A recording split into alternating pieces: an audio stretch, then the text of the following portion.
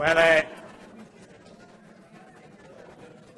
good morning, ladies and gentlemen. Welcome to the second day of this very, I think, interesting and exciting conference. Rustam and I were very worried yesterday that nobody would turn up.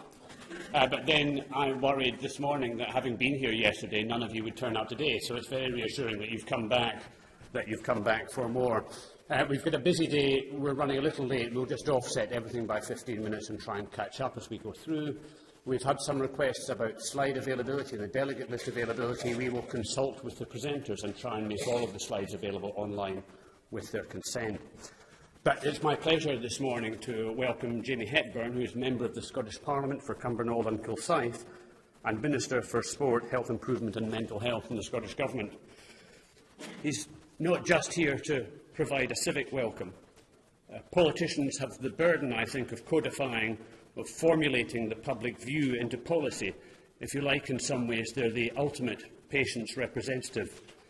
And in considering increasing research value, that role brings both opportunities and, I think, challenges. By supporting high-quality research at low risk of waste, governments not only secure taxpayer value for money, but also deliver those treatments which can genuinely transform human health.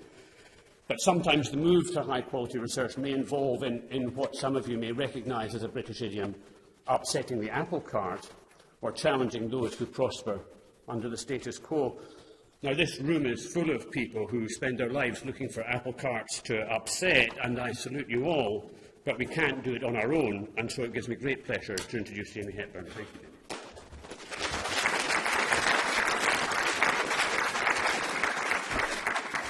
Well, good morning, ladies and gentlemen. Thank you for that introduction. An interesting one, because I have to say, as a politician, I try and spend my life not upsetting the apple cart, but I am very delighted to welcome you all here as the Scottish Government Minister with responsibility for health research. And can I begin by thanking the conference organisers for bringing this conference here and for inviting me along today. With Scotland's long and proud history of medical research, I'm very delighted that this important conference is being hosted here in Scotland, with world-class expertise in our universities and National Health Service. Medical research is one of this country's very great strengths, and it's essential that we make the most of our research capabilities. I'm sure that the discussions you'll be having over this conference can help us build further on our strengths. Medical research has and continues to offer enormous benefits to us all in improving care, developing new, more effective treatments, supporting better diagnosis and management of disease, and offering insights into how we can reduce our risks of becoming ill in the first place. Medical research also offers important economic benefits by identifying how we can make healthcare more cost-effective, personalised and patient-centred. It can also stimulate significant commercial opportunities for our life science industries. An analysis commissioned by UK medical research funders estimated that for every £1 of investment in areas of medical research, up to 40 pence can be generated annually in return. However, whilst this is an impressive rate of return, we must continually seek to ensure that our investments in research are not wasted. We need to ensure that the ways we fund, govern and support medical research are as efficient as possible. We also need to make sure the ways research findings are disseminated mean that they're used widely, so that benefits we gain can be maximised as much as is possible. That's why the themes of this conference, and increasing value and reducing waste in medical research, are so important. While these themes are of global importance, I'd like to take a few moments to reflect on some of our recent experience here in Scotland. Working well with others and close collaboration is key to achieving benefits. I'm pleased to say that the Scottish Government's Chief Scientist Office has been playing its part, for instance, through the work of NHS Research Scotland. A partnership between Scotland's health boards and the Chief Scientist Office. Our research governance and support systems have been streamlined and improved. As a consequence, NHS Research Scotland has been able to achieve very significant reductions in approval time for clinical studies in recent years. The latest data now show average approval times for Scotland of under 10 working days for non-commercial studies and under 14 working days for commercial studies. There is now also a single costing model for all studies, commercial and non-commercial, simplifying the system further still. However, there is more that can be done. The Chief Scientist Office is continuing to work with NHS Research Scotland and also with counterparts in the other devolved nations and the Health Research Authority to look to further streamline and simplify research governance processes, as well as improving the ways we get medical research off the ground. It is vital that we ensure the research we fund is necessary, relevant, and has the potential to make a real difference to improving people's health. The Chief Scientist Office has instigated systems to address all these areas. It's notable that despite being a relatively small research funder, Chief Scientist Office funding was cited in over a fifth of the health-related societal impact case studies submitted by Scottish institutions in the recent Research Excellence Evaluation by UK higher education funding councils.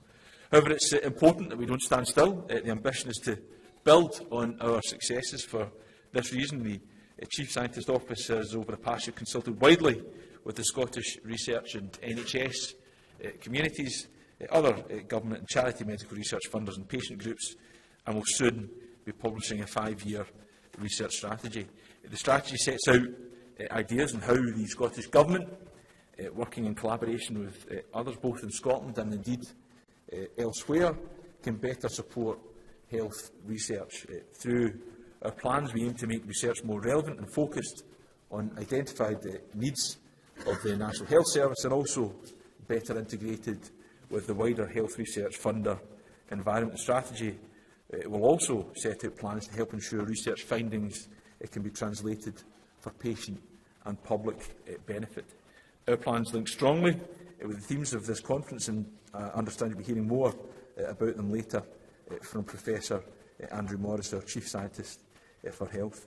Unfortunately, ladies and gentlemen, my ministerial responsibilities don't allow me to stay for the rest of your conference today. I do hope that you have a stimulating and productive conference. I also hope you've had some time to enjoy your stay in Edinburgh as well. I look forward to hearing about the ideas stemming from this conference and how they might be used to inform how we approach and continue to improve on the excellent record we have here in Scotland of medical research. Thank you very much.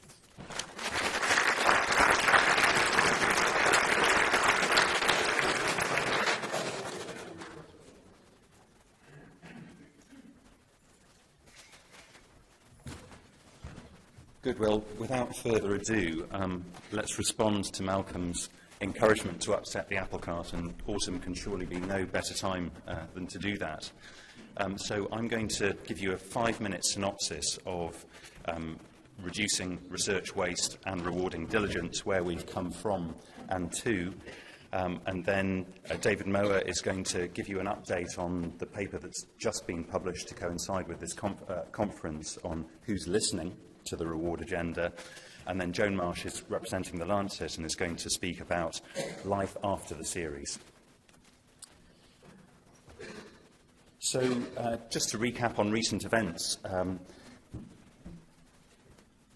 committing the agenda on research waste to the medical literature started in 2009, although, as Ian was telling us yesterday, the history of that goes back even further. But really, our campaign began in 2009 with Ian and Paul in the Lancet, and then that expanded itself to 42 co-authors in 2013, and it's now culminated in 236 of us here from 28 countries looking at how to move forwards.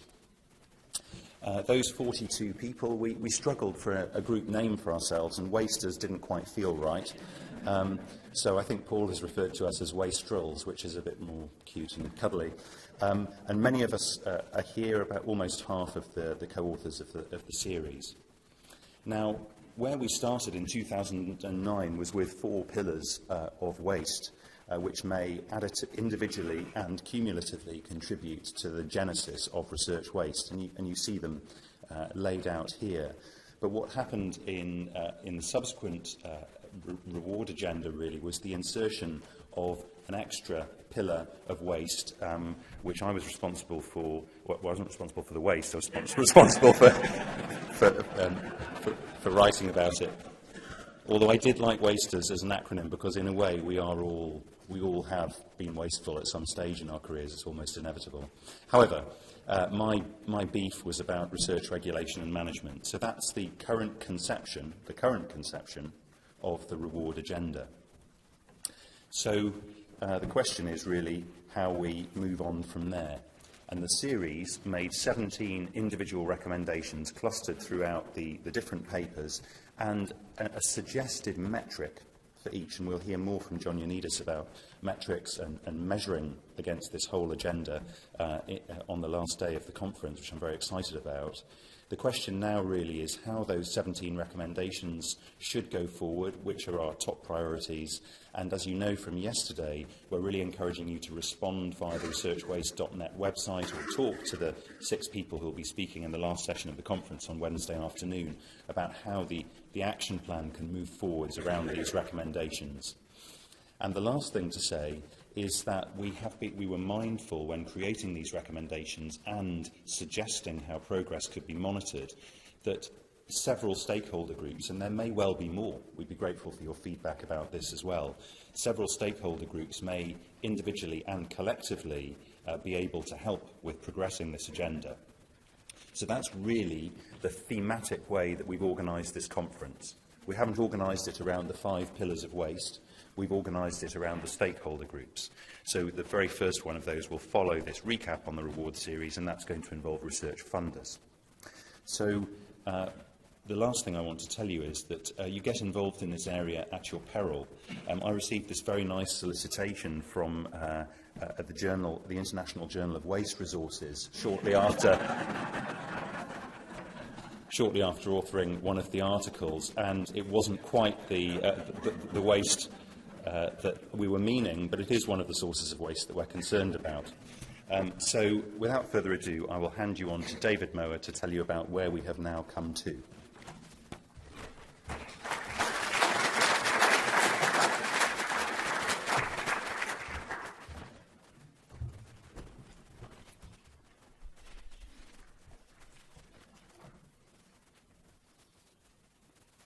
So, good morning and welcome. I hope you had a good evening, and thank you to the organisers for inviting me to sort of give you an update of where we're at. And so the title of my presentation is sort of who's listening to the Lancet series, and often I do wake up wondering whether I am a wolf just simply howling at that moon, although we did have a really interesting moon the other day, but I don't think there's anything to do with me.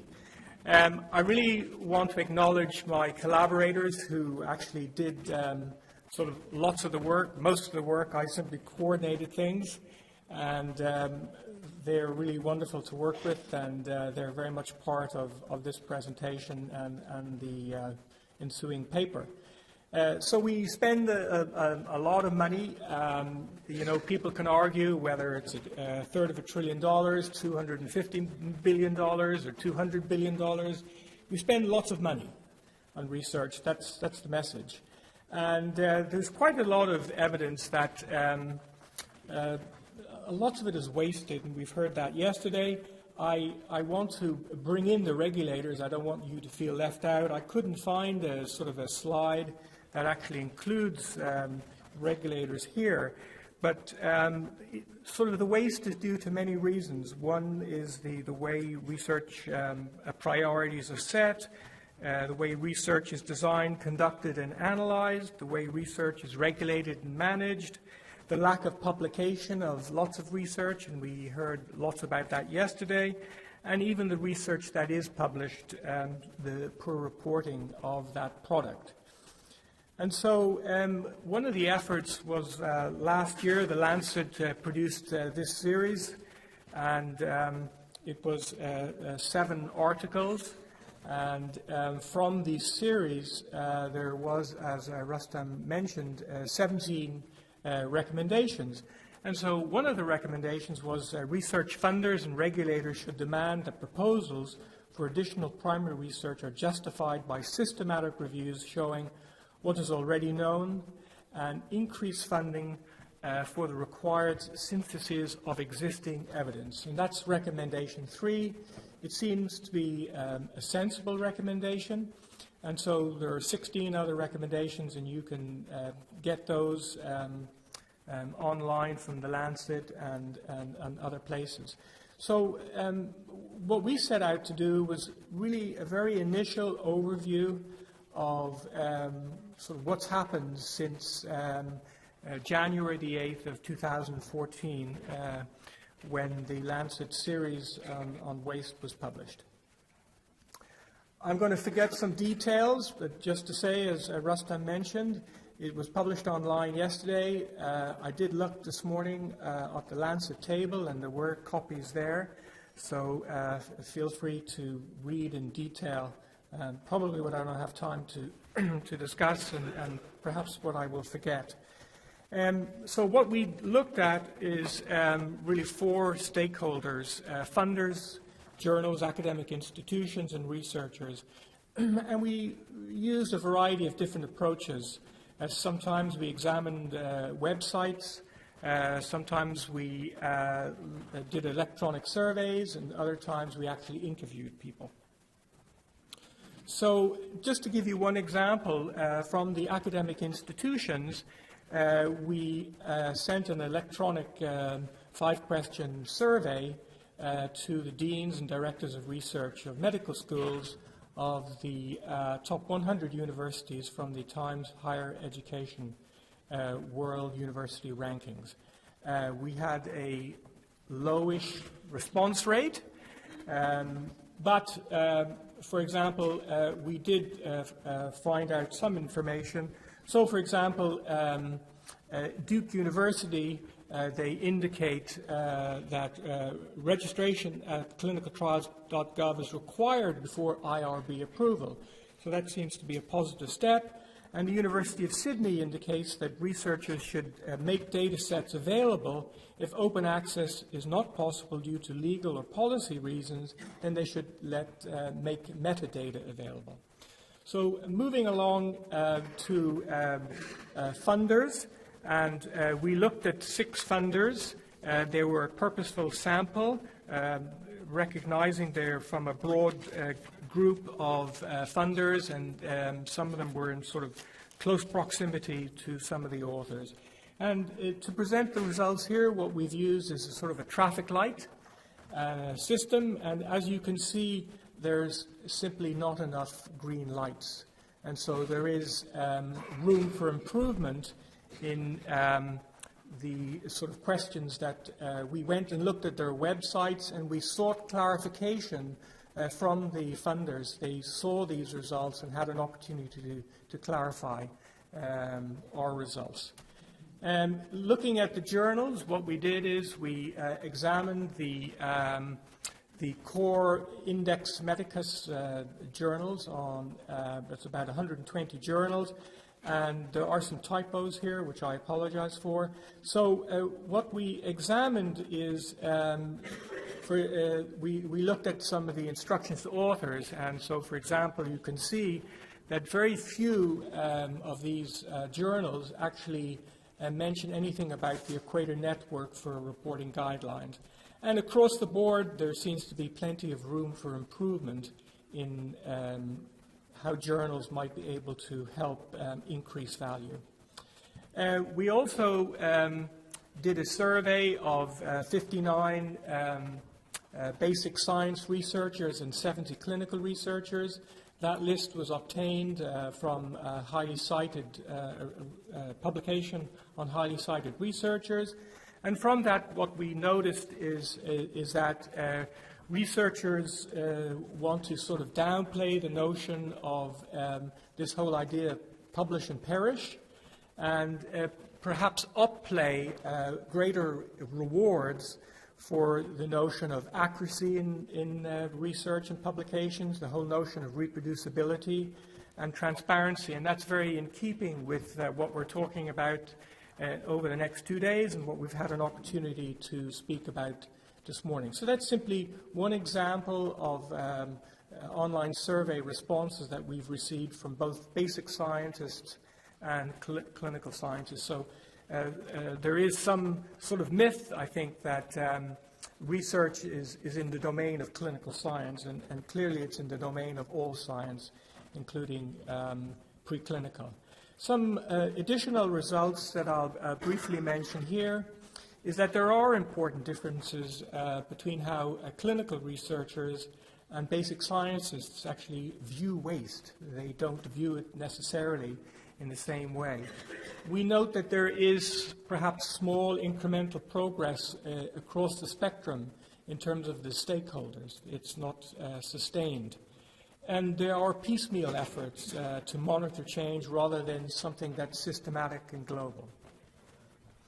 So in terms of looking to the future, is there merit in monitoring change across a broad spectrum of stakeholders?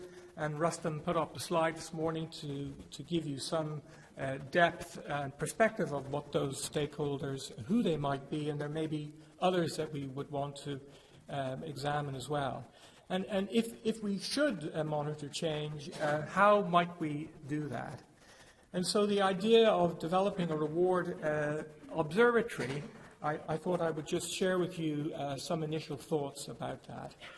So if we were to develop an observatory, the vision of it might be to improve the value of biomedical research through systematic and continuous monitoring. I think we're in a digital space where we could easily, I think, provide continuous monitoring across a stakeholder spectrum. And we might want to examine the culture of research, and that sort of feeds into, for example, perhaps the differences that we observed between how basic scientists and clinical scientists view research. What might the objectives of such an observatory be? Clearly, if an observatory was to work and be effective, it needs to sort of promote collaborations between organizations and individuals with similar visions and missions in terms of trying to monitor change and progress by increasing value and reducing waste. And we might want to think about sort of what might some of the key measurement indices be that we might want to look at, and I'm sure tomorrow John will have a lot more to say about that. But I will just give you sort of one example of what we might want to think about. We know from work by Hurst and Altman that in the case of journals that they're not particularly strong at making their peer reviewers aware of reporting guidelines. And perhaps if we think of that as a baseline, might we want to think about small incremental changes over these journals and others over time? Might that be an interesting sort of index and metric to examine?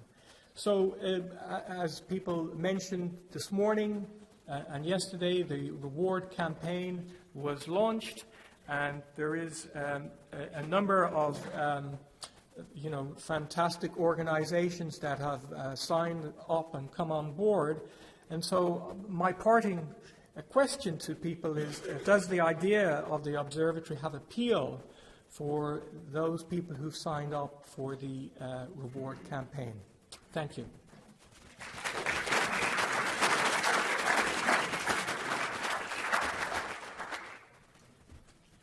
Thanks very much. We'll take questions shortly, but just to introduce Joan Marsh, who's Deputy Editor of the Lancet Psychiatry and no longer leading EASE as of 6:30 yesterday afternoon. She's going to come and tell you about where next for Reward and Life After the Lancet series, and she might also explain why the Lancet hasn't made David Moa's article open access.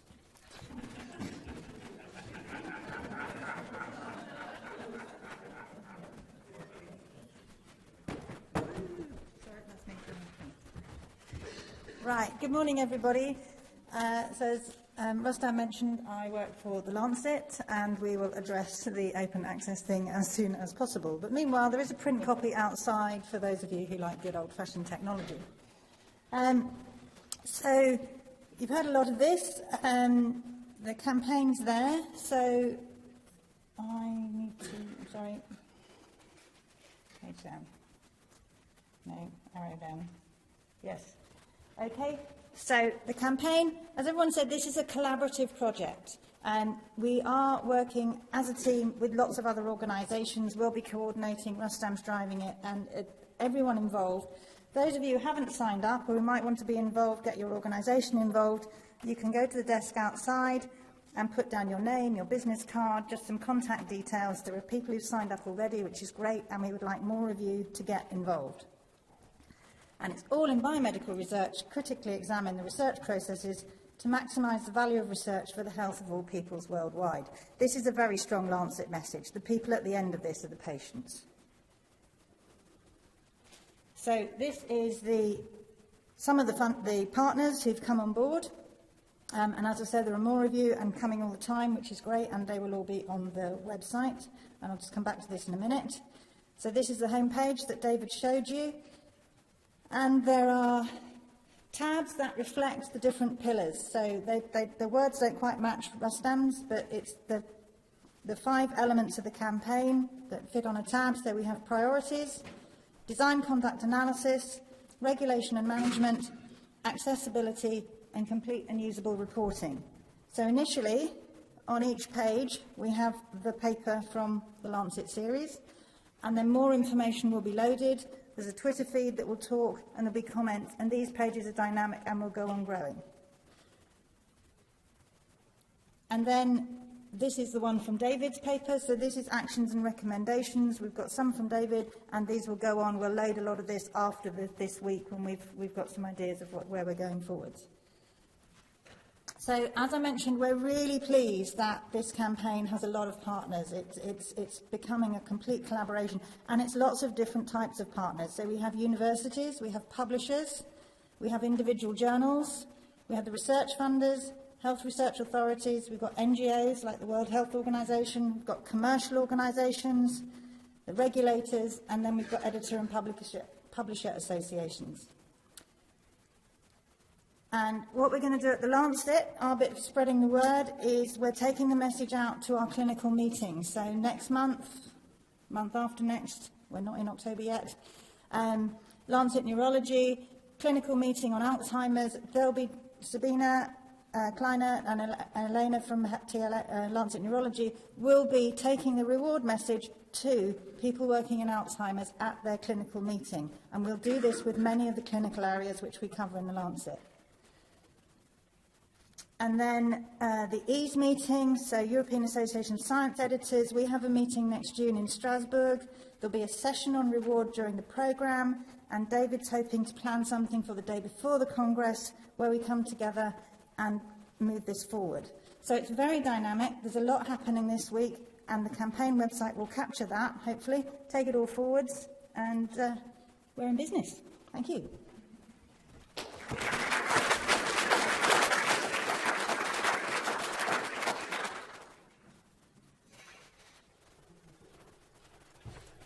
Great. Well, thank you very much. We've almost caught up on time, actually. We've got 5 minutes for questions, if anybody would like to upset the apple cart further.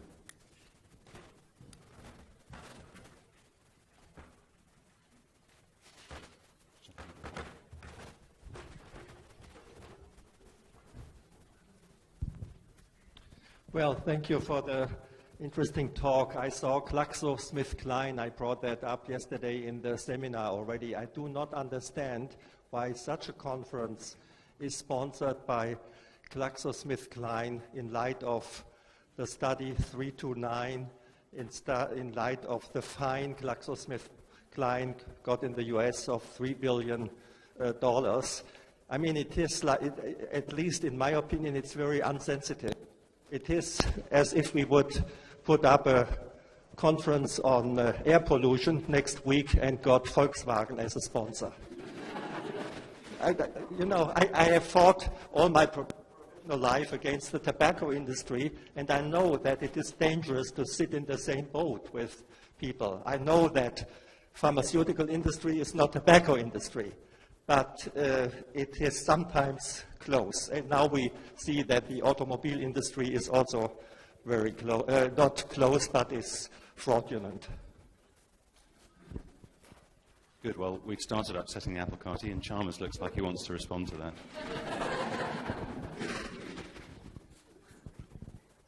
Ian Chalmers, I can understand why you say what you said. So I want to give a little bit of background. I was on the planning committee for this meeting, and I said it was very important to encourage anyone who had shown an interest in transparency to contribute to what is a big, big movement that we're calling for. And if you look at the international drug companies around the world, only one really stands out as having committed publicly to transparency. They were the first, one of the very early signatories for the All Trials campaign, GSK. And I think it's quite important to remember that many of the things, for example, the fine in New York State, the studies, paroxetine, I think it was, wasn't it? They happened under a previous regime for that company, led by a man called Jean-Pierre Garnier, and many bad things happened under there, and they got caught. However, the current regime, with the CEO, Andrew Whitty, and the most senior medical person, Patrick Vallance, they have accepted that there had to be big changes. And I think they've set a fantastic example from what they have done during the time that they've had an opportunity to promote transparency. So I think it's very important to recognize that not everyone within industry and not every commercial company is an enemy in this campaign. On the contrary, it's very important to encourage those people who are fighting actually within industry, often against the marketing people, to promote transparency. And it's not as if academia is blameless. If you take, for example, in this country, the Academy of Medical Sciences, it still hasn't signed up to the All Trials campaign. It's done virtually nothing to promote this agenda. So, as I say, I understand entirely why you make the point you make. But I also suggest that we must look for allies in what will be a big fight, and some of those allies are going to be within industry. So I don't know if that's an adequate explanation for you. I'm very happy to speak to you more afterwards if you would find that helpful. But I think it is important to support allies where we can.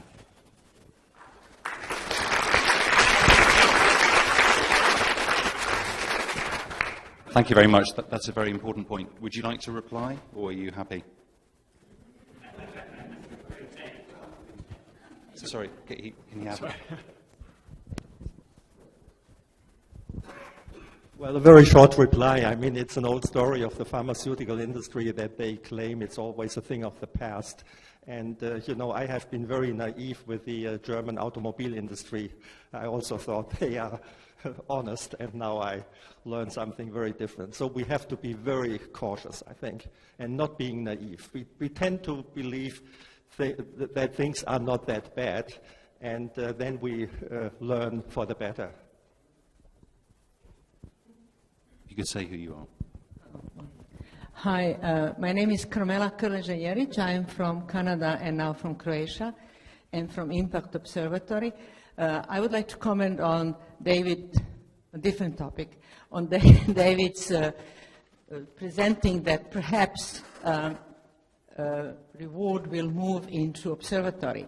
We've studied, impact stands for improving access to clinical trial data, and we studied observatory a year and a half ago, trying to understand what's going on by various stakeholders, or we call them players, to influence the sharing of data, and how will that influence the clinical trial. So we should be more than happy if we would start the observatory, which David knows about because I presented at Ottawa U a year, when was it?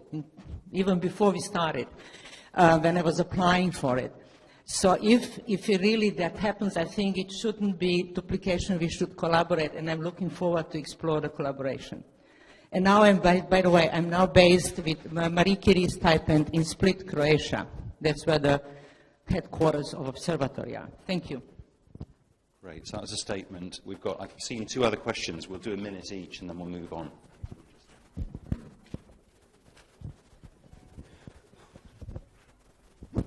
Thank you. Is the scope of reward meant to include public health research as well as clinical research? Because I hear repeated references to patients and to biomedicine, and not all relevant health research is biological or medical. Lots of it's about population health and takes place outside the clinic. Is that part of the scope of the reward campaign?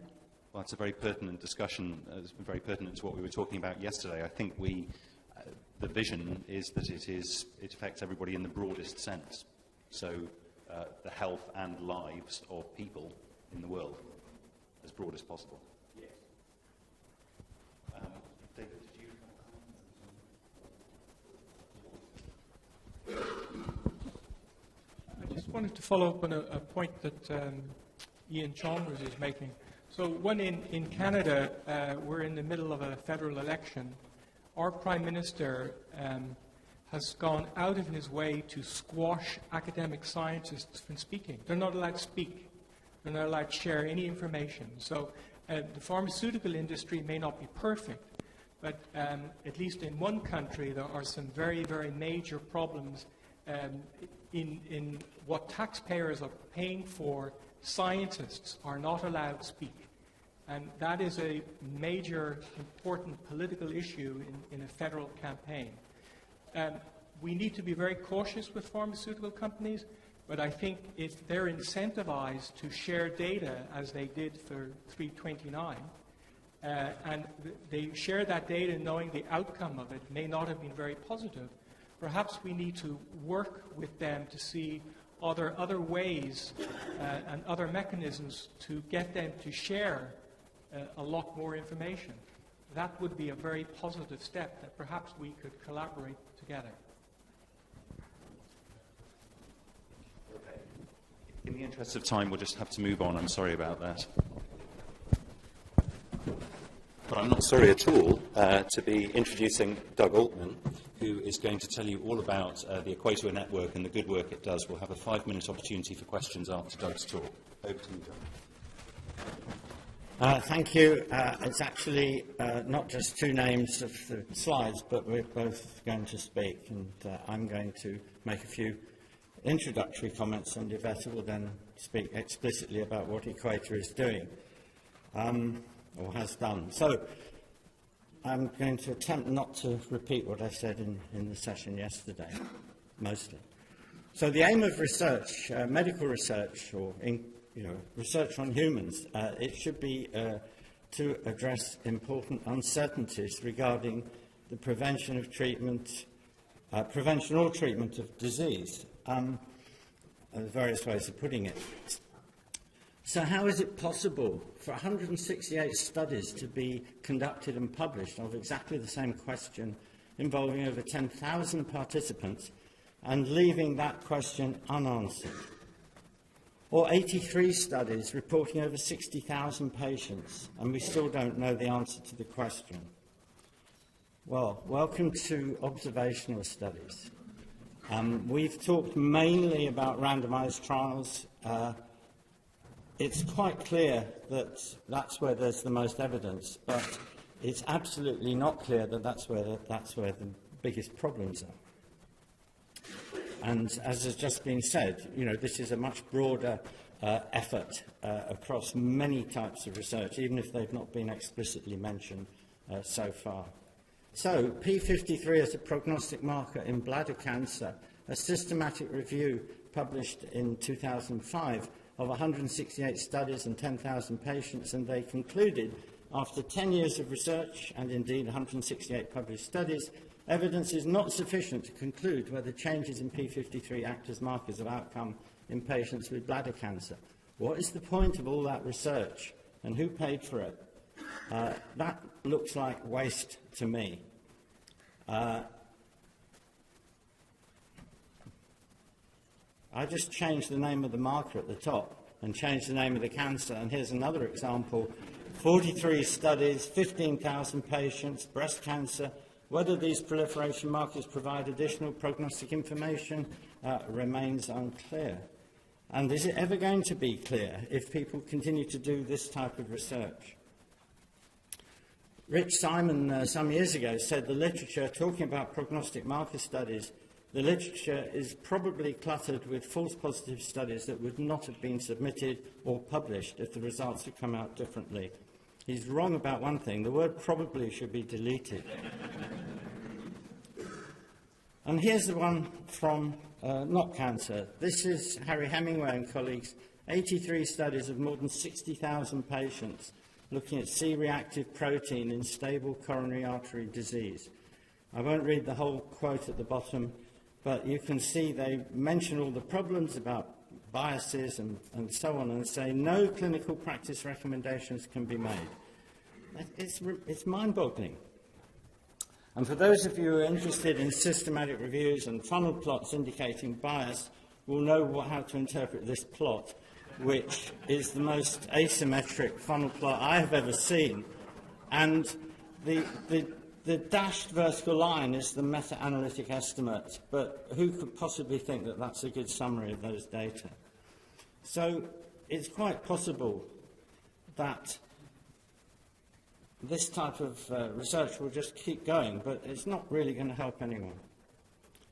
So research can lead to harm and to waste, in particular waste, but I would argue also harm, when the results are misleading, either through flawed design or flawed analysis, if the study is not published, if there is a publication, if it's misleading because of incomplete or incorrect methods, selective publication of the results, data dredging, misinterpretation.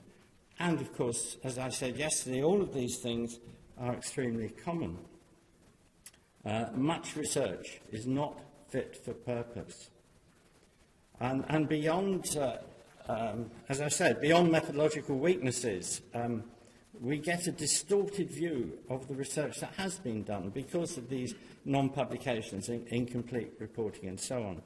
So the cumulative effect is that the medical literature is over-optimistic.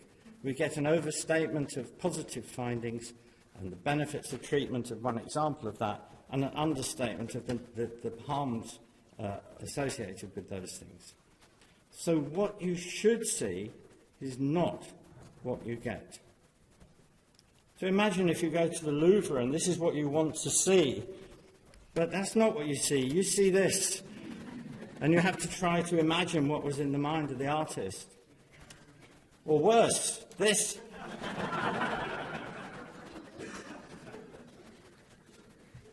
So reporting guidelines were developed over the last 20 years, lots of them. There's been a steady growth of these. As you heard yesterday, we have 282 on our website. The original idea came from the poor quality of research reports from those who are conducting systematic reviews. The first widely adopted reporting guideline was the Consort Statement in 1996, updated in 2001. But 10 years after that, in 2006, it was still clear that adherence to Consort was poor, and although there were signs of improvement, they were small, and progress was very slow. And so in 2006, we set up EQUATOR to try to improve the quality and the usability of research publications, and in particular to encourage greater adherence to reporting guidelines. And I'll hand over to Yvette at that point.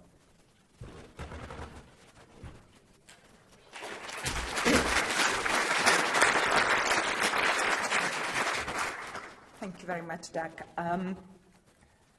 Yes, I will talk very briefly about what we try to achieve when we were faced with those enormous problems, and what we've done in basically since 2006, and more importantly, what we would like to do and how Equator is developing quite recently. So Doug already mentioned that our immediate goal was to support better publication of research, because research information, what we read about research, is the key for us to then make our judgments. But we have much longer-term goal to really help raise research quality and support much wider agenda. And I've been very, very fortunate to be with Equator since the very first day, but all these people, they very significantly influenced the scope of our program. We had initial working meeting back in June 2006, and you can identify, I believe, about 8 of them here in this room in a slightly, how to put it, more mature edition. They hugely impacted on what Equator should focus on, because the problem is huge. So you have to prioritize what you want to tackle first. So we're grateful.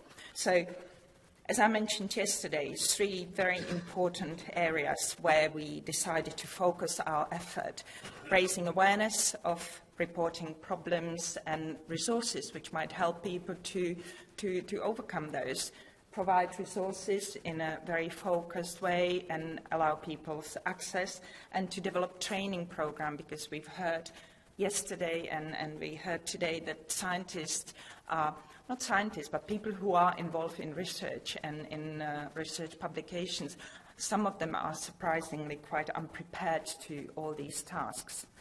So what have we done? As Doug mentioned, most of our work evolves around reporting guidelines, trying to introduce reporting guidelines into the lives of scientists and people who are involved in research publication, because it's extremely tricky when you are involved in a research project. How do you compress all this information you accumulated during your study into short paper, what you communicate, what you can't forget about? And reporting guidelines are extremely good tools in this.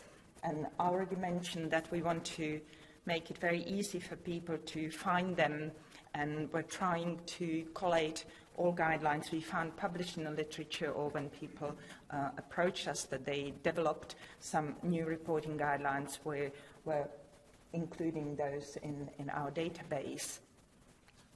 We have many more resources, I already mentioned, so I'm not going to go through those in great details, but I encourage those who haven't been on our website to spend a couple of minutes just to explore what we have to offer. And this is an area which we're really hoping to develop a lot more. We're developing resources, but we're also linking to great resources you developed, like, for example, in Johns Hopkins open course on peer review and so on. So where we see really good resources, we're sending people to those, because in a way it's pointless to reinvent and redo good things which already do exist. So this is our homepage. And I'm going to talk a little bit more about the impact of our work, because it's quite tricky to demonstrate how much impact we have, because we, in a way, deal with people indirectly. We provide resources, so it's very difficult to come up with hard outcomes. Like Doug often mentions when we have discussions behind closed door about impact, he's been asked question, how many lives Consort saved? It is very difficult to come up with direct answer, direct number. So our three main objectives is to provide resources, raise awareness, do training. So as you can see, since we launched the website, we had almost 900,000 visitors, users, many of them coming again and again from literally all over the world. And as you can see, as we're pushing and raising awareness, the number is steadily growing. And this year, between 22,000 to 24,000 every month come to the website and use resources. You can see reporting guidelines which are being used. We're constantly monitoring, reminding. Great impact of raising awareness has been our collaboration with the Pan American Health Organization, and you will hear more about it from Luis Gabriel Cuervo from PAHO, with whom we worked, and it's been absolutely amazing experience because people at PAHO working in South America, Caribbean regions, there's such a great example to all of us how they can, with absolutely minimum financial resources, achieve such a great result just through commitment, enthusiasm, and so on. So it's been a fabulous experience for us. We also have many, many more people coming to our website through journals, instructions to authors. So it's definitely, even if it is late in the process, it's definitely a hugely important role for journals to make people aware of reporting guidelines, EQUATOR. Yes, this is what I mentioned. 54,000 people coming through Manuscript Scholar, 8,000 people coming to us through the ICMAG uniform requirements or recommendations, as they are now called. These journals send to us most authors through their websites, and those numbers are in tens of thousands. I'm not talking about hundreds, and many, many, many more journals. We published a book. We're trying to engage with community as much as possible, push the latest development in reporting research, in research on research to people to raise awareness. And we have absolutely fabulous tradition of annual lectures. And as I mentioned, Luis Gabriel Cuervo will give this year's annual lecture tomorrow. And you can see the brilliant speakers we have been fortunate to have in previous years. David and Doug, they both mentioned their commentary published in PLOS recently, providing some recommendations for people to consider. Very, very worth to visit, read the paper. How many people we reached out? Very difficult to say. We organize or co-organize 4 major international conferences. We run workshops for editors, for individual journals, for editors and such. We're reaching much more frequently to research students. We're trying to work with younger people so they can develop good research skills. Numerous talks, presentations.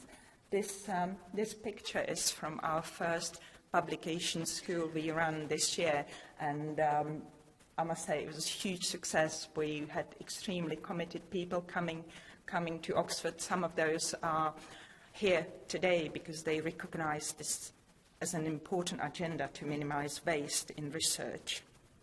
Our impact on completeness of publication is very difficult to measure. It's our goal to promote complete reporting, but EQUATOR has only indirect role. So I tried to sort of demonstrate it by a number of red stars. We can really push and raise the awareness, but the call is really in users and some other players. And I think this is the recurrent theme of this meeting, that it's not up to one group, one institution, but that we all need to collaborate because we all have different roles in the research process and trying to make it a lot more efficient and fruitful. What I've talked about so far mostly relates to the work of quite a small group of people from Oxford and very, very dedicated EQUATOR steering group. But we are now expanding, and last year we had major step forward in the work. We organized EQUATOR work, and we set up 3 centers, one which is being led by Philippe Ravot and Isabelle Boutron from Paris, and one being led by David Moore in Canada, and obviously one in UK, and getting more people on board and involving more people that will allow us to broaden our agenda and broaden our plans, what we can do actually, because you can have so many ideas, but they have only a certain number of hours, and so it's really, really good to have more people on board. That means that particularly research activities will be a lot more pronounced because we need research into identifying effective interventions, how to instigate changes to make research more effective, and so on. Also, evaluating training programs. we think we're training in best possible ways, but are we? It's quite difficult to evaluate these things, so we need more research, more information about this. We would also like to explore new forms of training, because different forms have different purpose. If you're raising awareness of certain things, then online training, online communication is the best way, because we can reach most people. But if I really want to change somebody's skills, then I need to run face-to-face workshops and really do lots of practical work. So each type of work has its purpose. Oh, this is very big pain for us: financial sustainability and program stability. We're spending so much time trying to communicate with funders and raise money, and I must say it's incredibly difficult. I don't want to complain, but it's a big problem for us, and but we're hoping to overcome it and make EQUATOR stable and live. As Doug mentioned yesterday, we feel it's very important to help people set the research properly. People need to know what they have to report in their publications a lot earlier, at the beginning, when they start thinking about their research, when they're putting together research plans, proposals, protocols. So we're hoping to broaden focus and start providing resources, helping people to make those initial phases of research much more robust. So this, in a way, reflects the expansion that we're hoping to go much broader. And thank you very much for this. And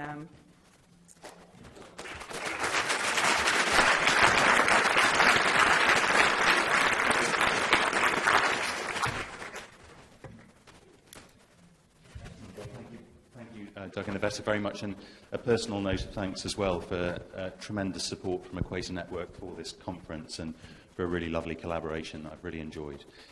So any encouragement about EQUATOR's work, any solutions to their financial situation, or any comments on upsetting the apple cart? Frank.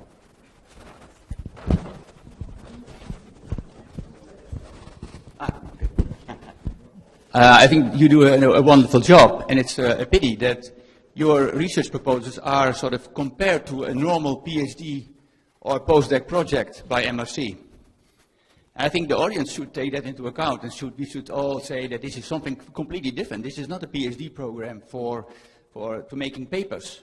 I think you should stop making papers and just go in action, because then MRC would see that this is not just a regular research project, but this is an action program for improving science. So you're in the wrong ball game there. Do you agree, Doc? I do agree. I feel quite strongly that trying to compete with what one might call ordinary research projects is not sensible, but those are the streams that are available. And one of the proposals in the paper that David and I just published was that funders should contribute to a fund to fund research on research, or activities related to raising the value of research on a very wide scale. It's far too general for most funders as it stands, but it's deeply frustrating that most, basically we've run out of grants. I think it is, we could use I'm a very action-driven person, as you know, so I think we could use this meeting to state this very, very clearly to the community. This is for everybody, not only because people would think, yeah, those guys in Oxford are making a career by waste in science, studying waste in science. But that's not the point. The point is to improve science itself. So I think we should make a statement from this meeting, and we have highly regarded scientists here, so let's do it. That would be fabulous. After the talk, I want to just say one thing, that sometimes when you deal with funders, there's some kind of unrealistic expectations, because Doug showed yesterday and today again that problems of poor research has been noted in the literature way back to the beginning of last century. And we've been here for a couple of years, and I think through collaboration and this massive move from brilliant scientists, what is happening now in the last 10, 20 years. It's making huge changes. It's just we somehow miraculously expect everything will be solved like this. But if you look at the history, there's nothing to suggest it's going to happen. I think the progress is fast, even if we feel it's not. Can I just say that we are hugely grateful for the funding we have had in the past from the MRC, from the NIHR for 6 to 8 years, currently from Cancer Research UK as well. But it's... We should mention Scottish Chief Scientist's Office, because that was the only funder who actively approached us. I received email if we're still looking for funding, so that was the only funder. So we're very grateful.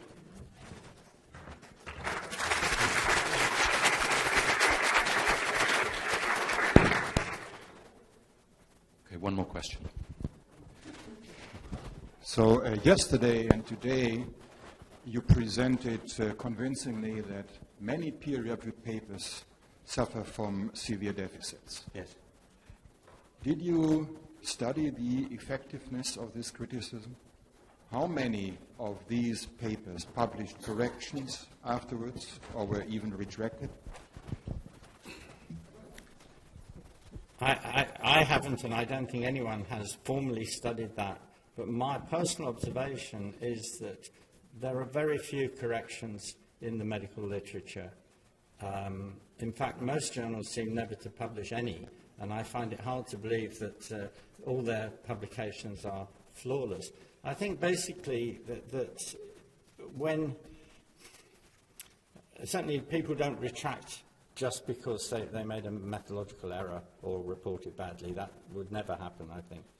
The simple answer is no, we haven't done that. It's not, I think, a good use of time to spend a lot of time dissecting hundreds of papers to show how bad things are. We know how bad things are. We don't actually need more studies to tell us how bad things are. What we need is initiatives like this to try to make things better. Thank you very much.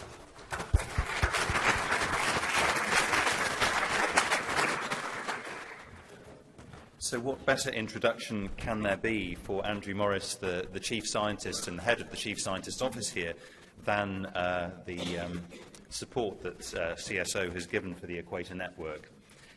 So Andrew has very kindly agreed to come and talk for 10 minutes in the first of the funder stakeholder sessions that we have today, and will culminate with a 10-minute discussion with the whole panel. Thank you, Andrew. Right. Well, good morning. What a great pleasure it is to be. This is a terrific meeting. I was reflecting we should rename it the Edinburgh Festival of Waste, I think, because I don't think we get many more countries represented in August when we open up the city. So welcome to Edinburgh, and thank you for choosing us for your first inaugural conference. We're very privileged indeed.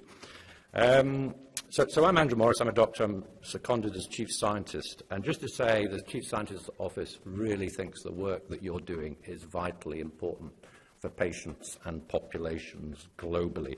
And we were delighted to make that financial contribution to your conference. It was only £3.50, I should say.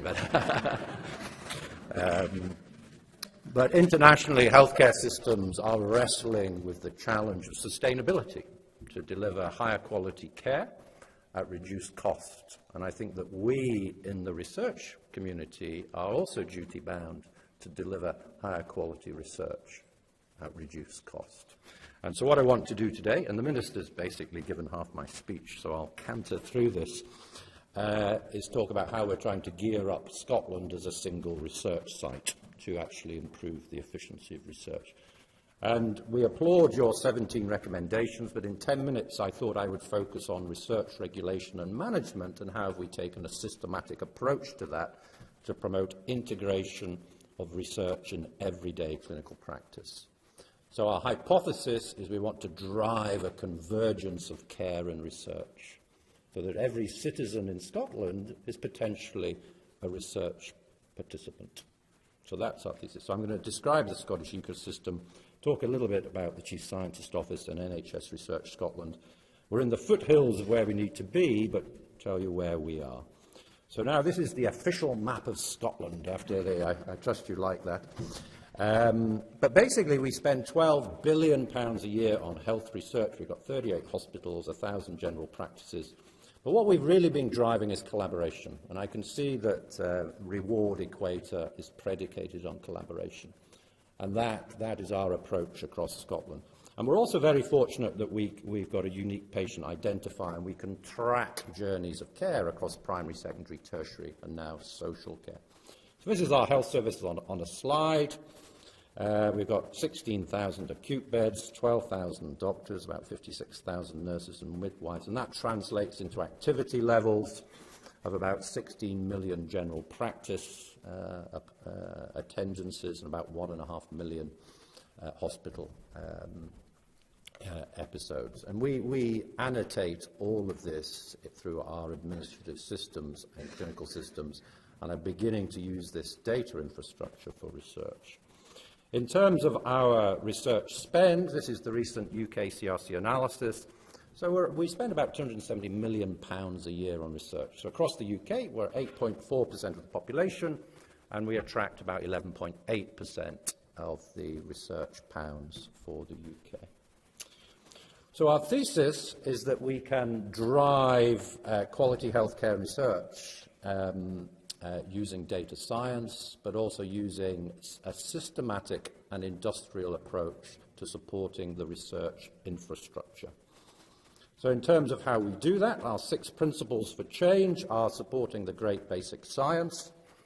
Secondly, to drive systematic collaboration with a tripartite mission of education, research and service delivery, and we put about £10 million into that. Thirdly, it's about the use of data.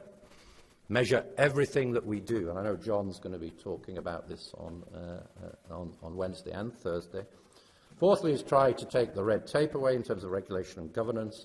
Fifthly, without industry, we're not going to get new medicines, new devices, new analytics tools, new decision supports. We need transparent and objective working relationships with industry, and we do promote that. And lastly, we promote Scotland and the UK as a single research site. So this is a map of Scotland. We're fortunate we put investment into major clinical research facilities in the major cities, and what we've tried to do is join them up, not only infrastructurally, but also with the leadership. So these are some of our clinical academic leaders.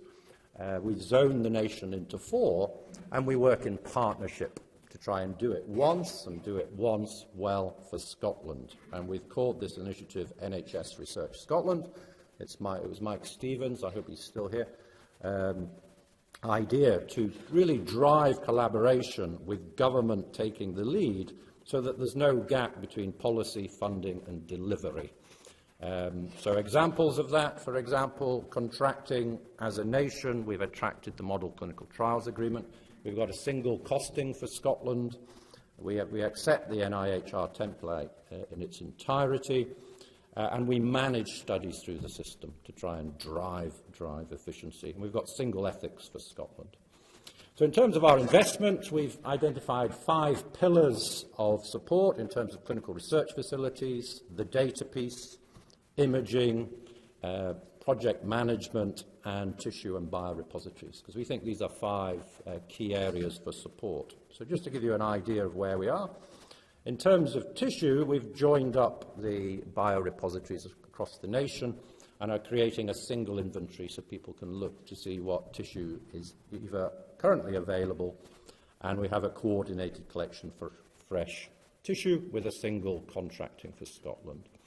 So these are some of our collections. They're either family-based or disease-based collections. And about 300,000 people have consented for genomic studies, for example. Something we've done in the West is we consent every patient. 97% of patients agree to any surplus tissue being archived for research purposes. So embedding research into clinical care, and this is the front face of it. So you can go onto the website and see what we have in terms of biorepositories and tissue services. Imaging. We've got imaging facilities across the nation, and we've tried to calibrate them so that we reduce the unique bias which each scanner we sent this poor Glaswegian around all the cities to be scanned repeatedly. So he came back with a severe headache, but it meant we could calibrate the machines. Informatics, we're very fortunate. We've got data, primary, secondary, tertiary care, and we've produced a data strategy for Scotland, which allows us to link those data. It's shown schematically here by a health informatics research strategy for Scotland.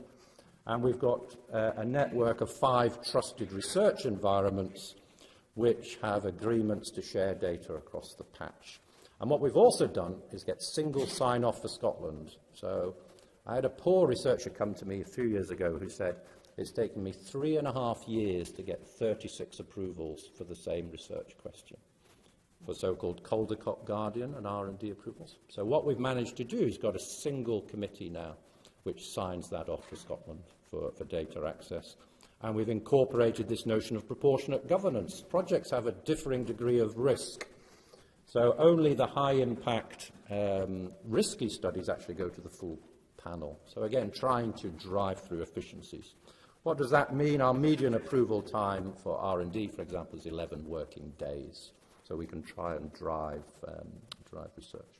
So very briefly, Rustam to finish. Does it work? Some data. What we've seen in the last 3 years is a growth in business. This is our clinical trial activity. In terms of money, we've gone up from about 11 million to 18 million pounds per year. In terms of studies, we've also gone up about 40%. We're consenting people. We want to consent up to 1 million people so that we can screen their medical records for randomized trials. This is out of date. Currently, 80,000 patients have subscribed to the SHARE register so that we can screen eligibility for academic and commercial trials and randomized patients. And it's resulted in good news, actually. So we're top global recruiter in various studies, first UK patient, etc. Just through an efficient, managed process. On the academic side, health technology assessment, this is Dave Newby's study. Computed tomography, does that add value to the detection and management of coronary vascular disease?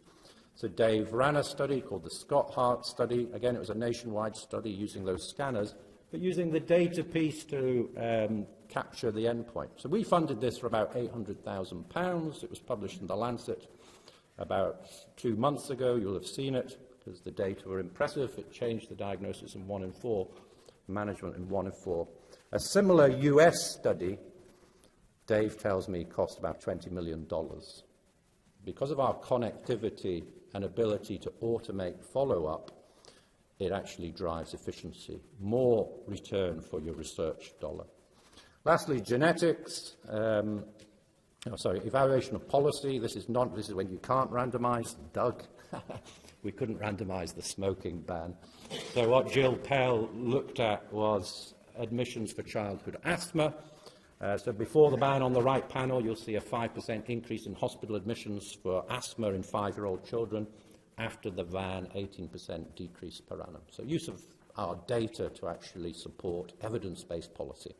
And it's not confounded because even in Scotland, 5-year-olds don't smoke, I have to say. So, lastly, in terms of genetics, linking genetic information with clinical data, it actually drives discovery science. So this is some work I did with colleagues in Dundee. We had metformin exposure from the population, therapeutic exposure from the lab, routine NHS labs, and we did a GWAS study for population pharmacogenetics, and we discovered new biology, that ATM, a cancer gene, influences metformin response. And we went back to the lab and confirmed that finding in carefully controlled laboratory experiments. So to finish, what do I think lies ahead of us? And I put these slides in for David Mower. I had the pleasure of sitting next to dinner last night. It's direct-to-patient trial recruitment. This is happening. As you'll be aware of Apple Research Kit, maybe John knows about this study at Stanford.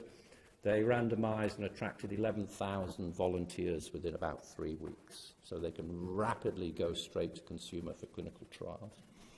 The other thing in stratified medicine is that these were Mike Stratton's data. Every cancer is a rare cancer. So in breast cancer, there are at least 93 common rare mutations. And if we're going to do trials on these individuals, it's going to need international collaboration. So this slide shows if you've got a mutation at 1% frequency, look at colon cancer, a common cancer, one would need 73 million people in your denominator population to get 250 incident cases a year. And that will require international collaboration if we're going to study these rare events. And that's what the Global Alliance for Genomics and Health is trying to do. And something I mentioned to David last, how do we promote team science? And I think we maybe need to look at other industries, looking at blockchain technologies which underpin the cryptocurrency Bitcoin.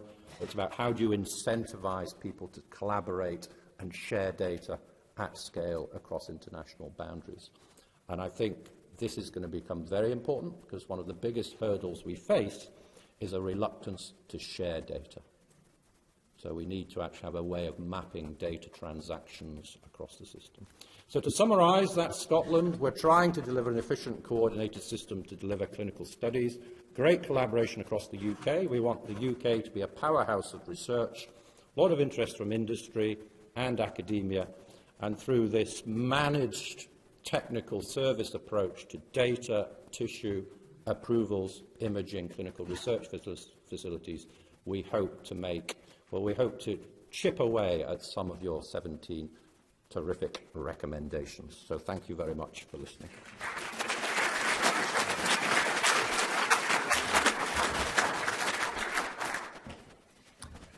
Marvellous. So you've heard about the CSO focus on regulation and management within our 5 pillars, and now Matt Westmore, who is the director of the NIHR Evaluation, Trials and Studies Coordinating Centre, is going to tell you about the NIHR approach, which I think has embraced all 5 of those pillars in an exemplary fashion in the UK. So over to you, Matt. Thank you. Thank you, ladies and gentlemen, Chair, for this opportunity to talk about the NIHR's approach. So the NIHR is, as many of you know, is an applied research funder. We're funded by all of the devolved administrations and the English Department of Health, as we cover all the regions. And I'm going to tell you give you some of the headlines of our how we've embraced the avoidable waste agenda, and particularly in the context of what we call the adding value and research framework. Now, I've only got time to give you some of those headlines, but I would encourage you to have a look at David's et al.'s paper published in the Lancet we heard about earlier. Not just because it says lots of nice things about the NIHR, because it's a good roundup of the kind of things that we're doing. So I'm going to give you the headlines, or I'm going to tell you a story about 5 little piggies and the big bad waste wolf, and you can boo when you see the wolf later if you so wish. So where did our story begin? Well, it didn't actually begin with the original waste paper. But as one of the major funders of research in the UK, when you see this kind of message being passed around that potentially 85% of health research funding is wasted avoidably, particularly when it's these guys saying it, you pay attention, you start to look at it. But we could have done one of 3 things. We could have just quietly ignored this. It's a sad fact in the rest of our work that the majority of academic literature gets published and makes no difference in the world. We could have just ignored this and it would have quietly gone away, perhaps. We could have gone on the defensive. We could have said that doesn't apply to us. We could have said that's an imperfect calculation. It's not accurate, and those kind of defensive mechanisms. Or, of course, we could have embraced it, and I wouldn't be standing here today if we hadn't fully embraced the agenda. But as a public funder, it's very difficult for us to embrace a message around the fact that 85% of what we do might be a waste of time and money. So what we did was to flip back on its head and talk about how we add value in research. If we had just talked about waste, when the big bad wolf came along and said, little piggy, let me in, all we would have been able to respond was not by the hair on Paul Glasgow's chinny chin. And that may have worked, but it would have been a difficult message for us to carry. So we flipped it on its head and started talking about adding value. But that was important, not just because of the politics of the message, because that changed our view of the world. So instead of just going around looking to reduce waste, an important concept in its own right, it meant we went around the world looking to add value. And what that allowed us to do is not just use these ideas to reduce waste, but use them in areas where we didn't expect there to be waste. It's just a way of thinking about what we do and how we do it. So you'll recognise you'll recognise the pillars, you'll recognise the language, but it talks more about what we're doing in a positive sense to address these issues. So I just want to give you a couple of examples of what we've actually done. So in terms of the first pillar about questions being relevant to the users of research, now as a broad funder, the language is in terms of clinicians and patients being involved in setting research priorities, but as was quite rightly stated earlier by Peter, we're a broad funder. We care about the public, we care about social care, we care about broader research users of evidence, and we use them in setting and prioritising our research agenda. So for our open calls for research, all of our research goes through a prioritisation stage where we seek the views and decisions of patients, the public, clinicians, public health specialists, leaders in local authorities, whoever is the most relevant stakeholder group that's planning, delivering or receiving support from our health services. But we don't just issue open calls, we have commissioned calls for research where we use those same groups, those same people, and we ask them, what are the high priority questions? And we put those to the academic community through sometimes quite broad thematic areas, but also very specific questions, such as the health service or patients and the public need to know the answer to, does this intervention work in this population group compared to this best alternative, measuring these outcomes. And we'll issue, going on for about 100 highly specific calls like that each year.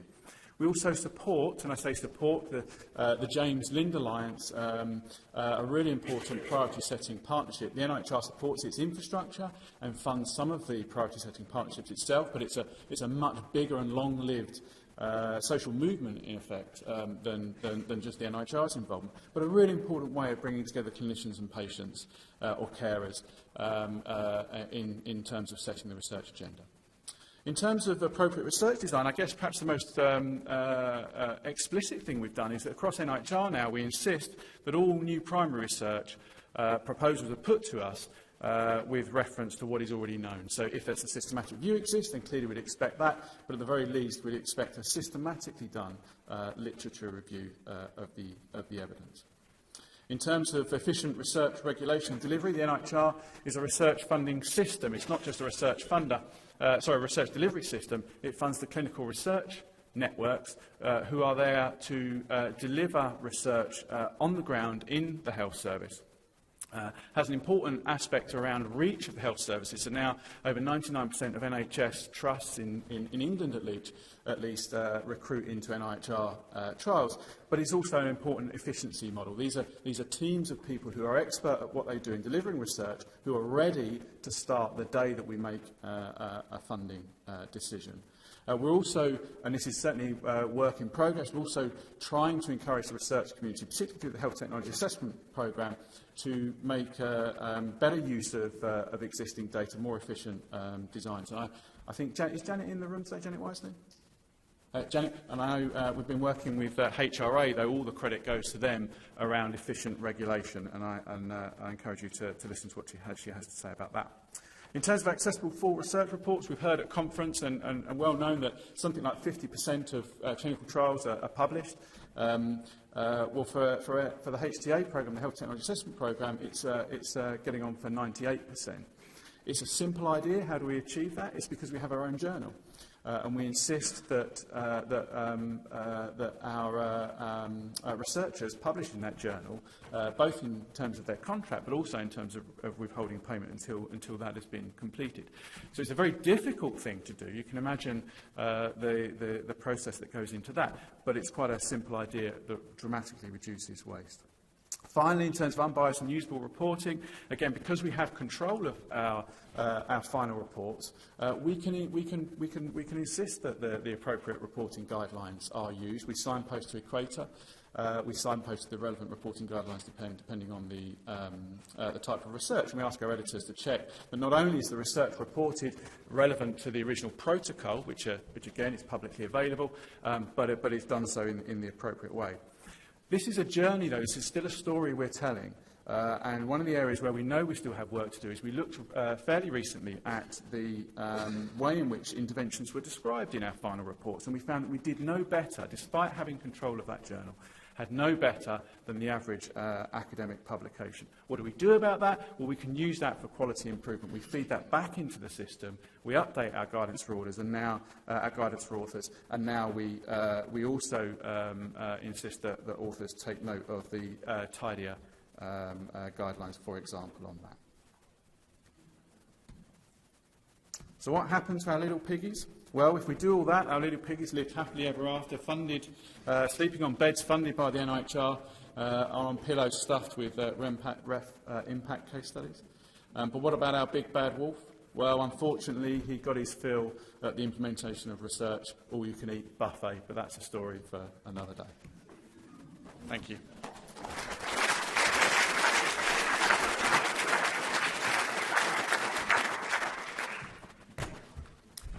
Marvellous. Well, a brief interjection after that great talk. We have news from Tim at the Lancet that David Mower's Who's Listening paper is available free online if you just register on the website. So all is good. Change and revolutions happening in our midst. So next, I'm very grateful to Davina Gersi for coming and talking to us about the NHMRC. She's had a rocky journey here, but I think lemon and ginger herbal tea has got her shipshape for her talk. So over to you, Davina. Thank you. It's a pleasure to be here. I was really looking forward to being at this meeting. I'm going to be speaking about what NHMRC is doing in this space. And I apologise if my voice gives out before the end of the talk. As a person who has a background in clinical research, an academic clinical researcher, who now works in that space between research and policy, this is my life. And I thought this audience would appreciate this. So NHMRC is the largest national funder of health and medical research in Australia. We fund the broad spectrum of research. We fund basic science through clinical research, through health services and health systems research. So it's the entire spectrum. The research that we fund is investigator-initiated. We only have a very small amount of research that is targeted calls or priority-driven. So it's driven by the investigators and institutions. The agency exists there is a piece of legislation, and we have two main responsibilities. The largest responsibility is funding health and medical research. The other responsibility is to provide advice to the Commonwealth, the states and territories and the community on all issues to do with health. Remembering we have a federated system with states, territories and the Commonwealth. This is a Commonwealth agency. We have our governance is the CEO is appointed by the Minister, as is Council. And Council consists of the Chief Health Officers as well as key representatives from around the country.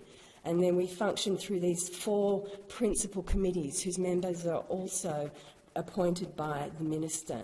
So the Australian Health Ethics Committee, Research Committee, these two new ones, Health Translation and Health Innovation.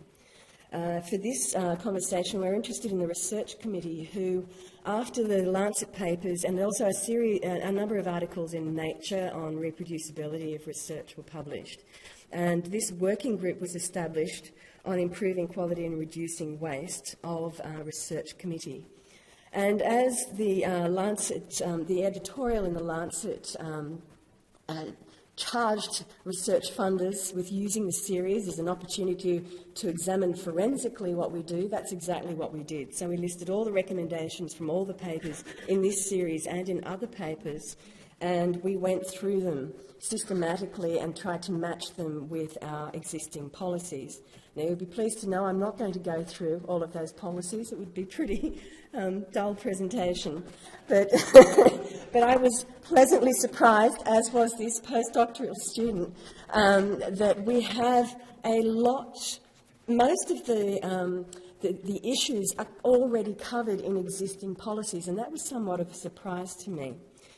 So I'm going to explain now not so much individual policies, but looking at how we can implement these policies, which is the difficult part.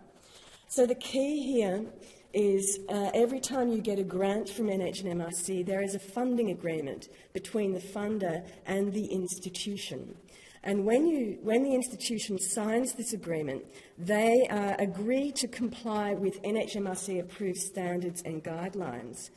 And the chief investigator, the first-name chief investigator, plays a crucial role because they're signing under this agreement to be the person with the primary responsibility for scientific oversight and management of the research. So these are two key, a key person and the key agreement. Now, these standards and guidelines that are written into that contract, there are quite a few of them, but the key one is the Australian Code for the Responsible Conduct of Research, and it's where all of these policies end up, and it's at the moment being reviewed. There is also the National Statement on Ethical Conduct in Research in Humans and the Code for Use of Animals in Scientific Research. These are the key instruments. So to give you an example of how this works, so NHMRC recently endorsed the All Trials campaign, but it only did it after it could satisfy itself that as an agency it had processes and procedures in place that allowed us to comply. We weren't going to sign up not thinking as a token gesture. This had to be meaningful. So for a start, NHMRC funds the Australian-New Zealand Clinical Trial Registry, and I'm dealing with clinical trials registration because I'm completely biased. That's my area of interest. The Code for Responsible Conduct of Research explicitly states that it requires the registration of trials, remembering the funding agreement requires people to comply with the code, and requires compliance with our open access policy. And in addition, there are funding rules that apply to all the grants that also require clinical trials to be registered. So this is just one example of how we enforce our policies in our grant holders. So the code is a powerful instrument, and it's powerful because it's not just NHMRC on its own. It's working with the Australian Research Council, which funds sort of social science research. It has funded some medical research, but it's mainly what NHMRC doesn't fund. With what was previously the Australian Vice-Chancellors Committee, but with Universities Australia, the peak body of universities. So this is an understanding that's been negotiated, and it's existed for a long time, this agreement. So this is the institutions and the funders working together to establish what the standards should be. In the code, it outlines responsibilities for the various parties. So, for example, the responsibilities of institutions in general are to promote the responsible conduct of research, establish good governance, train staff, for example. And the responsibilities of researchers maintain high standards of responsible research, report research responsibly, and that's my italics I've added, respect research participants, etc., report research conduct. So to give you an example of a more specific policy on the publication and dissemination of research findings, the institution must promote an environment of honesty, integrity, accuracy and responsibility in the dissemination of research findings. So I think that's pretty clear what we expect institutions and what the universities themselves have said are the responsibilities of institutions. The responsibilities of researchers to disseminate all findings. The account should be complete and, where applicable, include negative findings and results contrary to their hypothesis. I was really surprised to see this. And pleased to see it as well. So it's been there for quite some time, this responsibility to report positive and negative findings. And that a researcher is responsible for ensuring the accuracy of their publication.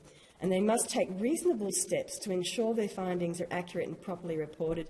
And if they become aware of misleading or inaccurate statements about their work, they must correct the record as soon as possible. And this connects to misconduct and what is misconduct and who is responsible for ensuring compliance with these policies. And so the NHMRC does have a policy on misconduct. This is on the website. So research misconduct is believed to be uncommon. And the key is for there to be a culture of responsible research within institutions and amongst researchers. And that responsibility for identifying and dealing with misconduct is a local issue. So it's the institutions who are responsible for making sure that their researchers are behaving in an appropriate way and reporting responsibly. So when it comes to the responsibilities of the funder then, what is reasonable? Remembering that NHMRC, the office of NHMRC is actually quite small. And we also have to think of the environment we work in, where we have a government at the moment who is a deregulating government. They don't like red tape. So how can we responsibly monitor research without being seen as just red tape? When it comes to some of the charges about responsible reporting of research, so we fund the Australian-New Zealand Clinical Trial Registry, and if you want to do research on research, the outcomes of the grants process are all available in a big spreadsheet on the website, so anybody can download information about the grants that we fund and analyse it. It's not sophisticated, but it's there. We need to ensure that this information is used by researchers. It's a bit unclear how you can make sure researchers use what's been done before. Insist on publication of protocols at study inception. It's clear for clinical trials what our policy is for registration. It's less so for other study designs. And we do have a plan for filling in these gaps we've identified. Encourage collaboration to reduce waste. We have, 3 years ago, we established the Research Translation Faculty. It consists of all of the we invited all our chief investigators to join the faculty. About half of them have signed up, so it's about just over 3,000 people have joined the faculty. And the aim is for there to be a network of researchers who communicate and collaborate. And we have an annual symposium on research translation. It's being held in end of October this year, the 4th one. We have various funding schemes to encourage collaboration to reduce waste, including partnership grants, which are specifically about trying to get NHMRC and government funders and non-government agencies to collaborate in partnership. And also in the code, Section 8 of the Code for Responsible Conduct deals with collaboration. One of the challenges is monitoring, in that we really don't have resources to monitor compliance with policies. I'm going to go over that. So just to finish by saying what concerns me a bit is sometimes public servants can get a bit intimidated by too much information. And we don't want people to get caught up in this, and we don't want people to remain ignorant. We want people to use research and use knowledge and not be paralysed by it. And so we have to be careful in the way that we explain how we want to make sure research is used and not wasted, and not make it paralysing. Thank you.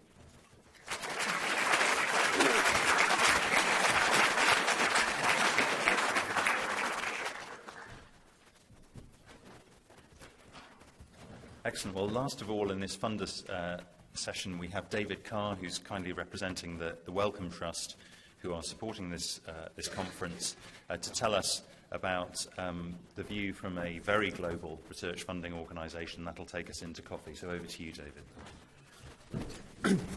Thanks, Rustam, and thanks for the organisers for the opportunity to talk to you today. I'm going to start by admitting this is very much an area that I'm still learning about myself, and I guess that's a nice way of saying that I'm not entirely confident I'm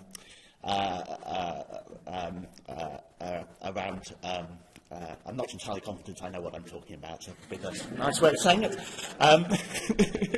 Or that I entirely know what I'm talking about, but I will do my best. Also to say that this is very much an area of kind of emerging sort of thinking and discussion within my organisation. The ideas that are present and some of the activities we're doing are very much work in progress. I think there's a lot of scope for us to do more as a funder, and I'm very keen over the next couple of days to sort of hear your ideas about how we could sort of better contribute as a funder to sort of helping reduce the issue of research waste. So why is this an important issue for us as a global research foundation? Well, in essence, as an organisation dedicated to supporting research with the goal of improving human and animal health, we really want to ensure that we maximise the value of our funding. So that's around sort of making good funding decisions. We want to support bright minds to tackle innovative ideas. Ensuring good decisions means ensuring that we're funding quality research, but also being prepared to embrace risk and innovation and achieving that balance. As a charity, it's absolutely vital to us that we add value to the activities of other funders, so particularly in the government space. We really want to sort of complement and add value and not duplicate or displace. It's really vital to us as a funder that the outputs of the research we fund achieve the greatest possible benefit to health, and working to achieve that. And in general, we want to foster an enabling environment in research that allows the researchers we support to take forward their research and maximise the value of that research without undue burden, and that the processes that underpin research are efficient. So what I've decided to do in my talk is pick out sort of 5 general themes which we're sort of at varying degrees of sort of thinking about as a research funder in terms of addressing this problem. I'm going to run through these pretty quickly, many of which, well, almost all of them have come up to varying degrees already, and just highlight a couple of examples under each of things that we're engaged in doing. So the first area is around ensuring that we support research that's robust and reproducible. In the UK at the moment, there's quite an active discussion amongst funders around ways of addressing the reproducibility challenge. That very much follows on from a symposium we co-funded with the research councils, which the Academy of Medical Sciences organised earlier this year, which looked at sort of a range of issues around the challenge of reproducibility. So, for example, the potential need for greater sort of training in statistics, the potential use of sort of new technologies and software to sort of aid in management of the research process. And I think overall the key message that was a key challenge to address, but to do so in a way that didn't kind of introduce new burdens or unnecessary burdens on the research community, and to achieve a sort of proportionate balance in ensuring that. The report of that meeting, I think, is due to be published in the next few weeks, and the funders are having an active discussion around how we might sort of build on the things that come out of that and work in partnership to address those challenges. An area in which we've sort of addressed the issue of quality we've done quite a lot over recent years is around the research we fund involving animal use. So, for example, we've been a fairly active advocate supporter of the ARRIVE guidelines. We've supported research to try to evaluate their use in reporting, and we've introduced more recently questions more kind of robustly on our applications, sort of probe issues around statistical quality and bias in the studies we fund involving animal use. The next theme is around sort of ensuring information about what we fund as a funder gets out there. Davina sort of raised this problem, this issue. I think there's a lot of scope for funders to do much better in terms of getting data on what we funded out in a more usable form. There's been the emergence over recent years of very clever groups drawing on data about what we funded in terms of grants and building pictures around the funding landscape, and huge potential for us to use that to make more sort of better strategic decisions in terms of what we fund and get a better picture of the global landscape. So we've been involved in discussions with the heads of international research organisations, groups, working towards agreeing sort of standard sort of formats for the release of funder grant information, which I think have been going well and which I think are a big step forward. Another area which I'll just touch on very briefly is around kind of promoting registration of studies we support. So we have sort of clear expectations around registration of the clinical trials we support at the moment. Could we potentially sort of expand to require registration of other study types and protocol sharing more generally? I think that's an issue that we need to kind of look at and discuss, and which it would be great to get your thoughts on. A third area in which the Wellcome Trust has been sort of quite an active champion and advocate is around maximising access to the outputs of the research we support. So we have fairly robust policies on open access and data sharing. As was discussed yesterday, though, I think particularly in the data sharing space, there are a lot of challenges and sort of great scope for us to potentially look at how we can sort of enforce, monitor those policies to a greater extent than we're currently able to. In support of the policies around data sharing, the approach the Wellcome Trust has taken is very much to identify some sort of key priority areas and really work with our research communities to sort of to set in place or work towards setting in place the infrastructure and drive the culture change needed to enable sharing of key data sets. Clinical trial data and public health and epidemiology are particular priority areas for the moment. In the clinical trial space, for example, we've worked with a consortium of pharmaceutical companies to establish an independent review mechanism for a data platform called Clinical Study Data Request.com, which is providing access to clinical trial data from 12 pharmaceutical company partners.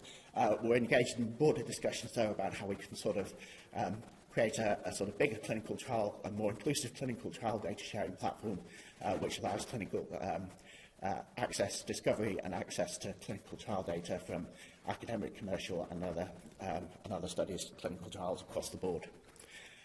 A related fourth theme that I wanted to bring up was around sort of stimulating the use of data and other content which is already out there.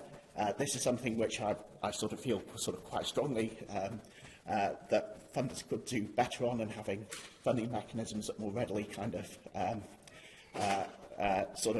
encourage the sort of the reuse of existing content and data.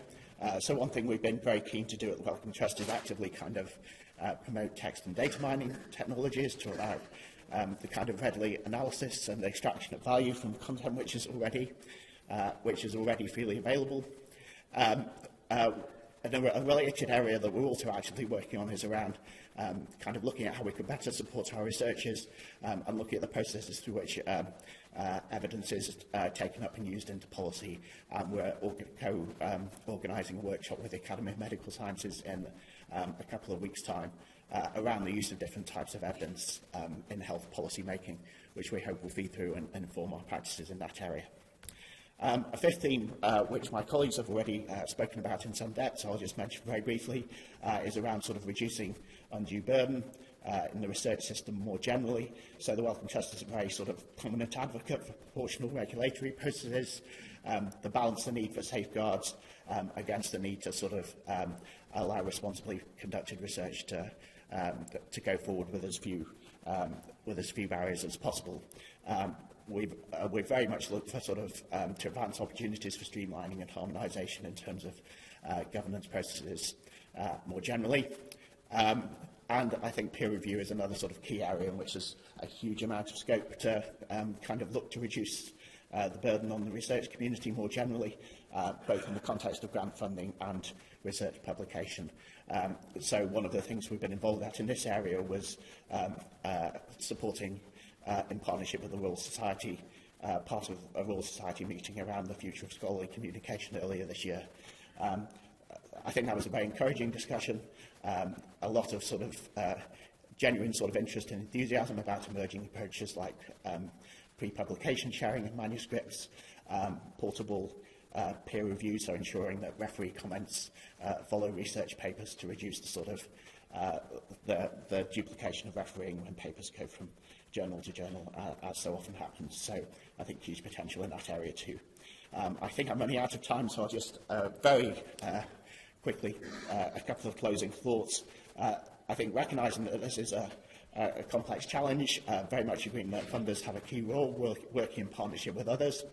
As a funder, I think we're committed to participating in these discussions, working with our communities and partners, and I think we're very open to discussing and exploring opportunities to sort of support research and pilots aimed at reducing avoidable waste.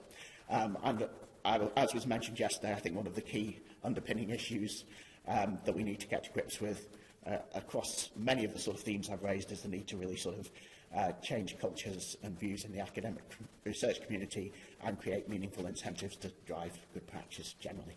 Thanks. I'll stop there.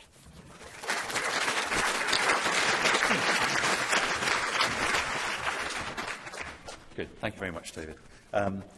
Great. So we did start 15 minutes late because of the Minister's other responsibilities. We're almost bang on time now for a half-an-hour coffee session.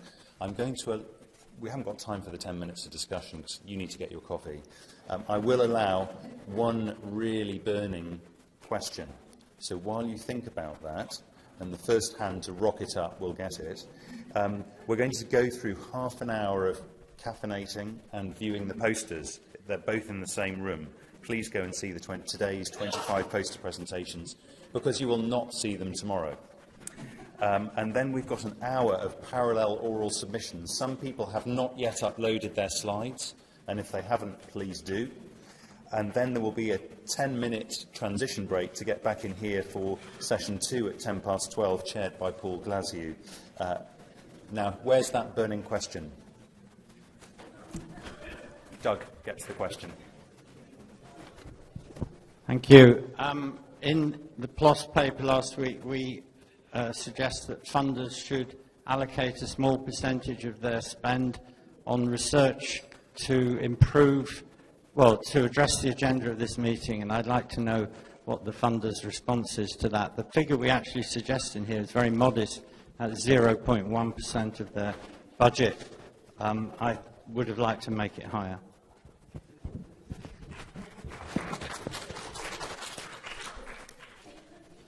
David, can I give you the microphone to respond to that? The Wellcome Trust is keen to do new things.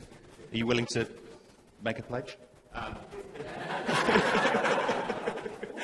Thanks for that, putting it there.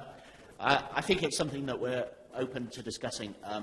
I think in general we don't tend to go for models that are sort of fixed percentages. I think we're very open to looking at sort of genuine opportunities and kind of responding and looking at whether we can help and support those. Okay, so maybe. I think it might be equally career limiting for me to make a pledge in the room today. So we do fund some research, is the first thing I'd say, but it is fragmented, so we will fund areas on implementation of research. We'll fund areas of patient and public involvement in its evaluation, and we fund with the MRC, the Methodology Review Panel. So there is some funding in this area. We know it's not enough. We know it's not joined up. We know there are lots of gaps, and similarly, I'll take it back and we can raise it again. Thank you, Matt. So maybe more was the answer there. Andrew? So I'm happy to take a bit of a risk and be career limited. So I think it's only £67,000. So I think is Mike still here?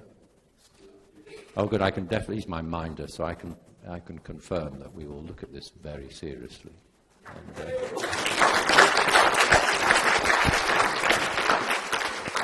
you said that's from a relatively small funder in comparison to the two others that have just spoken. Yeah, so that's an extra round of applause for Andrew.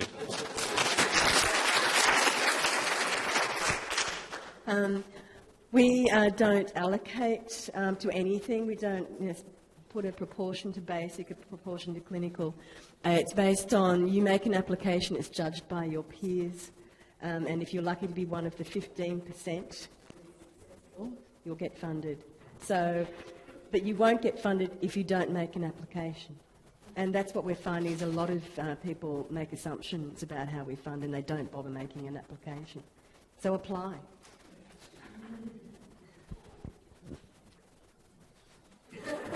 That was no, I think.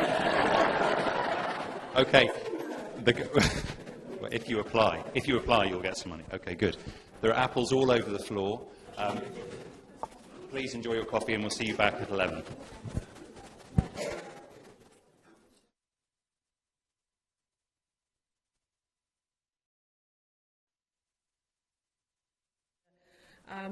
I used to be the member of the ICMJ when we brought this policy, and I was interested because we said in our first statement that we're going to evaluate our policy after 2 years of implementation. And we did in our previous publication from 2011, and we showed that the registration didn't work well in the first 2 years. So there were lots of incomplete registrations, lots of discrepancies between the publication and the registration. So at this point of time, knowing the importance of registration for health of the population and the reasons why it's very important to have the registration, which Doug outlined yesterday, our aim was to see what happens now 10 years after ICMJ mandatory registration policy and 7 years after implementing this into law of some countries, and especially in relation to the clinicaltrials.gov register,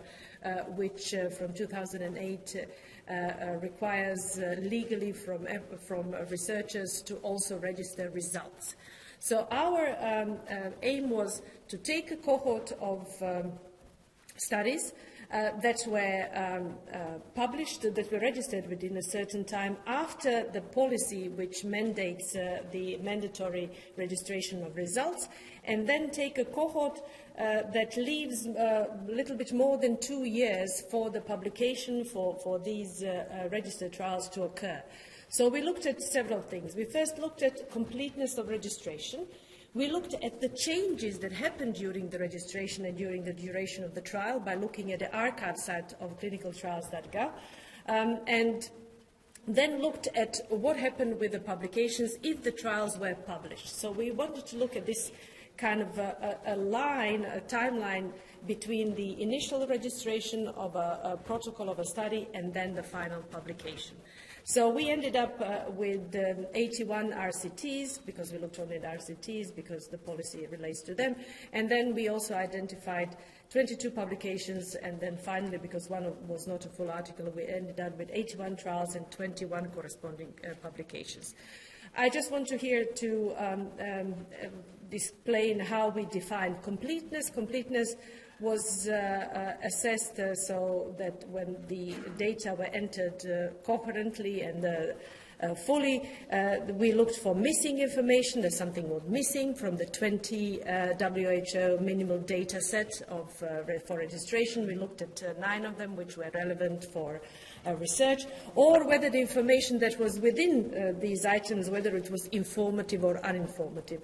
And also, again, we looked at changes, what was registered, the language that was used for registering, and then what was published. This is just an overview of the RCTs in the study. The age of the patients and the trials included mostly both sexes. Most of them were recruited before trial registration, industry funded predominantly. They were mostly about drug intervention, usually parallel participant assignment. They all reported primary outcome, which is very good and a kind of improvement from our first study where we looked at 2 first years, and also 42% of them were included safety and efficacy trials, and a significant number of them included also reporting of adverse effects. When we looked at what was published, only 26 was published. Maybe that's understandable because we left only 2 years of a time gap until publication, but what was interesting, that 30% of them had stated, because you have a statement on this in the registration in city.gov, some of them had, 30, so almost a third, had a publication embargo. So sponsor will review the data or multi-site publication before single-site publication, for example. So what we found, that although we have seen these numbers, they were a little bit higher several years ago, still 10 years after implementing the registration trial policy, 80% of the trials do not initially register primary outcome, and 11% of the trials do not register secondary outcome. There are changes. 10% of the trials changed primary outcomes, like they merged with the secondary outcomes, and 90% of the registered secondary outcomes were omitted for the publications. And some of them, when they didn't have adverse effects, they didn't report it. So this also means, and I'm going to not really dwell in detail on this table, but just to emphasize that when we looked at both serious and other adverse effects, again, they were not fully reported, or there were big discrepancies between what was registered as results and what was reported in a publication. We also look at whether statistical analysis agreed between what was proposed and what was reported in a registry with the data and what was published. So there was concordance for half of that, and half of them, as shown in the table, did not correspond for the primary or the secondary outcome. So there were discrepancies in the analytical approach to the data. So from this brief overview of a cohort, we still see that we are not doing well with the mandatory registration policy, and the answers to these, as we see it, is that there should be more stringent journal-imposed requirements, and I'm now jumping myself into my own mouth from my talk yesterday. It's very difficult for editors to implement all of this. For example, New England Journal has a single employed person, so one person only checks the registrations in a city.gov. Small journals, like most of the small and scholarly journals, cannot afford to have or to spend so much of resources and personnel time on that, so it's difficult to do it. We see it as a hope that National Institutes of Health have recently proposed rules for more complete transparent trial registration and results reporting with protocol inclusion. I think that if we would have transparency of protocols, that would increase, the quality of checking what was reported later. And also, finally, WHO statement from this year also encourages publication of previously unpublished study data, which we think would contribute to the transparency of this. Thank you. I hope I kept the time.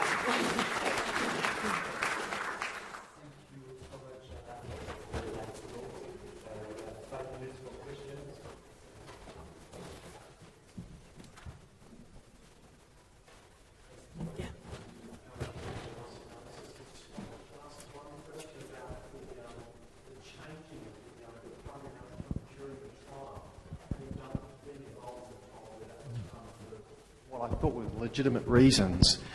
I just wondered what your opinion was of that change of them, and did you collect anything, or was there a recording of the reason for the change of the outcome? Because things like external other trials reporting can influence the change in the outcome. So it was not explained either in the archive site, because it's just a change in the registration, and it was not explained in the publication, which you would expect to see. So, if we would have a full protocol, the full trial report, we could have seen it, and maybe it's there, but it wasn't in what was in the public domain, and that was the problem. And I do agree that sometimes you may need to change a primary outcome, but here there was no record of the reasons for change. Okay, thanks.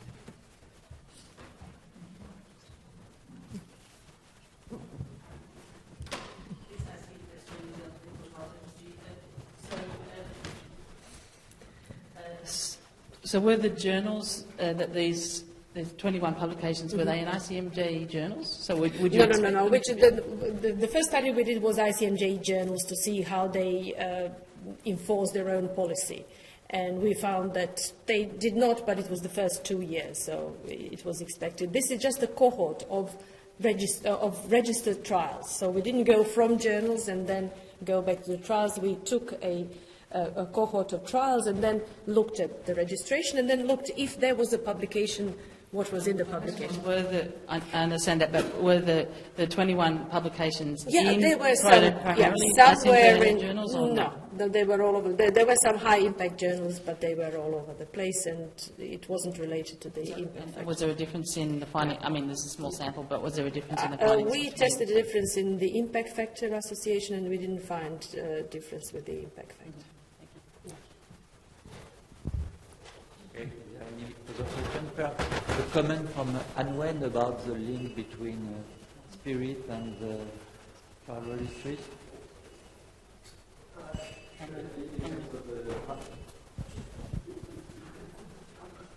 Well, so Spirit is essentially a consort for protocols, and we're developing an electronic tool right now to help author and manage protocols electronically.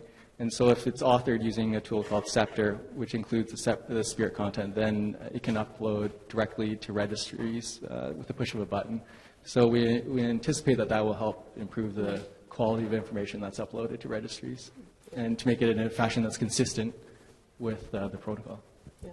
And also, it's important to know that when journal editors look at what is registration, the first thing you see is the last version.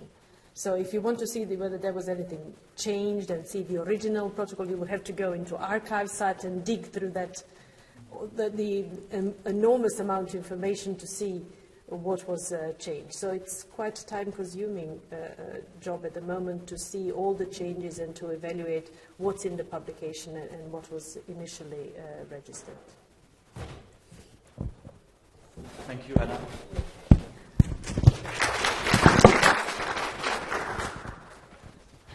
Now I would like to introduce Anwen Chan from the University of Toronto, and Anwen is in charge of 2 talks. Thank you.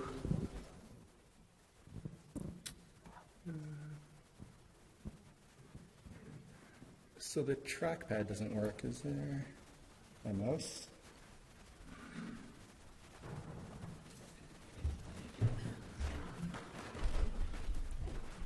So as Philippe mentioned, I'm giving the next 2 talks. The first one's actually going to be longer than the second one, so I'm taking some liberty in managing the time since I have a block of time here.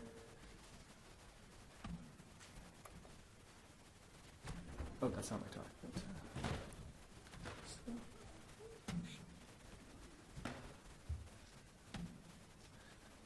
So continuing on the theme of transparency and registration, I'll be discussing a study conducted in collaboration with Elina Hämeenki and researchers from Finland, examining an inception cohort of protocols approved in Finland. So I'd just like to acknowledge our collaborators. So from Finland, Elina Hämeenki is here, as well as Enrica Pello, Jorma Virtanen, and then the rest are members of the research team in Toronto. So when we talk about transparency, there are multiple pieces of information that belong to a study. So for a clinical trial, for example, we have the most detailed description of methods in the protocol. We have the most detailed results collected from participants. These are analyzed with a final study report being produced. And then we have kind of an annotated description in the published report in a trial registry as well as a conference abstract. Now, as we know, much of this information is largely hidden from public view, and even among published reports, registries, and abstracts, we only have these available for about half of research. So you can imagine the type of selection of information that appears in these final products. There's been ample evidence, I'm just referring to some of the studies here, that have looked at the quality of registration. So we know that registration rates are not perfect. They range from 4% up to 86% of trials. And these are studies that looked primarily back from a cohort of published studies and looked back at how many were registered in various specialty fields and in various regions. We know that if you compare registries to publications, as you just heard from Anna's talk, that discrepant primary outcomes are common. But there is a lack of data comparing all aspects of dissemination, starting from the protocol to the registry to the published articles. We also know that the quality of these records are often suboptimal.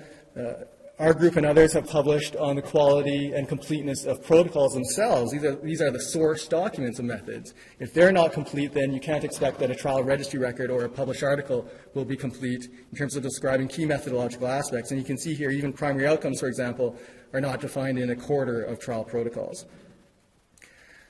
So we sought to evaluate the completeness and quality of dissemination from the protocol through to registration through to journal publication. And we evaluated four main objectives. Firstly, the completeness of protocols and trial registry records. Secondly, the dissemination rates in terms of registration and publication. Thirdly, whether primary outcomes were consistent in between these three documents. And finally, whether registration had any impact on the discrepancies of primary outcomes or on publication subsequently. So our study cohort consisted of all clinical trials approved in Finland by the Helsinki University Ethics Committee as well as by the National Ethics Committee. And this committee is the one that reviews larger multi-center, multinational trials. We examined 2 years, and we purposely chose 2002 and 2007 because the trial registration mandates that we've heard talked about throughout this meeting were really launched in 2005 with ICMJE. So we wanted a cohort before those policies were implemented as well as afterwards. And we also wanted to examine any changes over time, because some of the criticisms that we heard when we looked at protocols in the 90s was that, well, those are outdated, things are much better now. And so we wanted to see whether things were actually improving over time. We identified registry records through the WHO search portal as well as searching Google, which is actually a very comprehensive way. You may not think it is, but Google actually identified virtually all of the registry records. And we included records where the registration date was up to 30 days after the trial start date. So we only wanted to record prospective registry records, not those that were retrospectively registered, because they could have been registered in a way that would match the publication. We also identified publications using the standard databases. We excluded secondary journal publications and trials that focus primarily on pharmacokinetics or diagnostic test properties and cost effectiveness. So we collected a variety of data from the protocol, the trial characteristics, some methodological aspects, the primary and secondary outcomes. From the registry, we collected the WHO data set, and from the publications, primarily the outcome measures. So our cohort consisted of 259 clinical trials, 123 in 2007, 136 in 2002.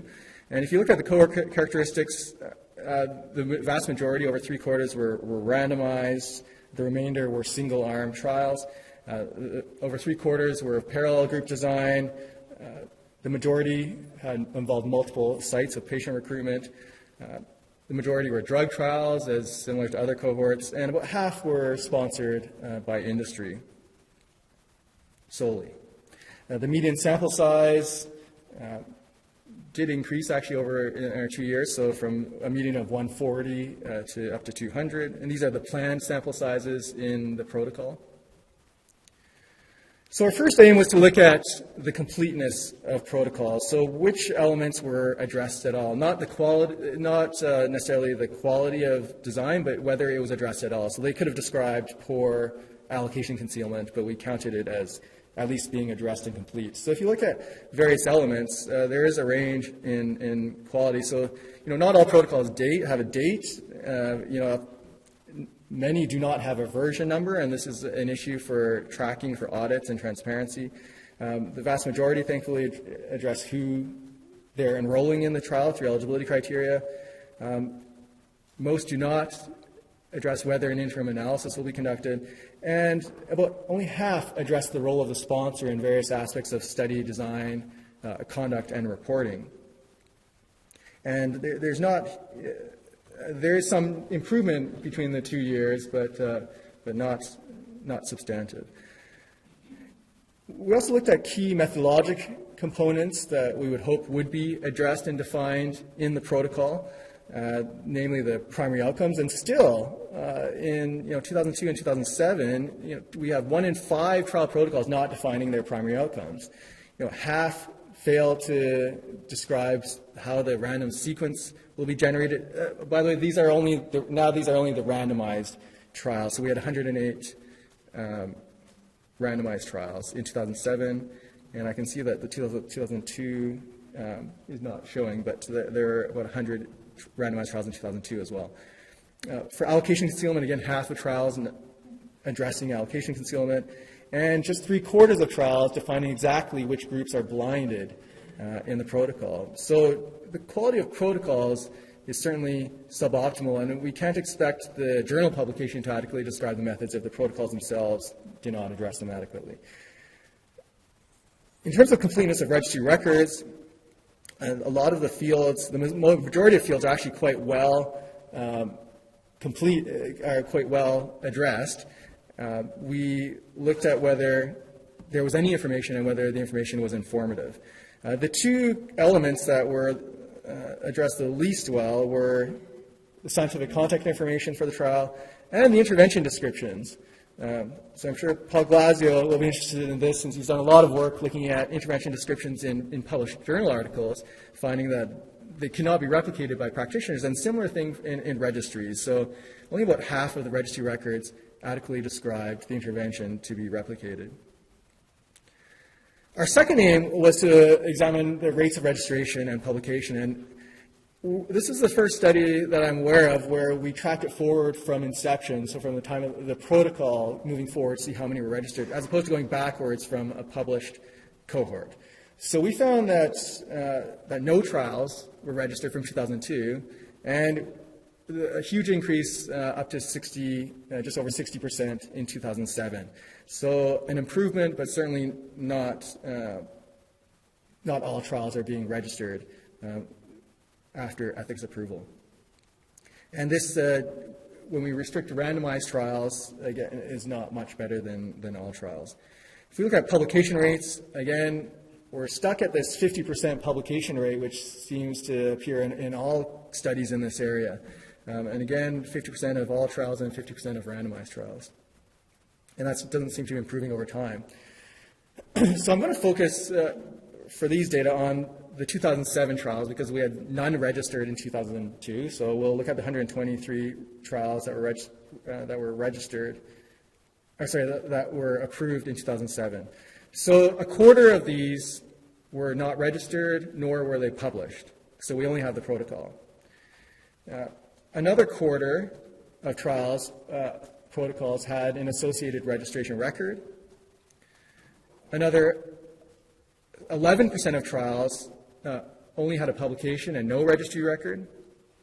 And if we look at the number that we're aiming for, the group that we're aiming for, these are only 37% of trials had both a registry record and a published article. And so we consider these fully disseminated from the perspective of registration and publication. If we look at various factors in multivariable logistic regression associated with dissemination, so in terms of registration, the only significant predictor really is having a drug intervention as the main intervention of interest. So odds ratio of 17. But other factors, being randomized, involving multiple sites, larger than the median sample size of 200, or industry sponsorship, were not significantly associated with registration. And if we look at publication, the only factor that we found being statistically significant was being a multi-center trial. registration, the odds ratio was twofold. For being subsequently published, the confidence interval overlaps 1. This may be an issue of our study being underpowered, but we don't have evidence of a significant association. So our third objective was to examine discrepancies in primary outcomes between the protocols of the registry as well as the protocols and publications. So we defined a primary outcome as, firstly, if it was explicitly defined as such.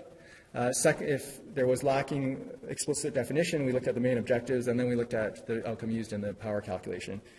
Discrepancies were those where, so we have our protocol-defined primary outcomes if they were omitted from the publication or the registry, as primary outcomes that were added, so they were added in the registry or the publication and not having been defined as primary in the protocol. We looked at outcomes that were upgraded from being non-primary in the protocol to primary in a subsequent record, or downgraded from primary down to secondary or unspecified. So if we compare the protocols to the registry, now we would expect that at least those should match. They're very close in time together. This protocol should be the source document. And so we looked at the 77 trials that were registered in 2007. A third of these did not match, meaning that a primary outcome that was defined in the protocol was omitted from the registry record. For 2 trials, the registry contained an additional primary outcome that was not in the protocol. For 7 trials, there was a primary outcome in the registry that was upgraded from secondary in the protocol. And then we had 3 trials where there was a downgraded primary outcome. So even if we're just comparing the protocol and registry record, 38% of trials had discrepancies in their primary outcomes. And we rely on registry records as somewhat of a synthesis of what's in the protocol. And clearly, even the protocols and registries don't match in terms of the primary outcomes. And so when we look at a published manuscript and we compare it back to the registry record, that still doesn't necessarily reflect what is actually in the original protocol or the amended protocol.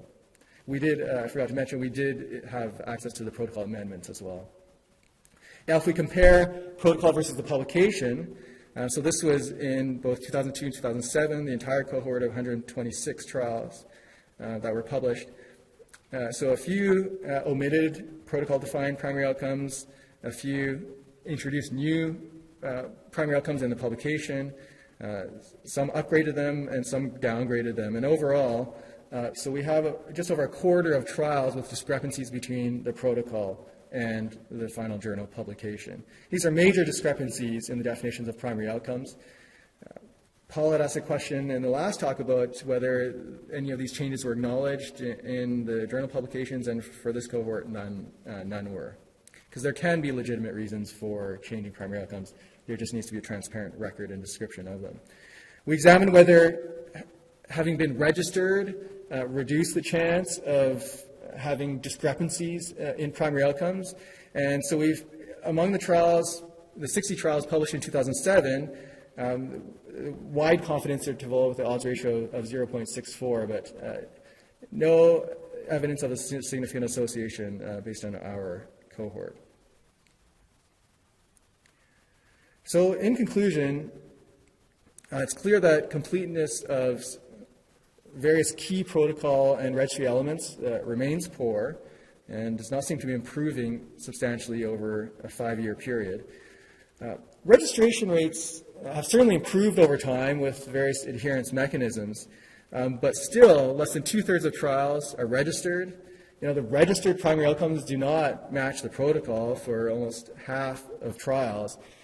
And we did not find evidence of a significant impact of registration on subsequent publication or on reducing discrepancies in primary outcomes. Although it would be interesting to replicate this in a larger sample. We also found no improvement in publications over time in terms of the publication rates, still stuck at around 50%, or on having unacknowledged discrepancies in primary outcomes at a quarter of trials.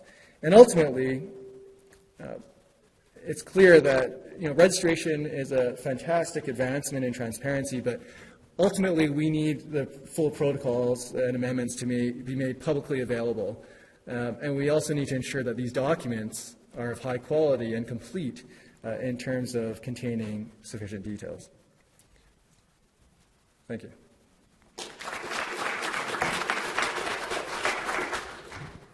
Thank you, Anwen, for your depressing talk. Is there any question for Anwen? Paul, on that. It's quite surprising that there is no improvement over time, no? Yeah. Any ideas? Well, I mean, it was reassuring to see we'd seen these in graphs from clinicaltrials.gov, the number of registrations, but it was reassuring to see at least from 2002 to 2007, the registrations rates went up, but it was quite disappointing to see that discrepancies in primary outcomes was not improving, nor were the publication rates, and there's a lot of work left to be done. Hi, Helen Nankervis from the University of Nottingham. It's very interesting to see very similar results to a study that I did trying to look at prospective registration and then outcome reporting bias in eczema treatment randomized controlled trials. The work we did also showed that we had such a low level of registration that it was very difficult to make any kind of look at the reporting bias, especially because when you talk about discrepancies in primary outcome, what we were finding was that although they were reported, there was not enough detail, for instance, especially the time period at which it was going to be assessed, to make any kind of assessment of the outcome reporting bias. And I wonder whether we're looking at the quality of reporting here and potentially that the work that everybody's doing here, they could look at the most the highest hitters, so to speak, for instance, like the registration of the primary outcome and going after the training and the mandatory reporting of that very specifically in order to raise the overall quality and lower the risk of bias, because we can't necessarily tackle everything with equal vigour. Yeah, you raise a good point. I mean, the quality of specification of an outcome has been a problem for years. I mean, in our Spirit guidance, we're very explicit about what components of an outcome need to be specified, including the measurement variable, the metric, and the time point. And I didn't present it here, but a substantial number of outcomes that are registered and, or defined in a protocol are quite vague. And, they don't specify the time point of interest. They just say, pain. And they don't say, what scale they'll use or whether they're dichotomizing or treating it as a continuous variable. So we were quite generous in not counting it as a discrepancy if they said our primary outcome is pain at 1 month, and then they publish our primary outcome is, the visual analog scale, mean visual analog scale and pain at 1 month. We counted that as consistent. Despite it, leaving ample room for selection of the type of outcome and analysis they want to present. But there is room for improvement in terms of being specific. Paul?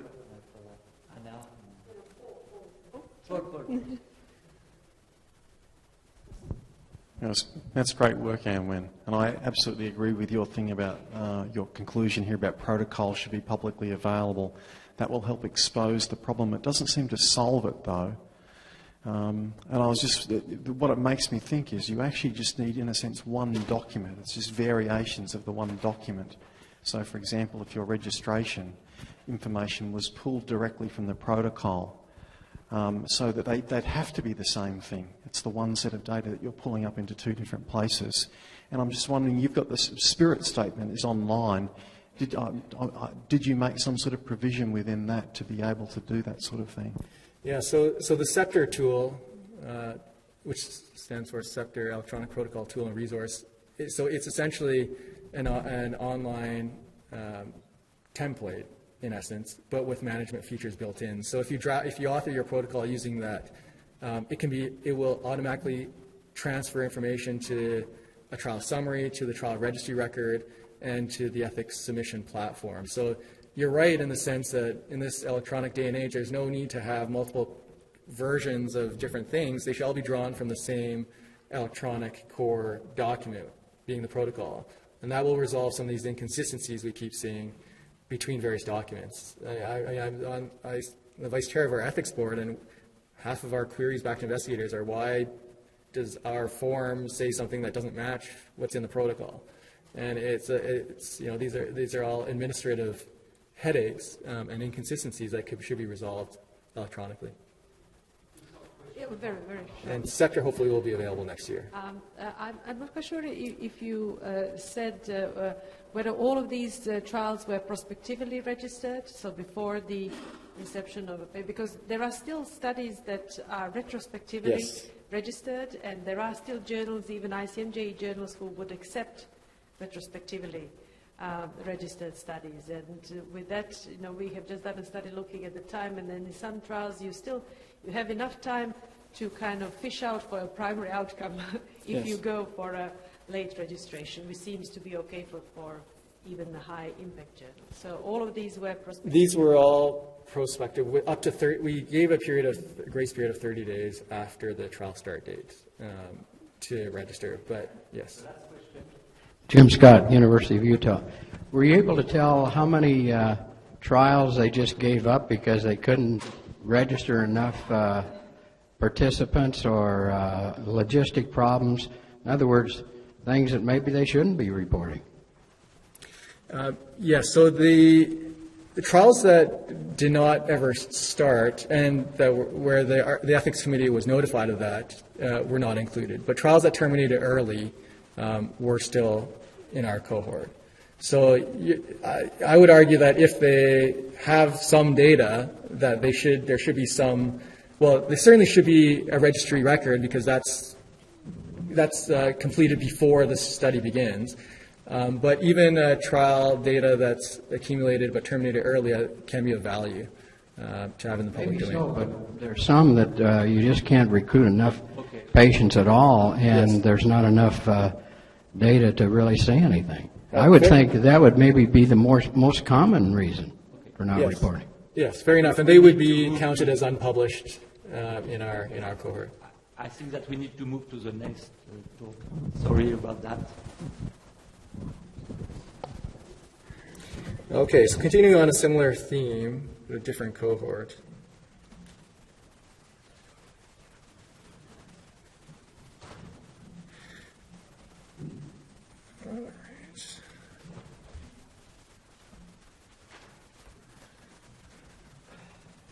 Okay, so I want to acknowledge the members of the research team who worked on this. So Kevin Lamb, Tessa Weinberg, and Jessica Kitchen in University of Toronto. So we've heard a lot about trial registration. There's strong ethical and scientific rationale for registering trials, and this rationale applies universally to all types of trials. But enforcement mechanisms that are in place largely vary in scope. So legislation applies only to regulated drugs, devices, and biologics.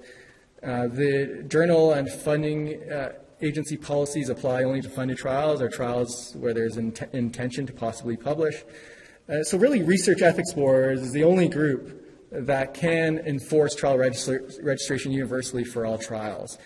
And it's currently unclear whether, given these varying adherence mechanisms, whether registration rates vary by intervention type, namely drug versus surgical, procedural, and other non-drug interventions. The challenge with comparing surgical and non-surgical trials is that they stem from separate specialties usually. So you're comparing a surgical specialty to a medical specialty, and there may be other differences that account for varying registration rates. So dermatology is one specialty where drug and non-drug interventions are commonly performed by the practitioners, and so that provides an opportunity to compare registration rates between drugs and non-drug interventions within a single specialty.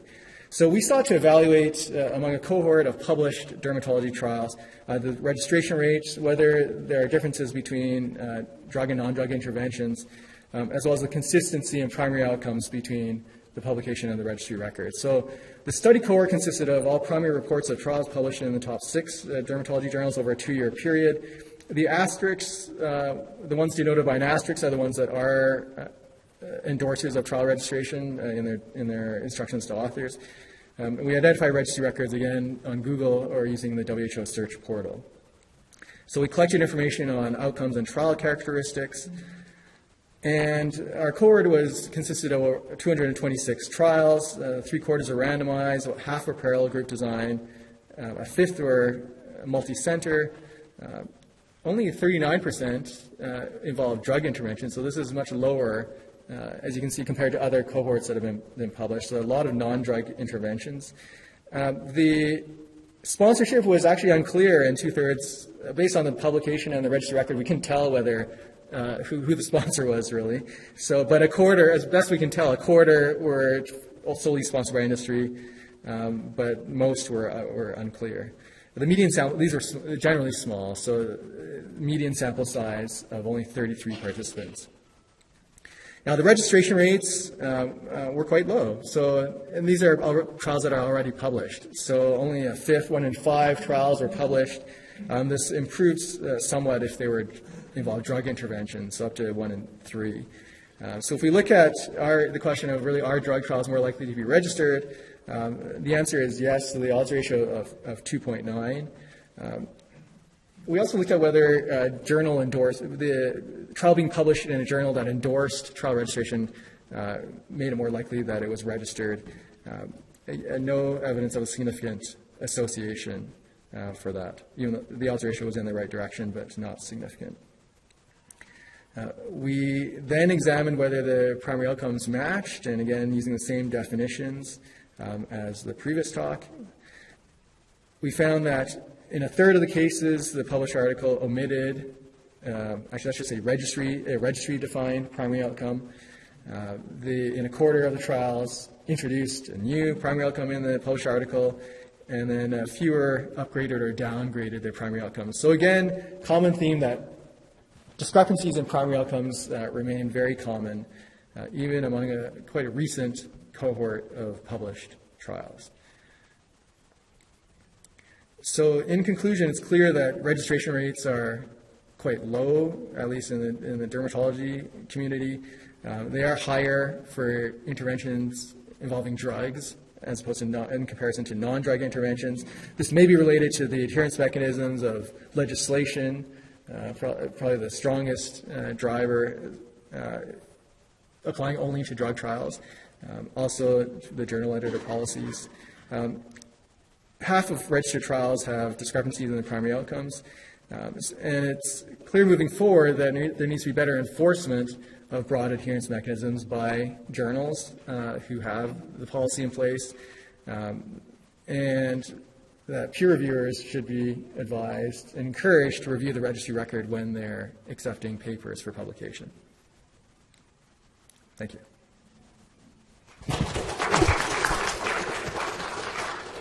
And we have time for only one burning question. There is one. Okay, it's fine. Thank you, Edwin. And the next speaker is Dr. Cartabellota from the Jim B. Foundation.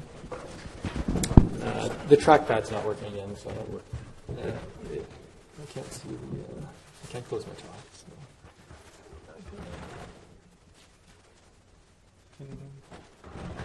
Oh, is it? Oh,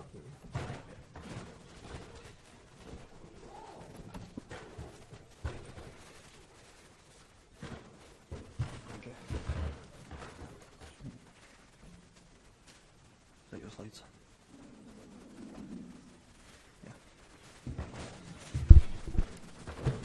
My only conflict of interest is that bursary assigned by Jimbe Foundation is entitled to my father.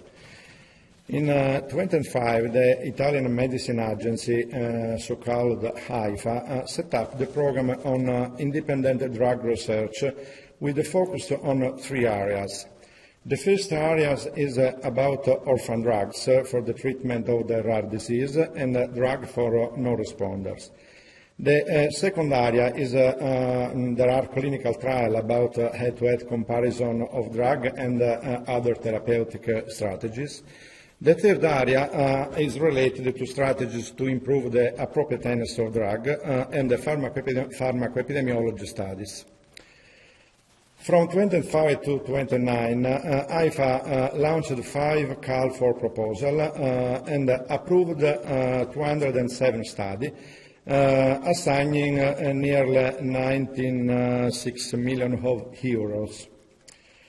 In the IFA program, the registration of studies and the publication of results are not required for receiving all assigned funds, and currently no public monitoring has been conducted in order to verify the publication of the result. In March, we assigned a bursary to explore the research waste on IFA program on independent drug research, and IFA provided full access to administrative data. Our aims are estimated the research waste verifying for each approved study from IFA, registration study in World Health Organization registries, the time gap from grant approval to start of study, the fate of study, never started, interrupted, in progress and concluded, the publication status of funded study. We standardize, merge and check consistency of 5 different IFA databases, one for each year of calls, integrate new information for study protocol and other documents, and evaluate publication status with Medline and Google, central Embase and other database, and contact with the principal investigator. Finally, we evaluated the registration status searching in International Clinical Trial Research Platform of World Health Organization. I will present the preliminary result, and now we standardize the database, integrate new information, and about publication status, we searched only for 25 and 26 call for project, searching only Medline and Google database. Some descriptive data about the IFA program. As you can see, the fund fell after 2 first call. From 27 and 29, we have near 10 million euros of annual funding. These are the areas of funded study. Alpha regarding the comparative drug research, and about design of study funded, most of fund will gain from clinical trial, more than 8 million euros.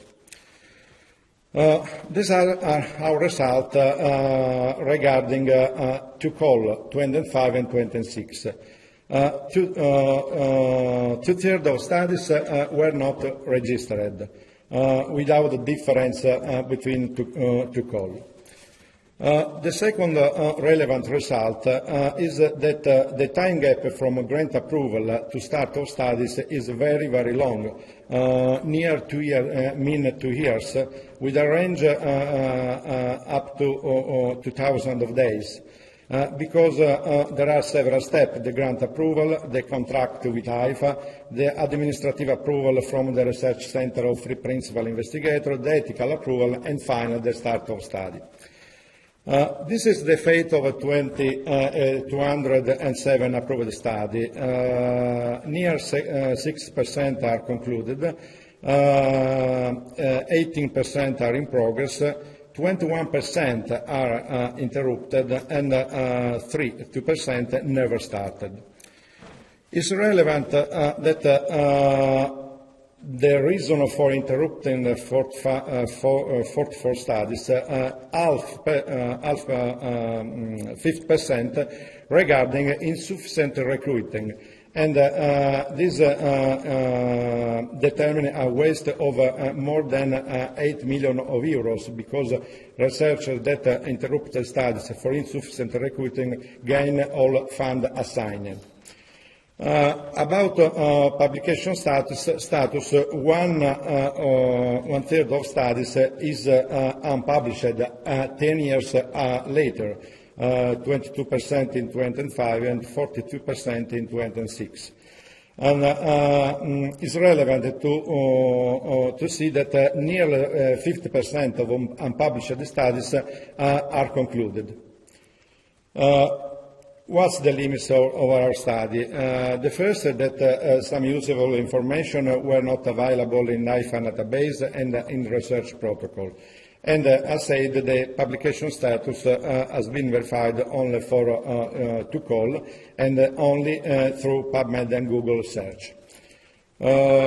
Our study provides preliminary information on the fate and the publication status of 207 studies approved by IFA. And we hope the final result will be used for redefining the selection and the funding criteria in order to maximize the value and reduce the waste of research. Thank you for your attention.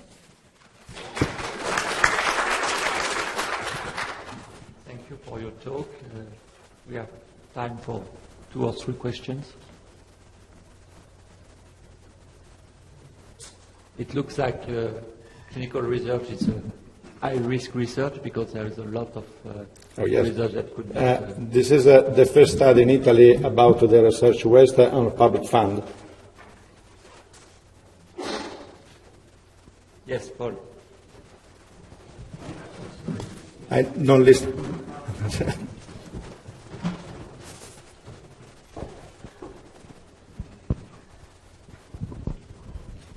That was very interesting, Nino. It's the first time I've seen an analysis of the interrupted studies, those that hadn't concluded.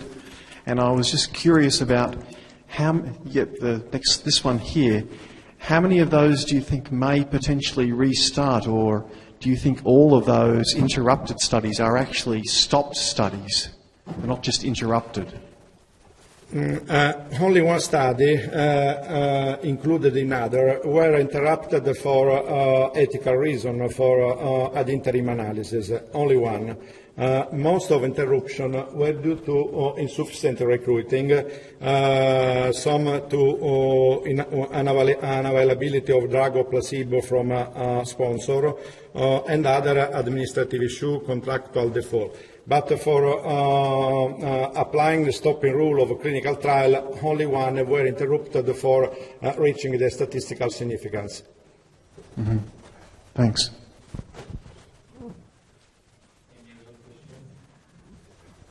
Could we have more information about the administrative issues and contractual default? Contractual default because the principal investigator don't follow the rule imposed by HIFA, and administrative issue because there are several trouble to involve a participant center in multi-center studies. So the true problem is that the waste, because all principal investigators gain all the fund assigned without running the study. The last question for Anwen. Thanks. Excellent talk.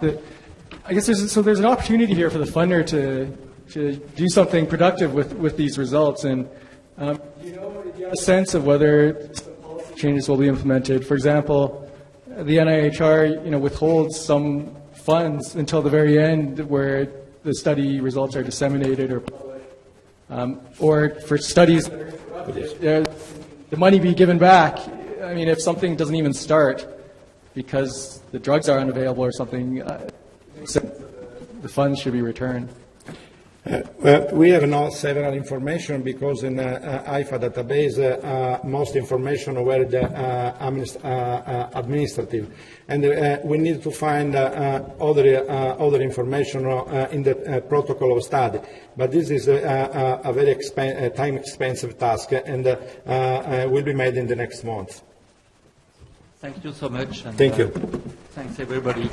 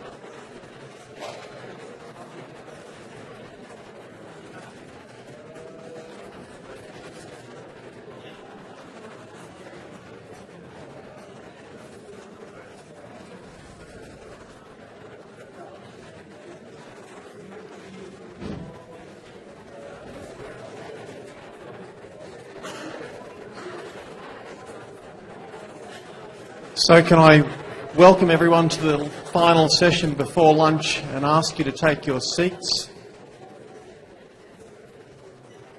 We have just 50 minutes for this session and we have 4 speakers in the session, so I'm going to give them 12 minutes each for presentations and for discussion, for questions. And we're due to start about now. So Liz Wager said yesterday that who should be involved in correcting the problem of research waste, and she said everyone. And so Rustam this morning gave you a list of who that everyone is that we've broken it down into, and this morning we've had a session from funders. For this session we're going to look at publishers in the pharmaceutical industry, so we have 3 quite different groups of funders talking, and someone from GSK, and you've heard the discussion about that this morning.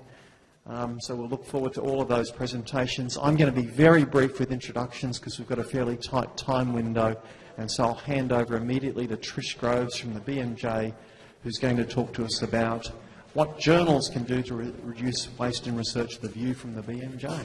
Thank you, Trish. So I've got my watch. There's no clock in here, is there? So, Paul, can you tell me when I've got 2 minutes left? I won't be looking at you. That's the trouble. I'll be looking over here. You're going to have to come and shout or something. Yeah, OK. Hello. I'm glad that you've all come back quite quickly. Well done. Right, let's just go, shall we? So I was asked to talk about the view from the BMJ, so I'll apologise in advance if this feels kind of advertorial. I will try and point out all the time when what we're doing is similar to what other journals are doing. So bear with me. Competing interests, it's not an exhaustive list, but you can have a look at that and at least get a flavour of it. It's quite quick. It's gone. Sorry. Ask me if you want to know more. So here are some of the things we're doing in terms of policies, editorial policies, to try and reduce selective reporting of study methods, study results, and all the usual things like ethics and conflict of interest, all of those things. And many journals do these things, but here's what we're doing at the BMJ. So for clinical trials in the BMJ, it's mandatory that the trial was registered prospectively. We don't negotiate on that. I think since we started this, I can think of 2 trials where the authors had really good reasons. One was a fascinating trial of scorpion venom in a really rural part of India by some clinicians who'd never done a trial before. They were just completely oblivious to the idea of trial registration, and they did it retrospectively, and there was a statement in the paper explaining that. Anyway, we're pretty tough on that. You have to submit your study protocol, and we ask for the version that you use to run the trial. So that, again, is mandatory for clinical trials. We encourage it for other study types. You have to provide the appropriate reporting guideline, which for trials obviously will be one or other extension of consort or the main consort checklist.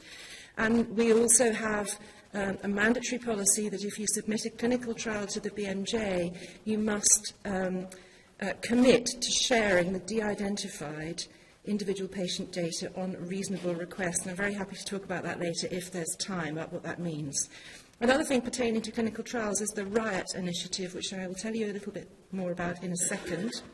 And then for other research articles, all of those things there, which again I'll go through in a little bit more detail. Negative studies is in inverted commas, because as I'm sure many of you will know, that's a non-term. We shouldn't be talking about negative studies.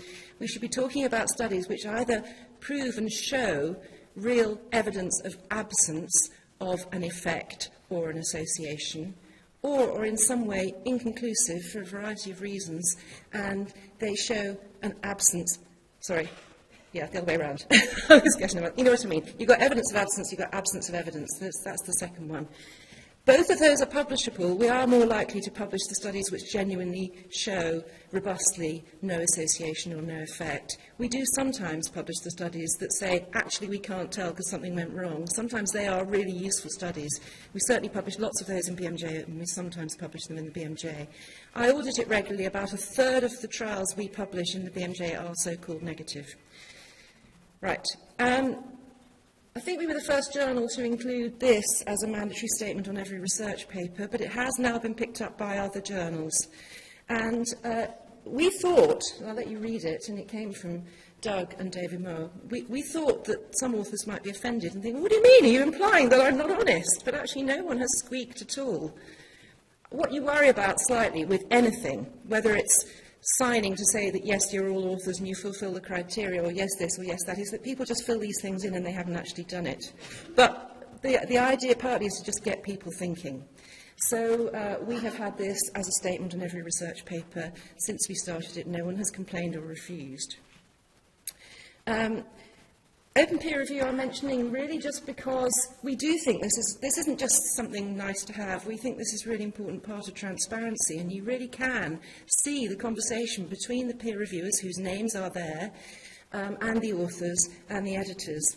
So it may be, you know, only for sort of nerds to go and look at this stuff, but actually I think it is pretty good to be able to see the original submitted version of the paper, all the reviewers' comments, the authors' responses, the editors' comments next to each paper that's published. We were, very early on, we did randomised trials and other studies looking at whether this would work, and then we didn't do anything for a whole variety of stupid internal reasons.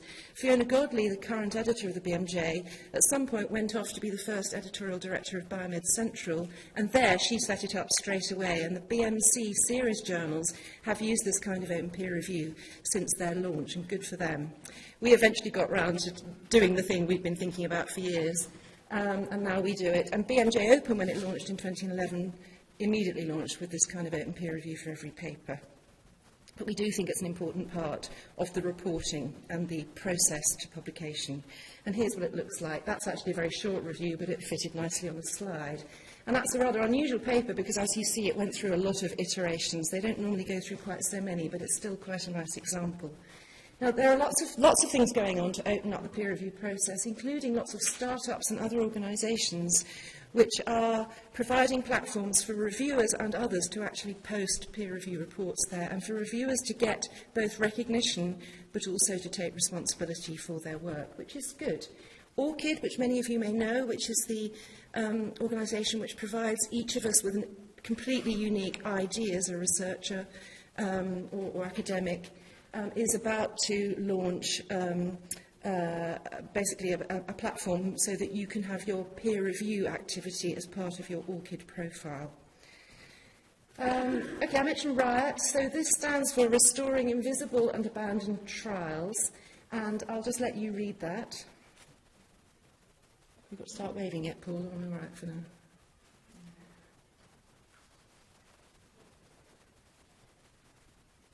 Okay, I hope you can read and listen, because that picture there shows that what you see at the moment of trials is the bit on the surface. You see the paper, which of course we all know is not the trial. The trial is the original protocol, or whichever version of the protocol. It's baseline data. It's the big clinical study report that, if it's an industry trial, will be, you know, hundreds of pages. If it's an academic trial, probably won't exist at all, actually, but there'll be something, some kind of internal record. It's the main paper, it's the underlying patient data, it's subsequent papers, it's a whole bunch of things, it's the rest of the iceberg. Anyway, the idea of this initiative, RIOT, is to say, bring out your dead. If you've got studies that were never published, if you've got trials that were never published, and we've found it because of something like a Freedom of Information request or a court case or something else, we'll come to you and give you a year, and if you, after a year you still haven't published it, we might do it, or we'll work with some other academics and get it out there and published, and we'll credit you as the original researchers and sponsors. And we've published a couple of these now. So this one on the right was in BMJ Open last year, 2014, yeah, last year, and it's a surgical one, which is interesting. And we just published in the BMJ this one on the study on paroxetine. I haven't got time to go into details now, but happy to talk to any of you later if you have questions.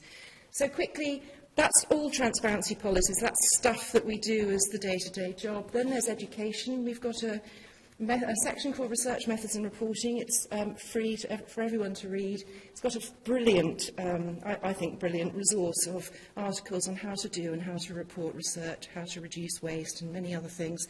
It includes the completely wonderful series of statistics notes by Doug Altman and Martin Bland. There's a whole lot of stuff there. But passive education we don't think is quite enough. So now we're putting a lot of resource and 4 days a week of my time into this research to publication e-learning programme, which I'll very quickly show you. Here's where it feels a bit advertorial. So this is 300 hours of online learning. It's aimed at institutions all over the world, but particularly in low and middle income countries. It's how to get it right from the start. The courses there, which is about 150 hours, the bottom 3 courses come from UCSF, the University of California, San Francisco. It's their tried and tested course called Designing Clinical Research. The top 3 are from us, and I'm responsible for getting those up and running. It's basically how to develop great research questions, how to choose the right methods, how to use statistics appropriately, how to do it all ethically, how to get your study protocol published, how to write papers, how to get through peer review, how to avoid all the pitfalls of publication ethics. And it's basically a subscription thing. We're making it dead cheap for poorer countries. Anyway, again, I'm not here to advertise. There's one free module up there. It's on how to get your study protocol published as a journal article. It's an hour-long narrated PowerPoint and about 2 to 3 hours of online learning and quizzes and so on. Then there's advocacy and campaigning. I've nearly finished. How am I doing, Paul? 2 minutes, okay. So we do a lot of this. So we were co-founders of the COPE, the Committee on Publication Ethics, All Trials, quite a lot of other organisations and so on. I'm on the steering committee of EQUATOR, part of Open Trials and so on. But we do a lot of this stuff, but so do lots of other journals. It's not just us. This is stuff journals can do. And editors often get involved in actually doing the development of reporting statements, and again, we've been involved in lots, including these. But something that's a bit weird at the BMJ is about half of the editorial resource, that's people and money, goes on journalism, and about half on the scholarly content in the BMJ.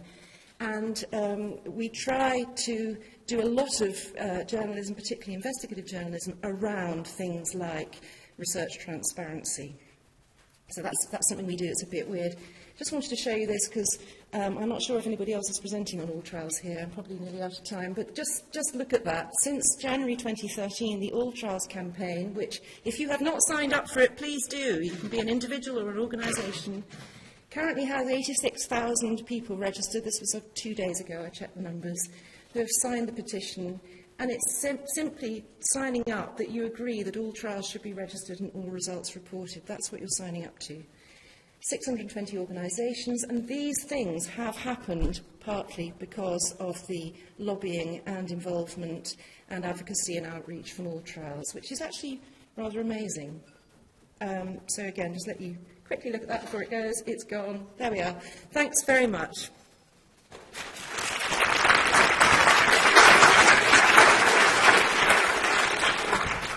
Thanks very much, Trish. We've got time for 1 or 2 quick questions. This one over here. By the way, she's there because that's why we're all here, sorry. All of this ought to be about health and patients and real clinical care, so that's why I ended with the patients, sorry. Yes, a very simple question. So it's mandatory for clinical trials to submit your protocol. Why not make it also mandatory for other studies? Well, it's a good question, but I think many of us feel that we've got to get it right for trials first, because in trials you take people and you do stuff to them. You do stuff to them, and you may expose them to harm, you may expose them to not having the most effective, what turns out to be the most effective intervention. You know, all the ethical and scientific reasons for trial registration. And we feel that we've absolutely got to get that right first. We do encourage registration and protocol submission of any other study type, and I absolutely understand the argument for observational studies. Equally, there's the argument from some epidemiologists that epidemiology sometimes needs to be exploratory, and therefore how can you say up front what you're going to do? And our answer is, of course you can. You can say, we're going to explore these questions, we're going to use these methods, but other things may pop up along the way, and when they do, we'll explain where they came from. So, you know, we think there isn't a valid argument for not registering and having protocols for observational studies, but I appreciate that there are different views on that. But we're sticking to trials first in terms of mandating it. Thanks very much, Trish. Okay. We're going to have to move on if we're going to thanks. keep to lunch. So I'll hand over to David Tovey from the Cochrane collaboration. And David's going to talk to us about systematic reviews can both prevent and create research waste. What is Cochrane going to do now and in the future?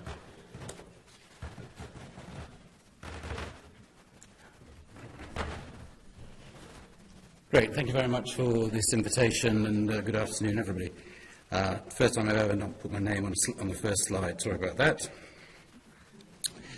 So in my 10 minutes, I'm going to try and cover the following areas. I'm going to talk a bit about systematic reviews and their role in reducing waste, but then I'm going to turn to the question of whether systematic reviews can create waste, and if they can, what are we doing in Cochrane to mitigate that, and could we do more?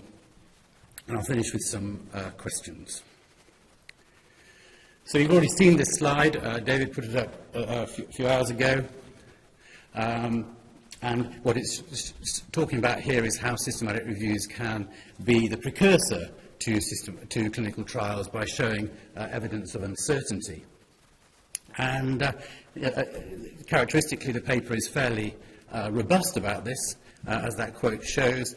And how are we doing? Well, we're doing a little bit better than we were, but the present situation is ethically, scientifically, and economically indefensible. So not quite sitting on the fence then. So Ian Chalmers once said to me that he thought we should make more of this in Cochrane. This should be something that we're shouting about much more. And I've always thought afterwards, why is it that we don't do that? And so there's a question. And Ruth Foxy and I last week looked at some data on reviews, empty reviews published between 2010 and 2015.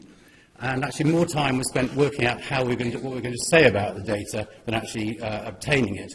But just to say that the minimum we found between the registration of the title and publication of the final review was 240 days, which clearly is rather a long time in many ways, and perhaps clinical trialists aren't really prepared to sit around for 240 days waiting for that answer. And I noticed reading the Lancet series again last week, paper 5, the effect required to do systematic reviews should be reduced, and I think nowhere perhaps more so in the case of empty reviews. And this is something Doug put me onto a few years ago, and I'm slightly embarrassed to be standing here having not done that much about it since. So how can systematic reviews create waste? So I'm just going to drift through a series of things, areas where I think this can happen.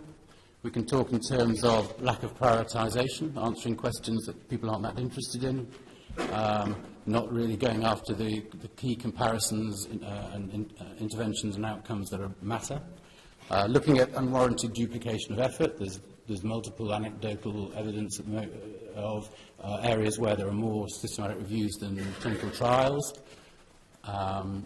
There's the problem of poor quality conduct and reporting, both of those clinical trials, but also of systematic reviews themselves, allied to problems of conflict of interest.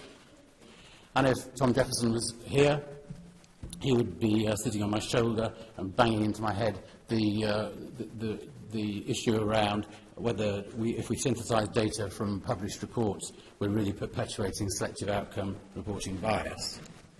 But there are more pragmatic reasons for concern and creation of waste. Firstly, inaccessible content. Can people actually physically read the full text of the article?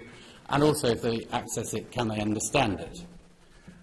Paul did some work some years ago looking about applicability and whether the description in the systematic review of the intervention was sufficient for someone to go out and give that intervention the following week. And I think I remember rightly that Paul found that actually systematic reviews often were worse at that than the reports from clinical trials. And finally, as I've already said, conducting a systematic review can be quite a protracted process. So I'm going to talk the next 2 slides about what Cochrane is doing now. And I want to be really clear that this is work in progress. So there's a really great phrase in Andrew Morris's presentation, we're in the foothills. Well, I hope we're not quite in the foothills, but we're certainly quite a long way from achieving where we want to be. And so overall, we would argue Cochrane, good and cost-effective review producer. Dame Sally Davis in 2013 estimated the cost per review about £15,000, which we think is reasonable. And of course, Cochrane isn't just about producing reviews. We have a major commitment to methodology and methodology development, and also to training. And I was interested in hearing what David Mower said yesterday about editor training, because that is an area we realise hasn't been given the priority it needed, and that's work we're doing at the moment. Review authors have always had a fairly large training effort, but again, we think that we could coordinate and run that somewhat better than we do. Within reviews, Cochrane has been embarked now for about 10 years on looking to move from a very passive form of commissioning to a more active form, looking at the reviews that are most likely to have impact in the world. And as a more or less natural consequence of that, this year we published our first sort of Uber Cochrane list of high priority reviews. We've always had a system in place whereby if you want to have a Cochrane review published, you have to register the title, and somebody will check, in line with one of Cochrane's core principles, that this is not a review that's going on somewhere else. Sometimes mistakes happen, and we do get some overlap, but wherever possible, we try to reduce duplication. In the last year or so, we've also started depositing our protocols into the Prospero database automatically as well, so people from outside Cochrane can see if there is a review in progress that they may wish to know about. Finally, on this slide, we have our own conduct and reporting standards, the so-called Messier standards, quite long, it has to be said. And we've been implementing those over the last 2 or 3 years, and we're seeing some progress in various audits. And finally, we have a very strict conflict of interest policy, which means that just declaring an interest may not be sufficient, and there are times when review teams and individual authors are actually barred from conducting a Cochrane review.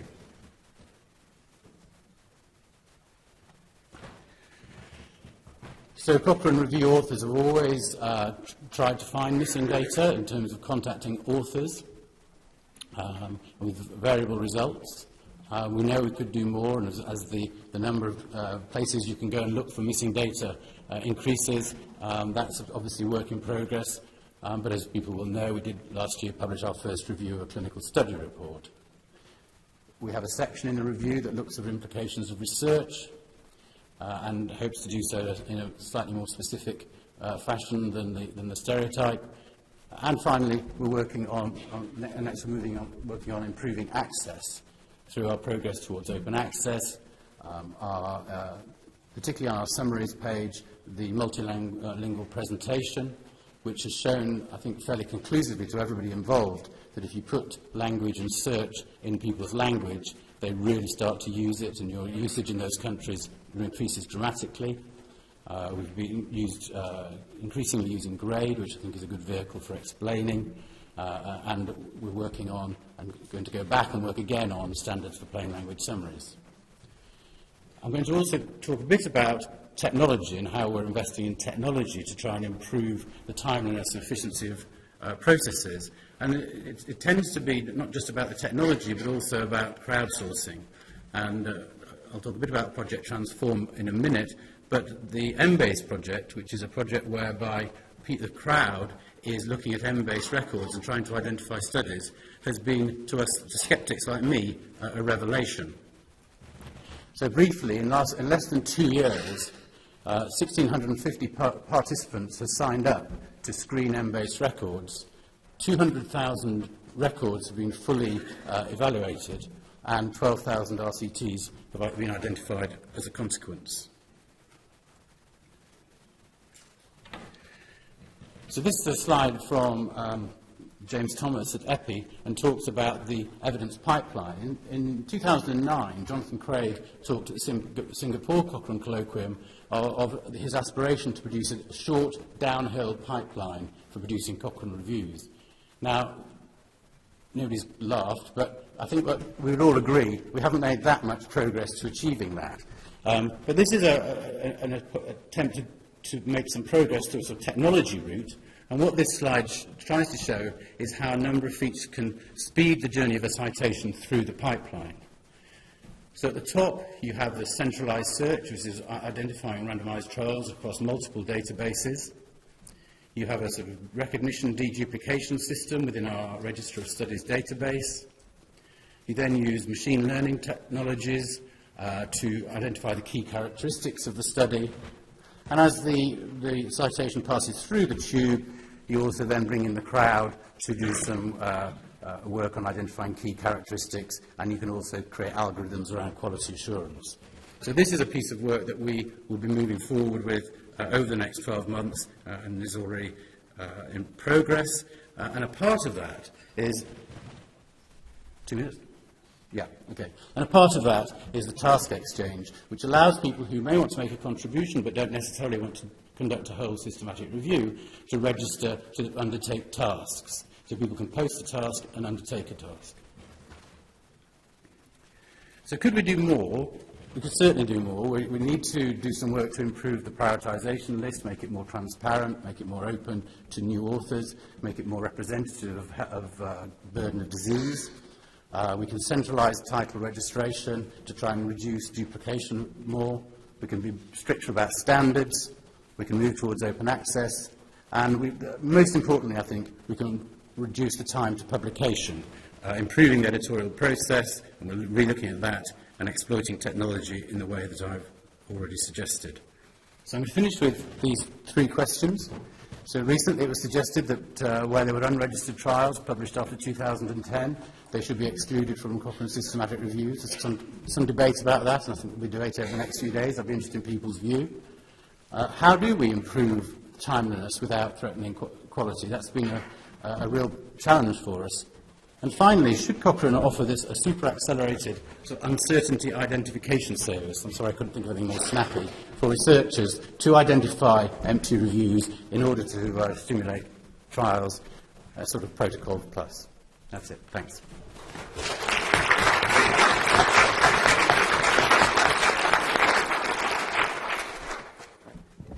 Thanks very much, David. We're actually out of time, and I'm too terrified to ask you if 240 days was the minimum, what was the average for the empty reviews? It's something you're going to need to know, basically. But if you want to find out more, the Cochrane College at the end of next week, and you'll get much more details about all of those things. So, we're going to move on to the third presentation, which will be from Ginny Barber, who's going to talk to us about COPE's role in reducing waste. It's not just about publishing, and COPE is the Committee on Publication Ethics, which Ginny is now the President. Chair, sorry.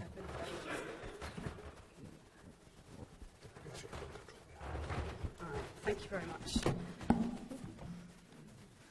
Okay, great. Thank you very much. I'm delighted to be talking here today. So I've got several hats on here, but my main one is Chair of Committee on Publication Ethics, which actually I've been doing for 3 years.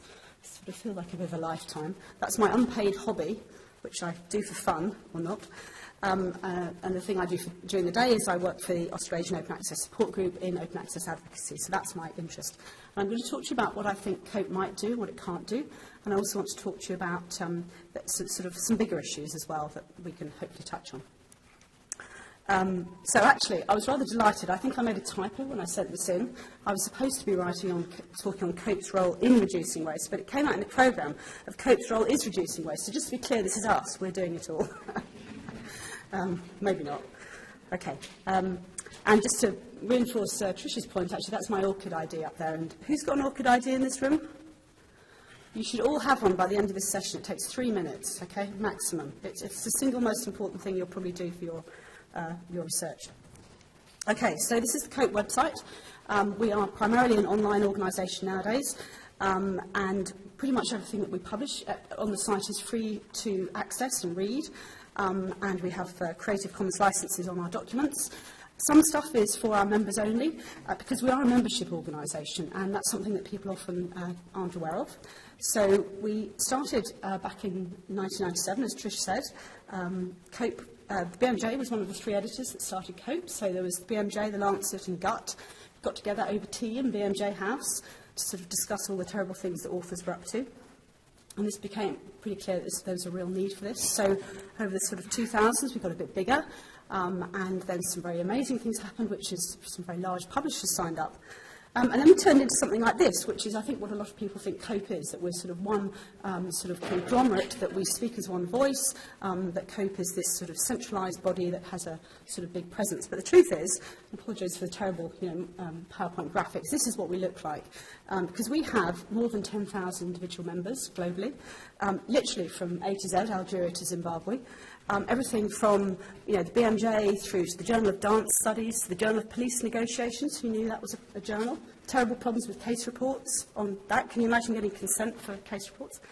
And our huge strength is our diversity. So we're global, both with our members and also our council, and we are multidisciplinary. And so our governance, we are a charity in the UK. We're run by a completely voluntary council, which I'm the chair of, and we are accountable to our membership for all the things that we do. We have a very small internal staff. So people often think that COPE is this sort of enormous body that, is kind of actually going to sort of pronounce and make big pronouncements. But in fact, we are essentially a membership organisation. And the way that we function, the most important thing that we do is we manage to work with the editors who are our members to provide, to get them to support each other. And we're actually in the process of a very interesting sort of situation that somebody's doing an ethnographic study on us. I've never had that happen before. And trying to figure out how we work so well. And it's producing some really interesting results. Okay, so what do we do? So we are a membership organisation, and the first thing that we do is we provide practical resources to support and educate our members. What are these things? So it is things like in-person meetings that we have at forums, or when I say in-person, mostly they're done by webinar now. Our biggest resource is the flowcharts that I'm sure many of you have downloaded, and they were the brainchild of Liz Wader, who is my predecessor of COPE chair, who's sitting in the audience. On a wet Sunday afternoon, when she thought there must be a better way of writing an email, and came up with the idea of the flowcharts, and they've been enormously successful and translated into different languages and multiply used. But we also come up with other documents. So, just more specifically, this is what they look like. There are two things about education, I think. So the first one is around how to handle issues that have already arisen. And that was how the original COPE started. It was case discussions of actual real cases. We have on our website, we have all the cases that have ever been presented at a COPE forum. Anyone can look at them. They're anonymised. We have follow-up. Keyworded. They're an incredible resource to look at the types of things that people bring to our forums. We have flowcharts, we have guidelines on very specific things, and the most relevant things I would say for reducing waste are corrections and retractions. Is probably one of the things that causes editors most anxiety. Duplicate publication, plagiarism. But actually the biggest thing that people really worry about is authorship issues. And in fact, we're in the process of doing a survey of all of our members, because we think that people often don't bring that to us, but authorship issues are the biggest problem. But we also want to be proactively ethical, because we're kind of a bit fed up of saying to the people, a million times how to do a retraction, or, wouldn't it be great if we could actually stop some of these things happening? So we have instituted a number of things that we do proactively. So one of them is forum discussions, where we discuss specific topics, and one of them, for example, was around new models of peer review quite recently. We have a code of conduct, which we ask people to adhere to, and that's an interesting process to manage that. And then we have guidelines that we also ask people that we recommend as best practice. But the second thing that we do is this, and this is where I think where people think being a big organisation is really good, is that we try to provide leadership in publication ethics. And this is the second part of our sort of mission, as it were. And so we collaborate with relevant organisations as much as possible. We recognise there are lots of different groups doing things in this area. We want to promote academic debate, and we've had discussions about how they do that. And increasingly, we're interested in public debate in this, because we all know that publication ethics is in the media a lot. And actually, it's really important for professional organisations to engage and to say, no, this isn't about everyone in academia is a crook. It might be to say that actually everyone in academia needs better support for the way they do the research. And it's really important to keep having that message over and over again. And so we proactively do that. And then the third part of our mission is that we do it with a neutral professional voice. So there is a lot of anxiety, lots of heat, and not much light, I think, in some issues to do with publication ethics. And it's really important to not engage in the sort of the darker corners of the internet, and so we don't. I've only had one death threat, by the way, and it was a kind of slightly weird one, but, you know, that's where people go with this stuff. Okay, so where does COPE fit into the reward agenda? So, apologies to all the editors in the room for the terrible grammar here, but I sort of struggle to write. The truth is, people don't plagiarise because they think that they're trying to impress an editor. They don't do duplicate publication. They don't do, manipulate their figures because they're trying to impress the editor. They're doing it because it was worth their while doing that. And I think for too long we've sort of assumed that the journals are kind of the problem. Actually, I think the journals are the canary in the mine. They're the ones that have noticed the problem. There's actually something going on much before that. And we need to all be part of fixing that. So how does COPE fit into it? So I think there are two of the papers that came out in the Lancet, I think, address this specifically. So the one on addressing inaccessible research and the unusable reports both mention the system of research rewards as that being a high priority. This was picked up by the Nuffield Council on Bioethics in a survey that they did last year of researchers across the UK. Did anyone get interviewed for this or participate in it? Okay, well, it was, they clearly didn't do a very global consultation, but anyway, they did consult a lot of academics, both in small groups, face-to-face, and also in bigger meetings and online. And, you should read the report. It's pretty short. It came after a meeting that COPE and a number of other organisations were involved in and suggested questions they might ask. And there's some pretty scary stuff in it. You know, these are direct quotes that basically high impact factor journals, the most important thing that you need to do to further your career in the UK. Strong pressure to publish not only in any journal but in specific journals. And, the quotes go on, things like, they actually don't believe funders when they say that they don't pay attention to these types of things, because the truth is they're getting a very mixed message. So this is a global issue, and we know that research funders, I'm based in Australia, although I don't sound like it, and researchers, funders everywhere discourage the use of impact factors nowadays. Yet authors at top institutions, both in the developed countries and the developing world, are paid money either to them or to their research groups to publish in high impact factor journals. This is completely explicit. It's on the website of some institutions. And do we think it's getting better? No, it's getting worse. So this was a quote from an academic who I met a few weeks ago, who said that they'd been asked more in the past 2 years for the impact factor of the journals they've worked in than any time in their previous career, and they've been in academia for sort of 30 years. So what could COPE do? So these are the things I think where we can influence. We have many thousands of members. We are international, multidisciplinary. It's kind of relatively easy for us to reach into different groups. We're pretty well connected, and we've tried very hard to be a sort of respected and neutral voice. However, our members are autonomous. We can't tell them what to do. We can work with them. We can work with their publishers. For many of them, they just don't think it's a big issue. Actually, for many of them, they don't really want to engage because they think that if they engage with this type of debate, they'll be trumped by the big journals who will pinch the big papers and such like. So there's sort of active competition going on. And for us, it's very important that we don't focus only on being biomedical. I'm almost out of 1 minute. Okay, so I think we need to insert reducing waste into news ways of publishing. So this is a great website. You should go and look at it, do the survey. It's called 101 Innovations in Scholarly Communication. There's actually more than 500. You can do a survey to see which ones you're doing. EQUATOR is not up there. Actually, COPE isn't up there. But neither is any of these initiatives. It's really important that EQUATOR and reward gets into these types of debates, because what we want to be able to do is to be able to change what we reward. So I'll quickly put all these up because I'm a bit late. But these are the things that we could do, okay? We could reward transparent standards, open access, open data. We could reward people doing reviews, post-publication reviews. We could reward all sorts of, good governance. We don't do any of this right now, but it's kind of coming, and there are the tools for it.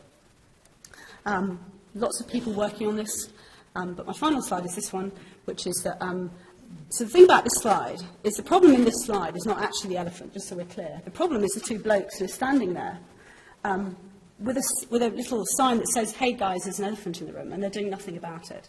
And I'm sort of kind of fed up of having this discussion. We can say as much as we like that people have to do things, but until we actually reward them for doing it, it's not going to change. Thanks very much.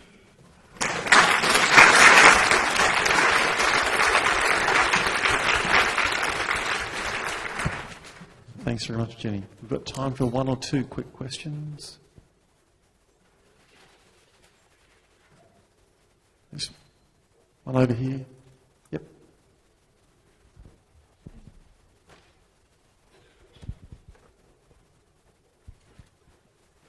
I wanted to ask a question from David Tovey.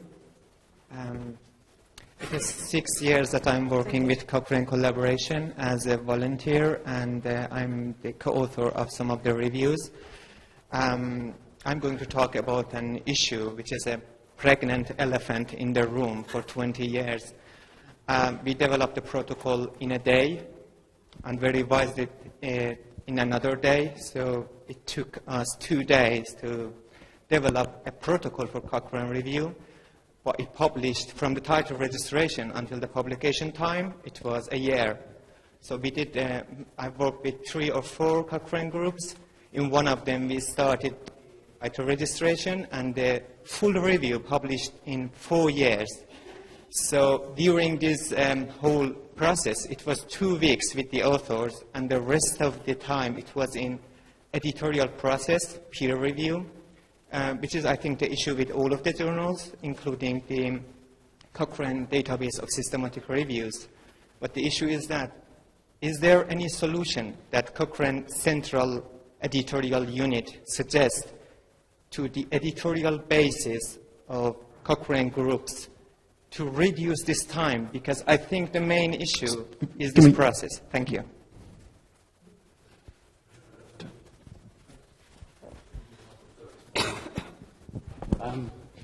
Caught me slightly on napping there. Look, it's a big problem. We know it's a big problem. When we looked at it across the board, we look at the time taken from title registration to publication of the final review. In general, not in your case, but in general, the reviews sit about a third of the time with the review groups and about 2/3 of the time with the researchers. Now that's, you know, we can argue what that should be. I very much would like it to be shorter in both places. And in your case, you're clearly exemplary in that respect. You know, it's a thing we have to work on. There are lots of reasons for it. You know, the technology could be better. We could be better at getting peer reviews. We could be better at transferring that around. There's 53 groups. Maybe there shouldn't be 53 groups. But I'd be very interested in your particular example, which I haven't heard before. But you know, it's work in progress, and we know there's a lot we have to do that could be better than it is now. Thanks. And sorry, we might draw that to a close because we need to move on for lunch. And I'm going to introduce the final speaker of the day, which is Stephen McDonough from GSK, who's going to talk to us about the role of pharmaceutical companies and industry in reducing research waste.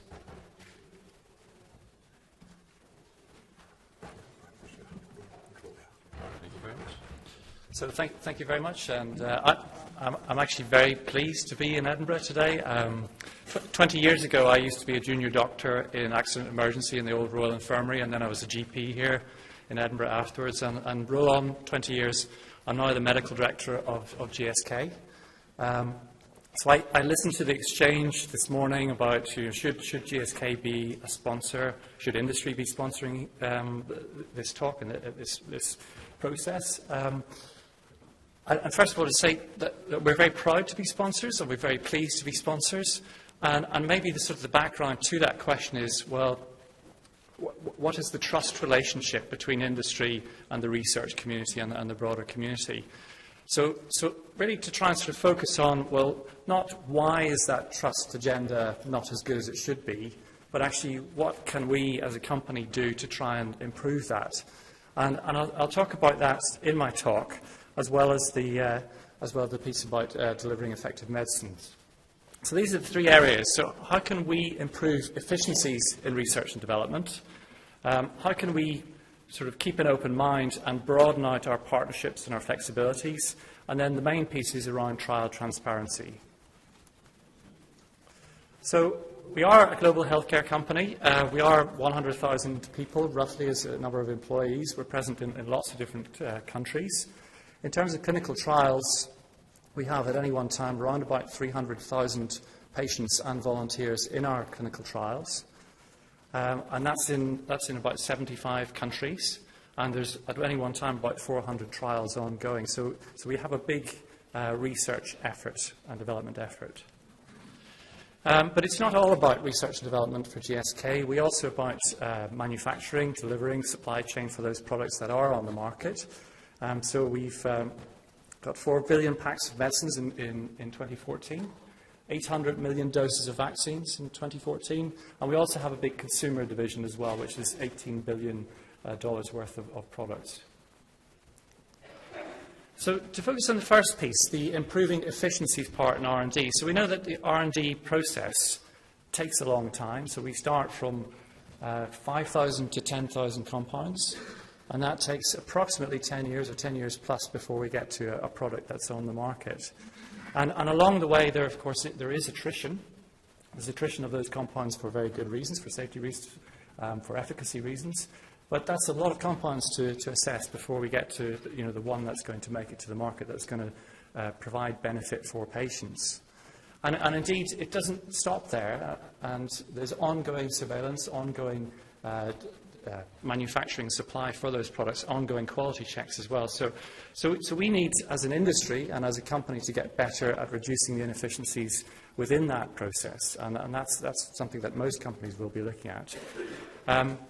In GSK, we're looking very closely at target validation. So we're working with the Centre for Therapeutic Target Validation to try and have a partnership to say, well, actually, can we test the biological mechanisms for those products, for those compounds, as early as possible in the process to try and reduce the wastage and make that information available as well. So there's a lot of areas to work on this. So if you look at it from the end user perspective, some of the inefficiencies will be around trying to only develop medicines for which there is a true unmet need, not developing me-toos, but to try to produce something that's got the data package that needs to be there when it's going to be fully evaluated for patients and for payers at the end of the day. So there's a lot of efficiencies to be made in the R&D development pathway.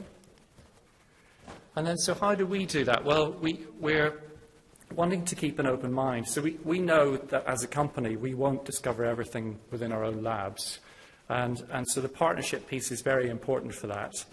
And we also know that there's an unmet need in developing countries. So how can we do something to further research and development, to further patient needs in developing countries?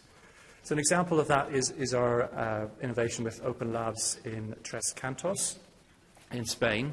So that's trying to turn R&D on its head, not to keep it all within a company, but to work with universities, not-for-profits, other research institutes, to open that up so that in partnership with the company, as open as possible, to try and look to see what we can do in malaria and in tuberculosis. So we shared 13,500 malaria compounds that have got some potential, and several compounds in tuberculosis as well with those researchers. And we've put money into that for funding, and we hope to be able to sort of produce, stimulate the research pathways along for both of those diseases. And likewise, in Africa, non-communicable diseases such as diabetes and cancer, we've got a similar approach where we've set up an open lab for that as well.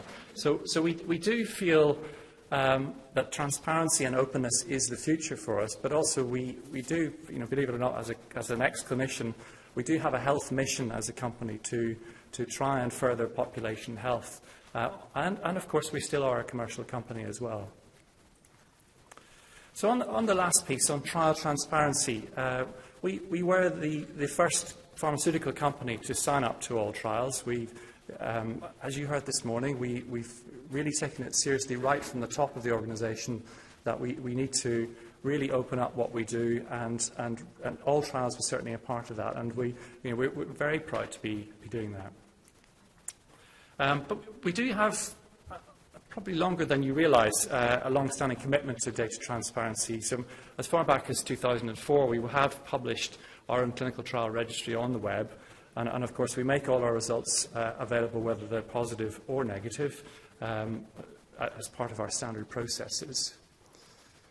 We are also making public the clinical study reports, so that's as part of all trials, but ongoing. And we've got a commitment, not only sort of prospective studies, but to take that back to 2000, all studies that were published all studies that produced results from then we'd have the clinical study reports available. So that's several years' worth of work to get back that far, but that's ongoing as well. And that's going to give sort of greater access to trial data, further research benefits, and it avoids the kind of duplication piece which we've talked about throughout today. You also heard about from the Wellcome Trust the clinical study data request system. So GSK actually started that in 2013, wanting to provide anonymised patient-level data. So the anonymisation is important, but patient-level data on our clinical trials. And then we've joined together with these other companies, and actually, so now a lot of companies are involved in that, and it's a web-based system.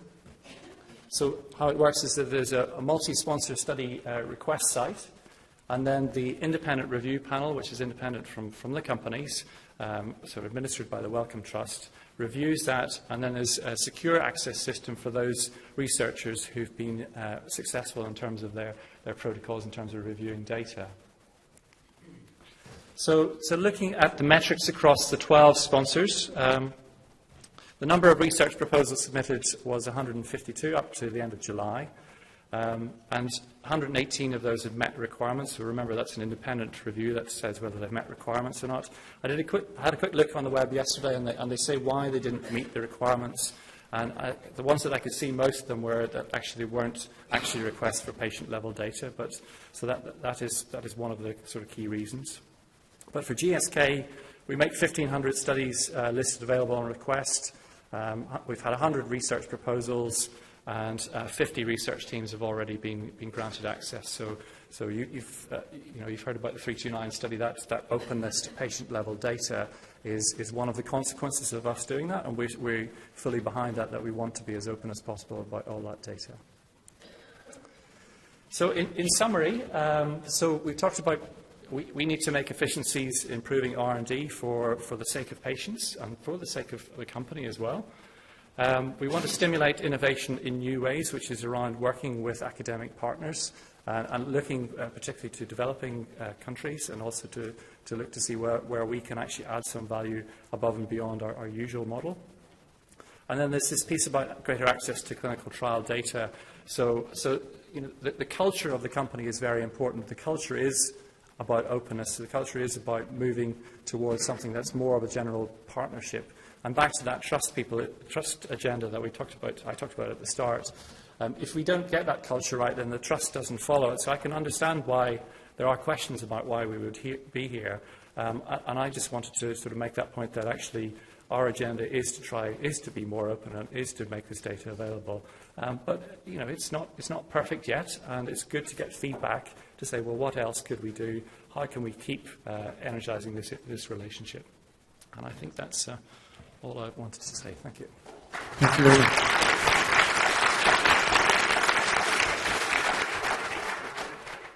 So we still have a few minutes for questions. We've got one here and then one down here, thanks. Thank you for your elegant talk. Just two simple questions.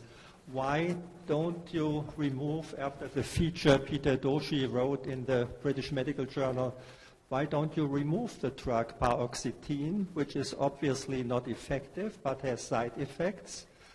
And the other, please don't say Roche is not our business. Why is Tamiflu not removed from the market and is still an essential medicine with WHO? And I could go on with a number of other drugs. I mean, your work or your reputation as a company would be much more trustworthy if you would do such actions, and then we would see that you might be on the right track. So I understand that, and I think those are good questions.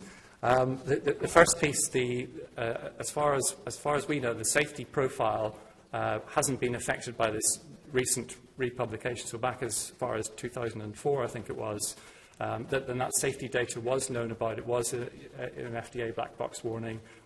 So that part of it hasn't changed the safety profile. But of course, we want to talk to the researchers and understand if there is a change in the risk benefit, then what should we do about that? But we don't see that at the moment. So that's the first piece. The second piece, why should we not withdraw the study? So that's a matter for the authors of the study as well as GSK to talk about it. At the moment, we haven't made a commitment to withdraw that publication, but I don't even know whether that's within our power to do that. But I know that that's something that we have said. Well, actually, that's quite a long time ago. The authors may have reflected their opinions then. That's something to talk to them about. But it's a good question. Yeah, I mean, the paper is ghostwritten. We know all that, you know, and the guy sits at Brown University, and everybody who has read the paper by Peter Doshi knows the details, but we don't see an action, neither at Brown University nor at your company. Well, I will certainly take that back to the company and try to get a more definitive position on it. But I suppose at the moment we're saying, okay, the data was known about quite some time ago. What should be the action, and we haven't firmed that up yet. And we've got another question over here. Andrew Rice from Imperial College London. I wonder if I could push you one step further. Sorry. And just ask you what your feelings might be about giving access to individual animal data from the preclinical studies that are often used to justify a clinical trial, both toxicology and efficacy, and on which regulators, investigators, and participants may base their decision on whether a trial is justified or not.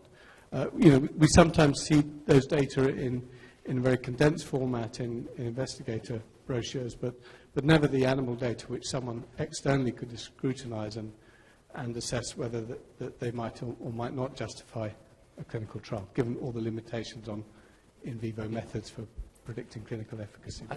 I think it's a great suggestion. So obviously we've been focusing on the clinical trial piece and working with all trials, making sure that we get all of that as open as we can. But there's obviously the preclinical, the animal model data as well. So likewise, I can't give you an answer on that, but I can take that back as a suggestion to Patrick Vallance, who's the head of R&D, and see what our position would be on that. It sounds like a good step forward as well. We have one final question.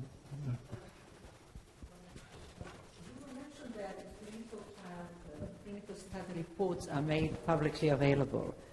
If that's so, why does one need to go through Wellcome Trust to get the data? Isn't that clinical trial report, doesn't it include everything? It's the patient level data is through the Wellcome Trust. So it's to make sure that whenever it's to make sure there's a valid research protocol to go through. No, I know what Wellcome is doing, but I thought the clinical study report that you give to the regulator includes raw data. No? Clinical study reports will include some raw data, but they'll be aggregate, so that it'll be. It won't be raw, it will be aggregate. Yeah, that's why you need this. That's why there's another step beyond, actually. Okay. So, yeah. Yeah, I thought study report includes everything. The study report is a kind of a amalgamation of all the data to a report, but then the kind of the database with all the individual patient data is a separate piece. Thanks. Okay, so thanks very much to all the speakers.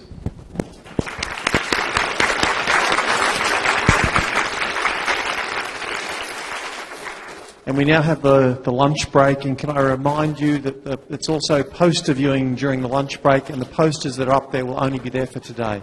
See you again at 2 o'clock.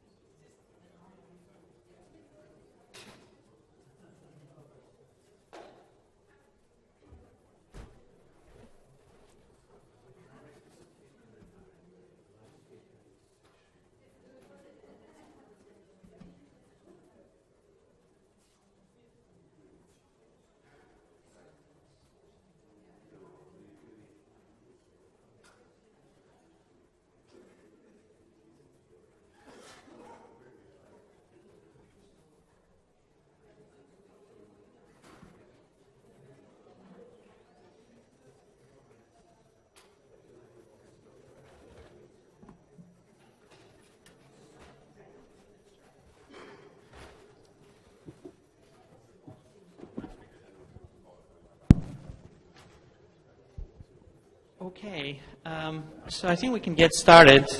The first presentation is by Malcolm McLeod on strategies for publishers to improve the reporting of in vivo research. Malcolm, all yours. Well, thank you very much. It's nice to be here talking about some science rather than some organisational things. I'm giving this presentation on behalf of the EQUATOR and NPQIP investigators.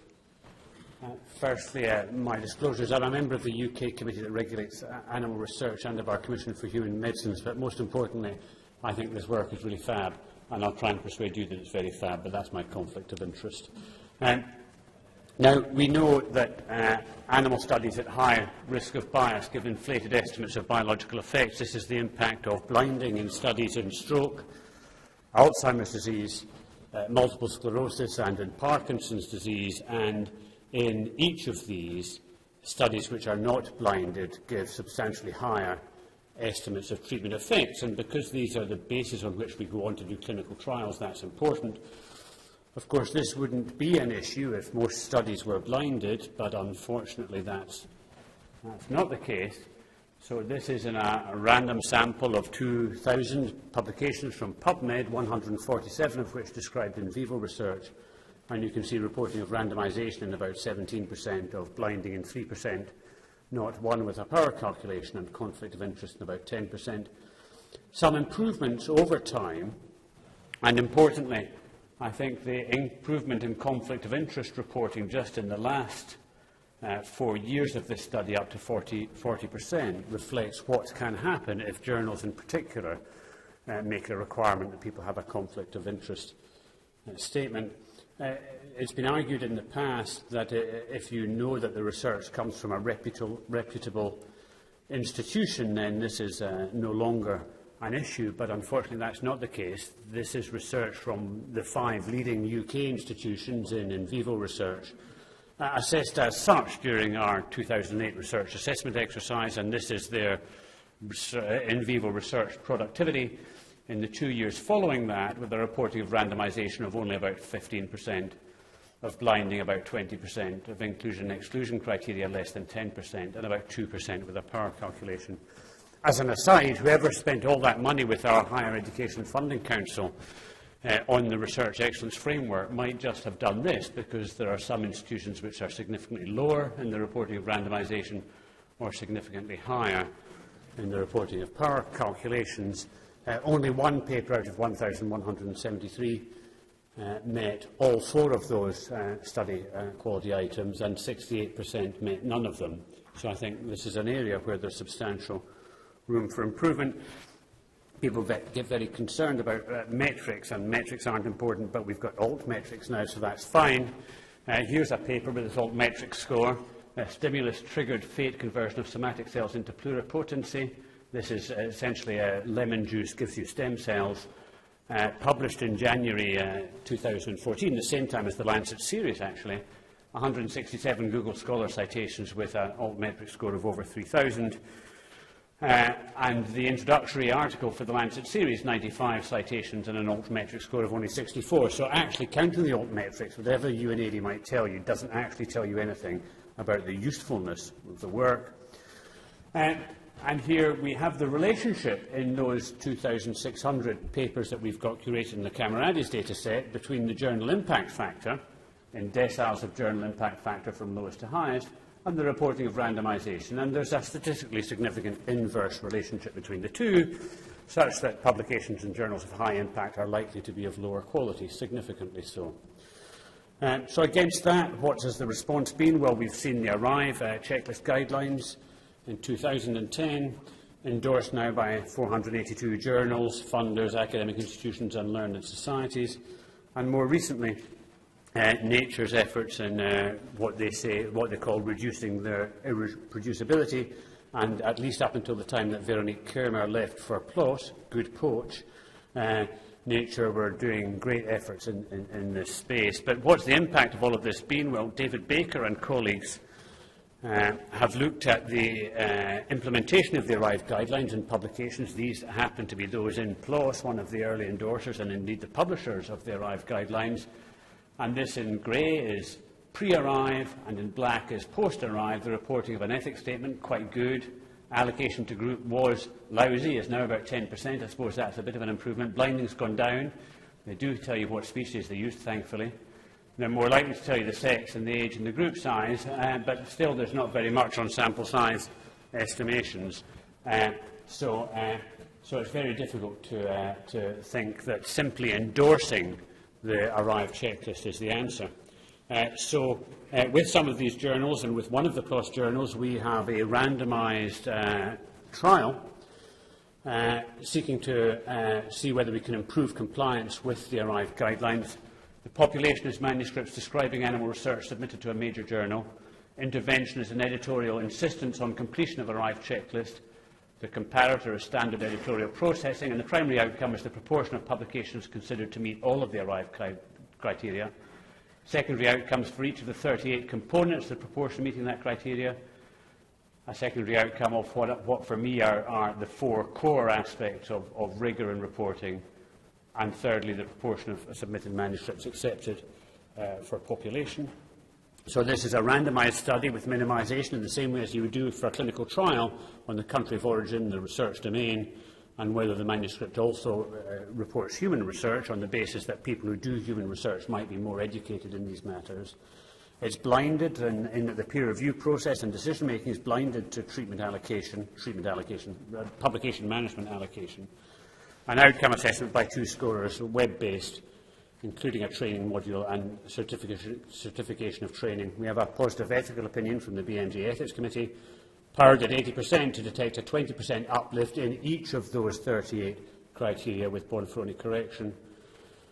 This was a great trial to do because in about 13 weeks we randomised 1,600 participants, which makes my hypothermia trial not look very good, of which 1,300 have entered the peer review process and are travelling through it. So that's one study. Second study that we're working with Nature is to see whether that endeavour to reduce their irreproducibility has impacted on a change in the quality of what they publish, and this work supported by the Arnold Foundation, where they've identified 200 Nature papers or Nature publication groups, so Nature Neuroscience, other Nature stables, before their editorial change, 200 after their editorial change, and these have been redacted in-house by Nature, so the PDFs are stripped of all information that might identify whether they come before or after, and matched with 400 publications using PubMed-related citations, matched for a month of publication within 2 months by an independent, unblinded scientist, Rosie Morland, who used to work with Andrew Rice. A primary outcome, the proportion of publications reporting whether they randomised, blinded, had power calculations, and accounted for all animals after the editorial change, and powered at 80% to ascertain that proportion to within 10%. And so the progress with that, 400 papers have been identified, redacted and uploaded, 278 matching papers identified already, training papers are available, an outcome assessment website is built, so this is what our website looks like. We're recruiting for outcome assessors. You will get trained, you'll also get mentioned in the publication, but for instance, when you come in to a study here, this is for an in vitro study, so we're taking in vitro and in vivo, figures and statistical representation of data for each figure and each panel where relevant. Does the legend or the main text report the exact sample size for each group? Yes, no, maybe. A description of the sample collection allowing the reader to understand it. And so we go right the way through all of their checklists, and this is done by 2 people independently with discrepancies resolved by a 3rd investigator. So to conclude, really, and I don't think it's possible to understate the importance of this principle. The tools we use to evaluate treatments for human disease can be used to evaluate the interventions that we might adopt to counter research waste.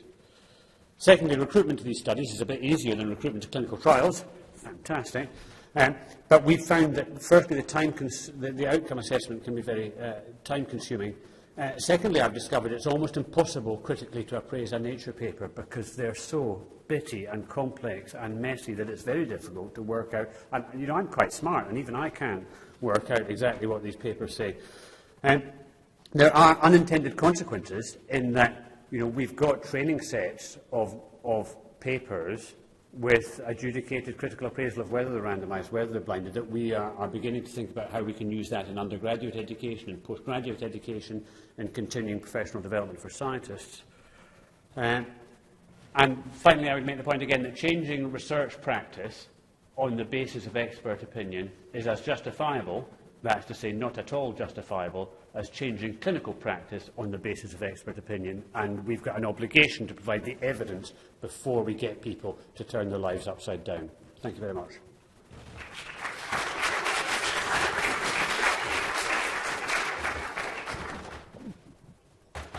Yes, please.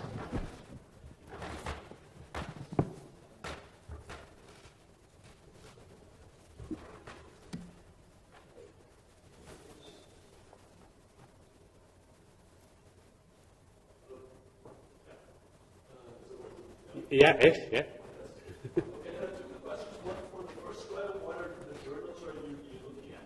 And second one, and more broad, like I was very curious about the crowdsourcing of the outcome assessment. So, have you got any data on who are those people exactly? How many are them, and how good are they? Like, can you get a kappa coefficient and see how much they agree among themselves?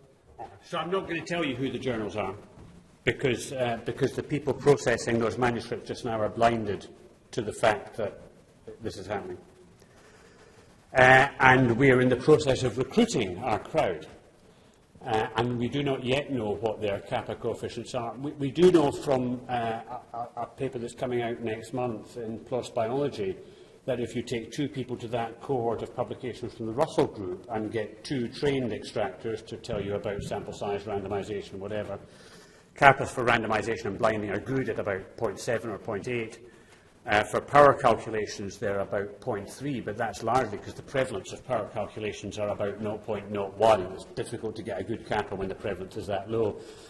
Interestingly, the criteria which is most difficult to operationalise is the bit about whether they account for all animals in the analysis. So do they report inclusion and exclusion criteria for who's going to, and do they tell you how many animals at the beginning, and can you track them through as you would do in a consort diagram for a clinical trial? And people find it difficult to make that judgment about a paper, mostly because most papers do it pretty badly and you're clutching at straws to try and give them the benefit of any doubt that there might be.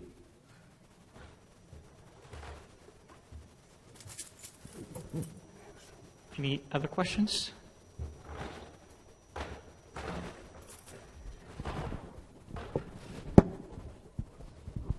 Thank you, Malcolm. Great stuff. Why don't they blind?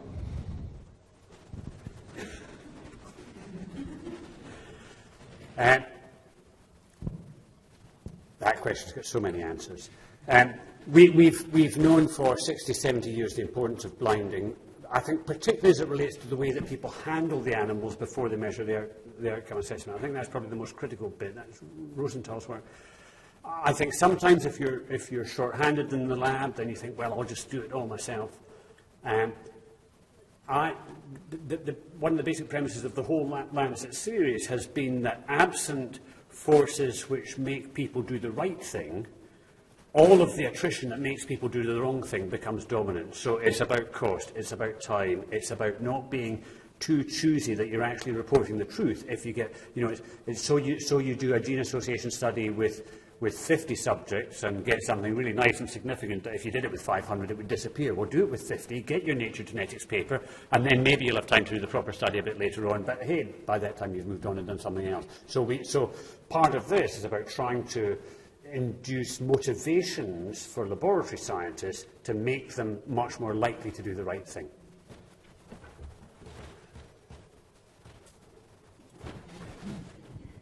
Okay, thank you, Malcolm.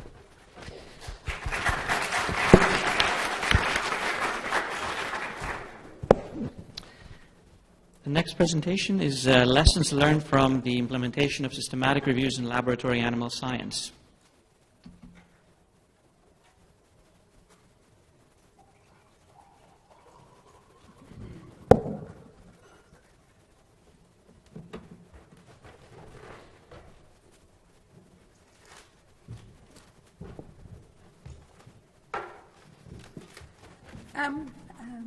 Thank you very much, and I think Malcolm just made a nice bridge to my presentation.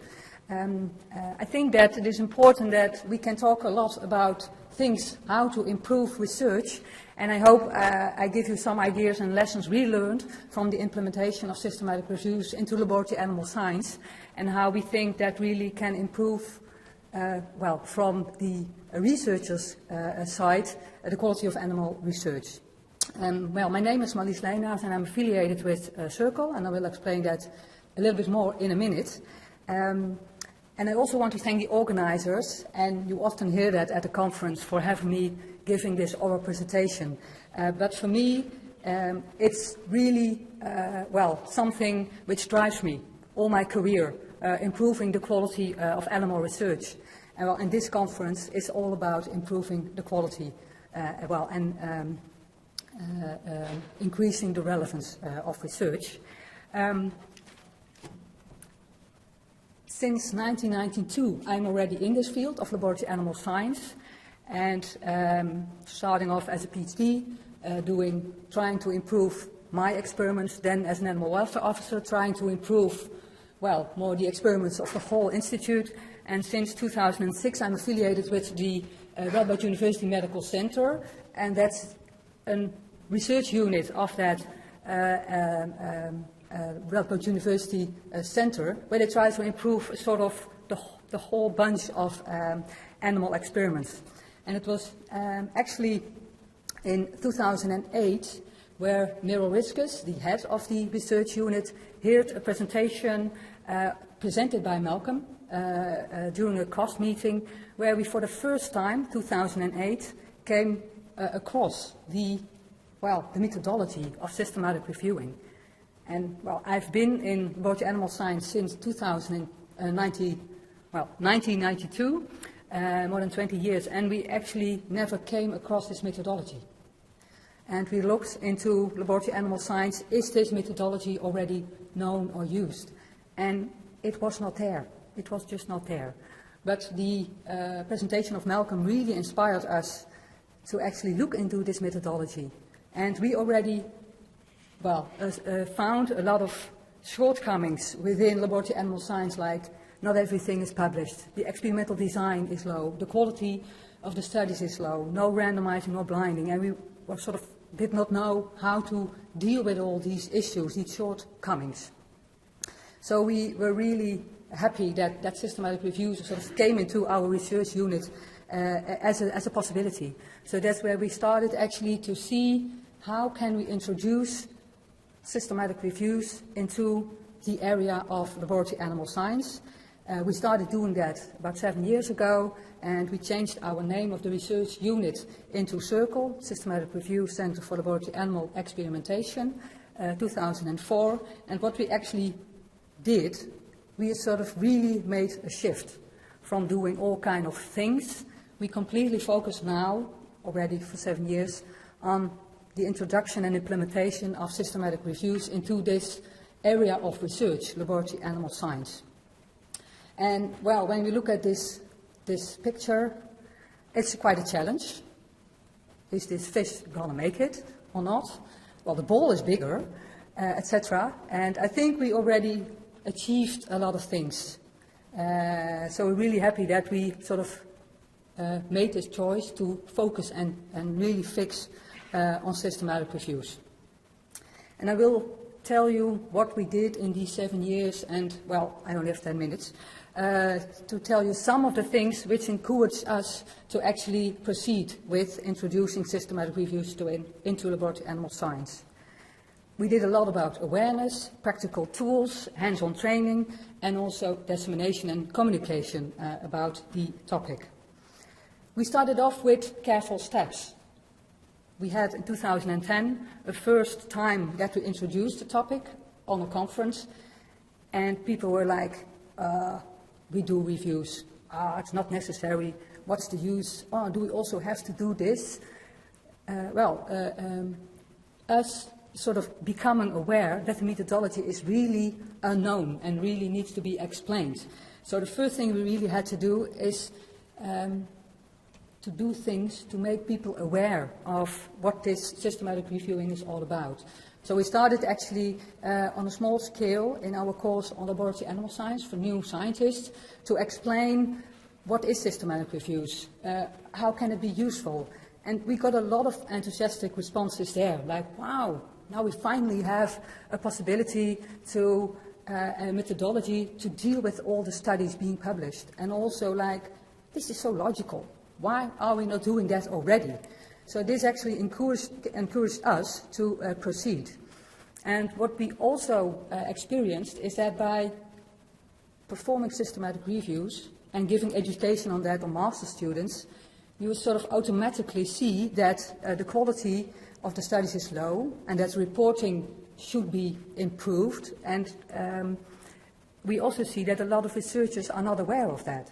So it also helps us, I think, to bring forward the topic in a natural way, that the reporting is an important thing to do. So that's where we got a lot of people enthusiastic. And then, but how to do it? So that's where we actually try to get easy-to-use tools available and, well, make it possible, make it easier, facilitate the process. That's something we really wanted to do. So the practical tools include filters to find all the animal studies. That's something you just copy and paste the tool, the filter into the toolbar of PubMed, and you will get all the animal studies. So these are really practical things. Step-by-step guide, risk of bias tool, and we also have a protocol available recently. This was all funded by our Ministry of Economic Affairs, who also sees the potential of this methodology and also the logic of it. What we do is that we use these really practical tools in our hands-on training, sponsored by Zon and May. They fund actually these one-day training courses, and we apply the tools in these training courses. And that's where we also see that a lot of enthusiasm comes around. And that results in, actually, after these training courses, we have now 30 researchers who actually perform a systematic review and actually, well, exercise a lot and get nice results. They get new things, so they're really happy about it. It's also a publication. That's also, obviously, a very nice thing. And then, well, we think there's more to it. We think that more people should be aware of this methodology. So what we also did, I already explained, that we try to sort of have this methodology bring forward into the community of laboratory animal science. So in 2010, the first time in Finland, and 2011 in Montreal on an international worldwide conference on alternatives to animal testing. And what we also did, we involved politicians. And we talked to them, we told them what the methodology is about, how maybe it can help, what the potential is to improve the quality of animal studies. And they, well, were enthusiastic. There's actually 2 motions in our House of Commons. One of them was that systematic reviews should be common practice, like it is in health research, and also that systematic reviews should be part of the education of new animal scientists. And, well, we really think that's a positive thing. But how to get this kind of information into all these courses, that was a sort of issue that was out there. We suggested to prepare an e-learning so that, well, in an easy way, the methodology could be brought forward. And that's actually something we just recently finished. It's not officially launched yet. We will do that October 15th. Well, it was a really nice thing to do as a team, to prepare this e-learning, talking about the methodology again, what is okay, what not. We thought about a lot of interactive sort of exercises, assignments to do, and we invited several experts, Emily Sina and Gillian, to explain their experience about, well, why would you do systematic reviews on animal studies. Well, this is sort of quick overview of what it looks like. And I think it's a nice way to actually have this methodology available around the globe freely. The people sort of after this e-learning, become aware of the methodology in a simple way, because I think a lot of people don't know what the methodology is all about and what it can bring for their research. So I hope that this is a way of doing that. Well, thanks for your attention. I want to name the sponsors here: the Radboud University Nijmegen, Radboud University Medical Center, the Ministry of Economic Affairs, who is responsible for the law on animal experimentation, and Zonnermee. And when you want to have free access, please come to me. I have a card with the codes on it where you can access this e-learning. Thank you.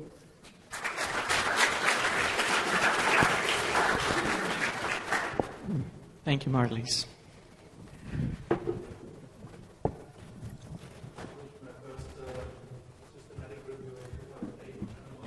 So I'm all for it, but I'm a bit worried or skeptical, I have to say. And it's the old junk in, junk out problem, because, I mean, if you're fishing in a pond of false positives, which is kind of, and it's not water, it's bias that this is swimming in, it's really, it will probably result in false positives that you are constructing. This is certainly not true for all of them, but we will see, there is a danger actually here, because now we have several positive meta-analyses of, especially in the stroke field, of neuroprotectants, and they are going to be tested, at least part of them, and so we will see what's going to happen. My suspicion is that there will be a discrepancy. Of course, then we will talk about, well, is it the animal experiments that don't work? Is it the false positive that the meta-analysis constructed, and so forth?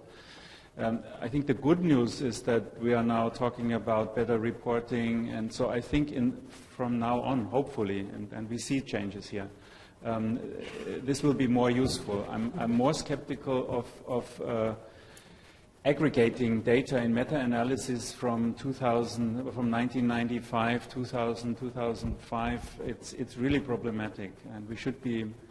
At least we should, when we do stuff like that, we should have kind of a disclaimer in our meta-analysis that don't take it too serious. Well, really, thank you. Well, thank you very much for this remark, because I totally agree, and I forgot to tell, or maybe I didn't make it very well clear. I think the important thing, of the best thing systematic reviews do, is that they make transparent how crappy we actually do it. So by doing these systematic reviews and having to sort of try to figure out what is in the studies, you really become aware about the importance of reporting correctly and also performing the studies correctly. And, well, looking at what happened within the Cochrane collaboration, who started 30 years ago, that's where also this change actually happened, because of this transparency. And that's why I'm so really in favor of the systematic reviews, because it becomes transparent. So thank you for the question. Yes.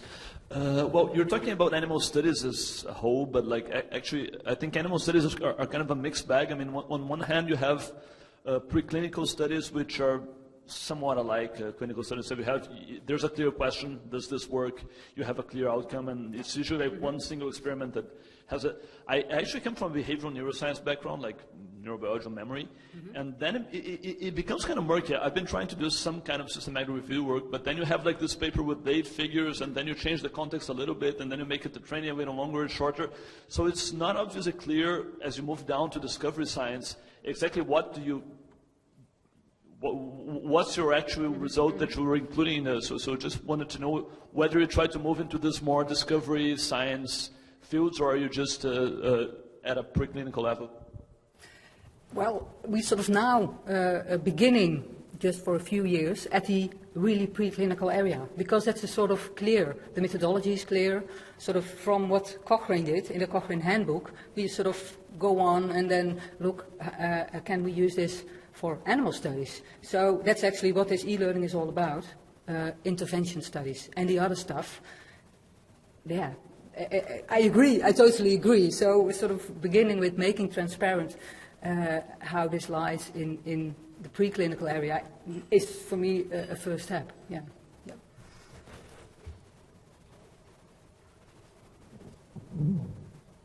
Any other questions? Yes.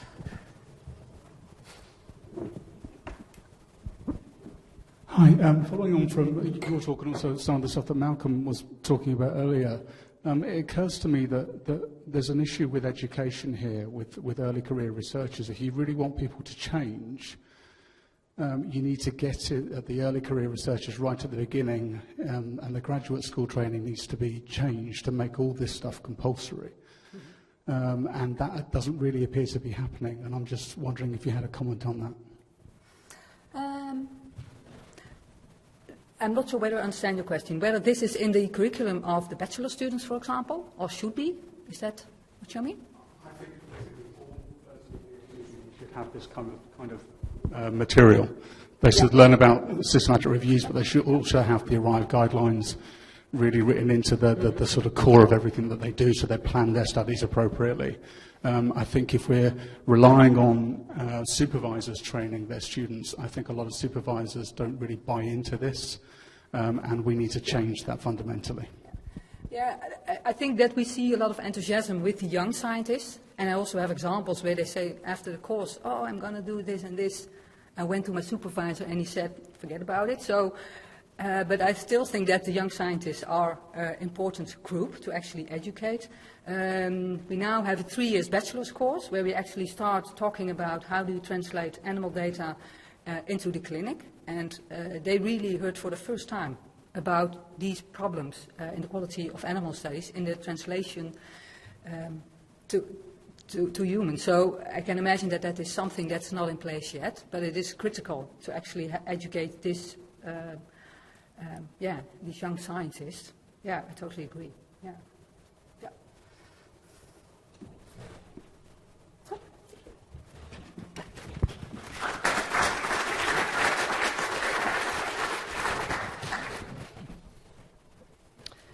The next presentation is Where Have All the Rodents Gone? The effects of attrition in experimental research on cancer and stroke.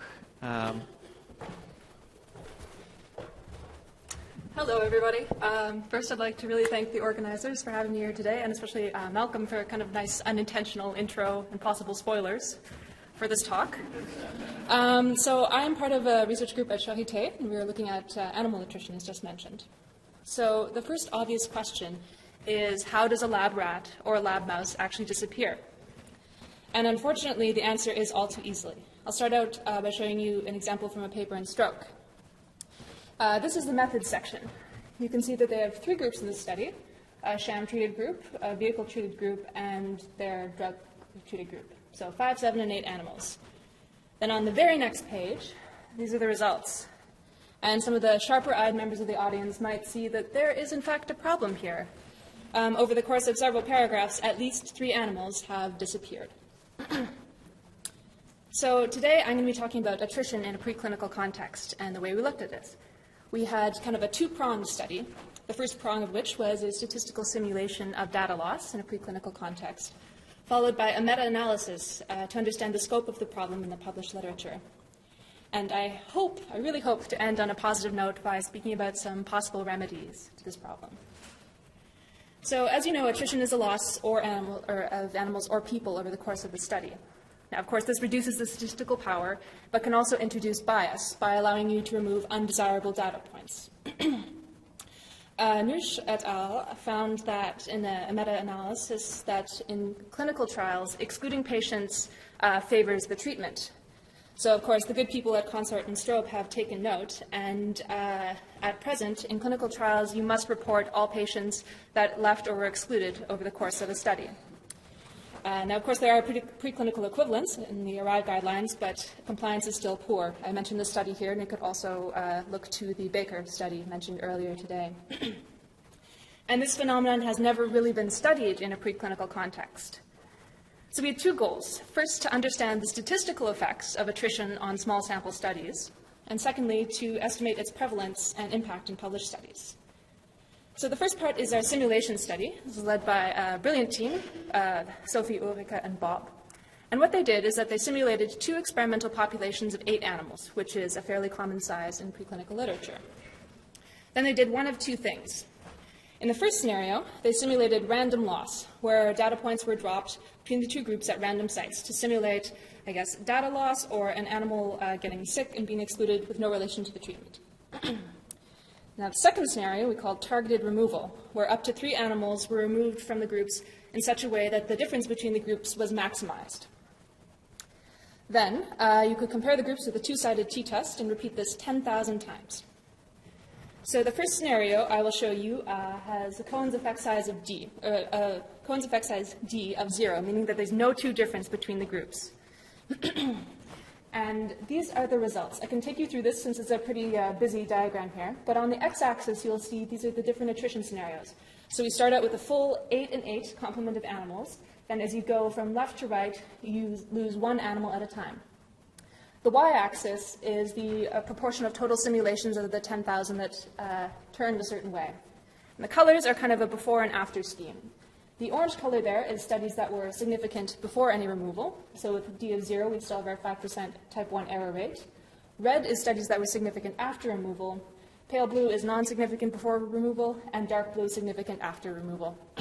So as you can see, when you randomly drop data points, not too much changes. There are a few more studies that turn out significantly and a few more studies that turn out non-significantly. However, when you do this in a biased way, then you can see that the number of significant studies starts to grow quite substantially. So we can take a look at these more specifically. Here we have shown the ratio of type 1 error rates for studies that had points excluded in a biased way, so the red crosses, and points that were excluded at random. These are the black crosses. So as you can see, the ratio of type 1 error rate increases quite substantially over the course of the study as you lose animals in a biased fashion. The same is also true for effect size inflation. We're starting out with a true effect size of 0 that ends up at a rather robust effect size of 1.5 after you lose a couple of animals. So I just showed you an effect size of 0, but we also looked at this with a 0.875, which is quite a large effect, which is also quite commonly reported. Here, it's a similar trend. As you remove animals in a random fashion, the studies that become non-significant grow a little bit, and there are a few more that turn out to be significant. But when the animals are removed in a targeted fashion, suddenly you just have a blossoming of positive studies when you're going from just about 40% to around 80%, which is quite remarkable. And this is also shown here. We're looking at the type 2 error rates this time, which actually decrease as you remove animals, which is quite interesting, and also the effect size inflation. Should also add that a study of 8 and 8 is already statistically underpowered to detect this effect size. So you're already starting out with effect size inflation that just gets worse the more animals that are excluded. So this is all very well and good, but we also looked at another scenario which may be more common in many labs. This is the attrition of outliers. Here, once again, we had 2 different scenarios. In the first, we got rid of an outlier that does not support the effect. So these would be kind of at either extreme of the distribution. The alternative was getting rid of an outlier that does support the effect. So removing this animal here would really, really maximize the difference between the 2 groups. And once again, here are the effect size, with an effect size of 0.875, here's what happens. When your removal does not support the effect, once again you get similar changes to non-significance and significance, but when the removal supports the effect, I mean, it just gets crazy. Again, from almost 40% of studies that were positive, you're almost at 100%. It just can't be. You can also see this here in the ratio of type 2 error rates and of effect size inflation. So in this interim summary from the statistical simulation, I mean, the main effects of this attrition are all tied to loss of statistical power. And the corollary of this is, of course, the winner's curse, in that you can only detect very, very large effect sizes, leading to substantial inflation. And outliers, I mean, they're rare. They should only be in 5% of normally distributed events, but their exclusion can have quite dramatic consequences. So, I mean, to sum up, random loss is a problem, but targeted removal is much worse, because then you introduce the possibility of selection bias, and this is also especially serious if the animals are excluded from a treatment group. If they don't make it to the final analysis because they become ill or die due to treatment side effects, they're not counted in the final analysis, so they're not a treatment success in any sense of the word. Okay, so on to part 2, which was our meta-analysis. And the goal in this was to gauge the prevalence and severity of attrition in preclinical literature. And I did this together with my good friend Andreas Diamantaras. So to do this, we extracted 100 papers from two databases, Camarades, which I'm sure many of you are familiar, and STREAM, which is a preclinical cancer database run by Jonathan Kimmelman's research group in McGill University. Now, in each of these blocks of papers, we looked at experiments of one kind, so infarct volume and tumor shrinkage. We got 316 and 206 experiments, respectively. And now I can show you what we did with them to look at animal flow. Basically, this was a rather elaborated version of the before and after game that we played in the very first slide. So first, we asked, is there information about the sample size and methods? If there is not, there is no before. There's nothing to compare. So these papers are already unclear. Yes. Next, you can ask if there's information about the sample size in the results. And if the information in the results is missing, then again, it's still unclear. But that's true. Perhaps the most important question is, do the sample sizes in the methods and the results match? If they do, congratulations, you have an internally consistent study. But if not, we then ask if the discrepancy is actually explained. If so, you have explained attrition. If not, unexplained attrition. Now, let me show you how these things actually turned out. As one might suspect, unfortunately, the vast majority of experiments in both areas were completely unclear, meaning that we couldn't tell whether animals had been lost at all over the course of the paper. Next, we had a group of experiments that were internally consistent, followed by unexplained attrition and explained attrition, which comprised 4.1 and 0.5% of the total. Now, initially, we hypothesized that these different categories of animal flow reporting might be correlated with different effect sizes in the finished product. Unfortunately, this was not the case. As you can see, we had a lot of variance in both arms of our sample. But there are a couple of caveats here. The first, we really have no idea at all what's going on in the unclear category.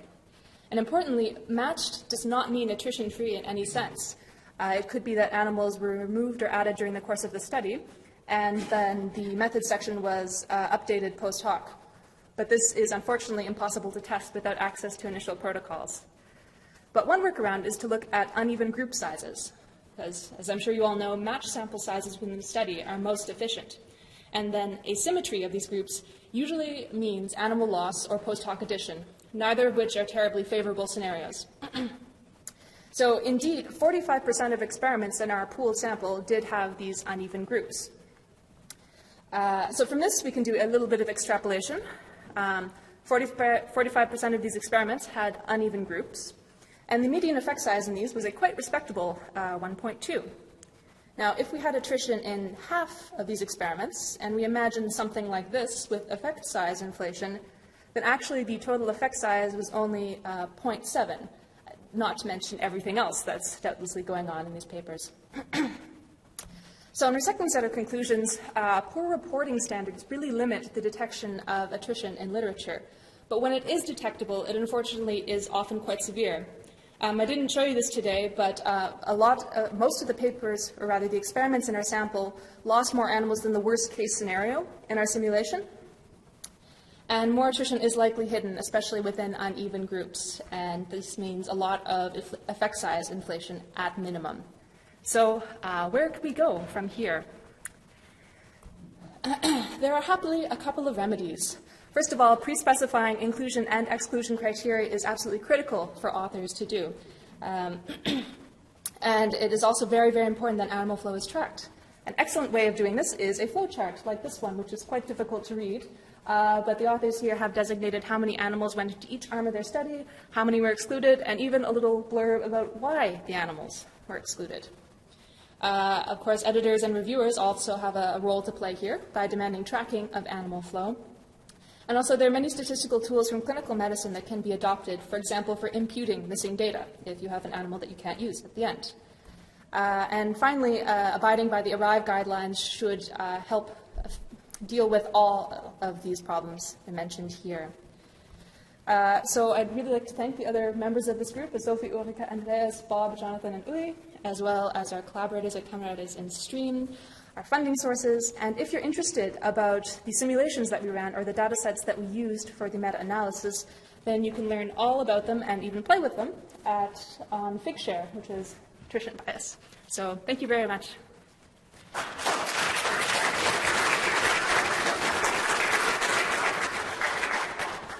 Excellent. Any comments? Yes.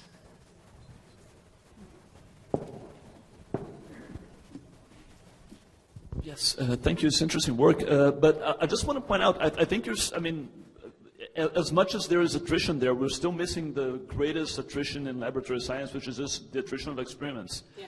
I mean, dropping animals exists in its proper, but I think the worst case is that people just like look at the results, no, this is not good, and we'll do it again. Yeah. And do you think? And I mean, you can't really blame. There's a reason people do it, and then sometimes experience is blown up and that it's junk. It is. I mean, the experiment went wrong. Mm-hmm.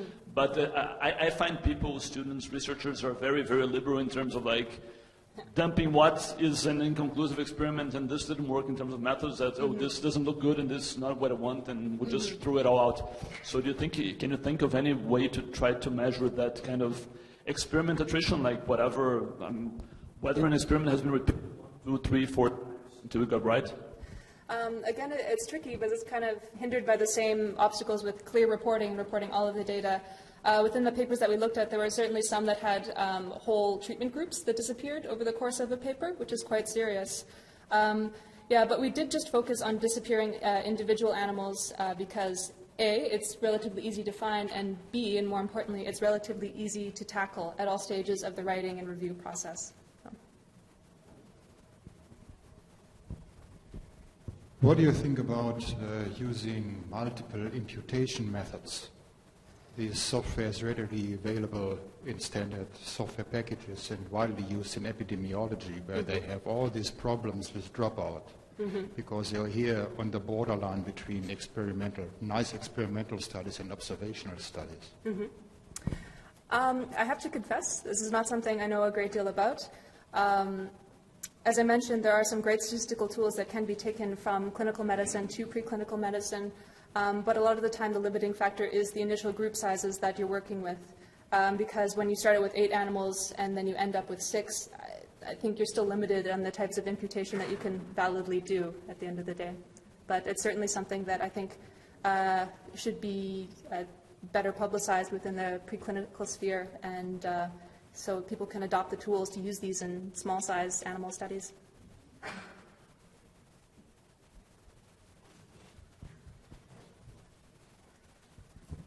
First of all, thank you for an excellent piece of work for something that's a very touchy and topical subject in this area. I totally agree with you about experimental attrition, which is something that, again, is not often discussed in public.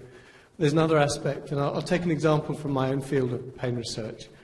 Often you'll see ostensibly the same animals being reported for several different outcome measures.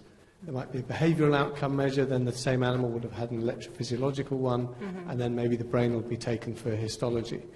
But often you'll see completely different group sizes for those experiments, and I wonder how we deal with that and perhaps how we can get useful information in a meta-analysis context from those different group sizes for reported experiments ostensibly on the same animal. Yeah, that's another really excellent point. In this study, there is a reason we just looked at one type of experiment in these 2 categories. Initially, when we started out, we were looking at kind of all outcomes for the same animals over the course of the study, but it was even crazier. It was much more difficult to make inferences about these things. Again, ideally, this is something that authors could present through flowcharts, so you really do see the initial allocation clearly and how many animals were carried forward through different stages of an experiment. But, yeah, something to work on.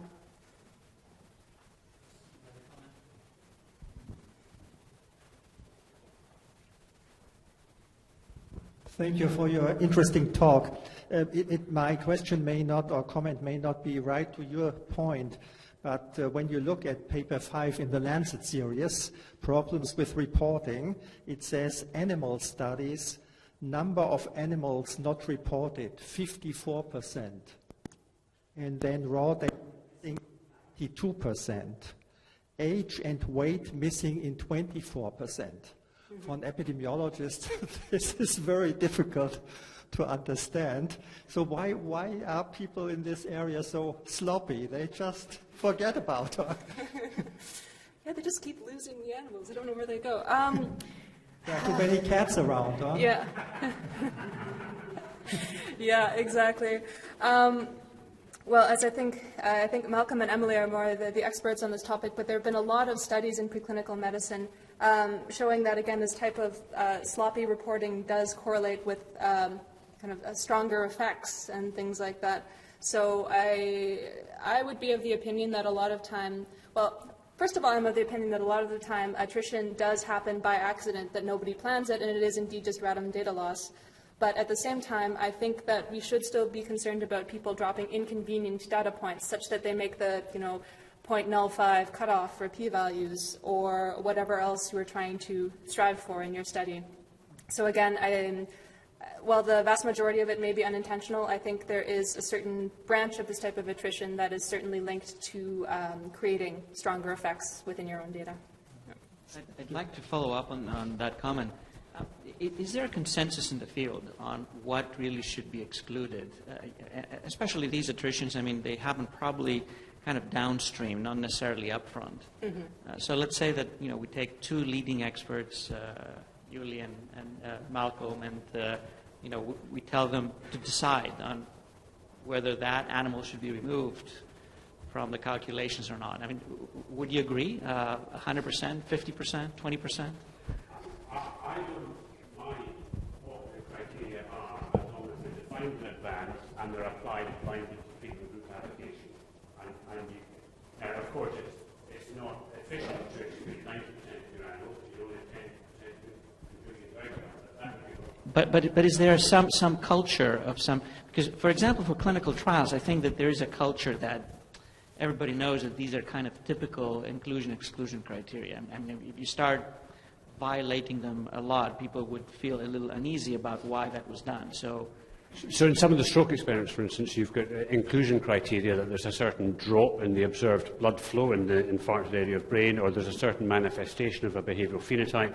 And from an animal welfare point of view, most licensing jurisdictions will have a rule that if an animal breaches a certain level of ill health, either from weight loss or grooming or self-mutilation, then it must be excluded from the animal in front of the analysis and euthanized. Although there are some interesting things around, 2 people in the audience at least have, 3 people in the audience have heard a leading pain researcher saying that he includes and excludes animals at a whim because he knows what he's doing. He doesn't have to tell anyone because he has got a godlike ability to know exactly what's going on. And there's another horror story that I've forgotten, but it's probably just as well. Yeah, I totally agree. And there are these hard criteria, and everyone would agree. In fact, they're kind of boilerplate. But then there's a huge amount of creativity. Like I had a bad day yesterday and my hand was shaky and the animal was coughing and blood pressure, which was not predefined, was a bit lower in this animal. And all this happens in view of the result. So all this is post hoc, what's happening here.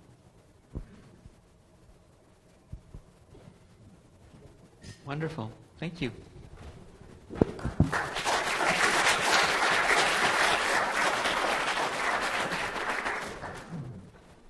The next presentation is Risk of Bias Assessment in Preclinical Research Supporting Clinical Practice.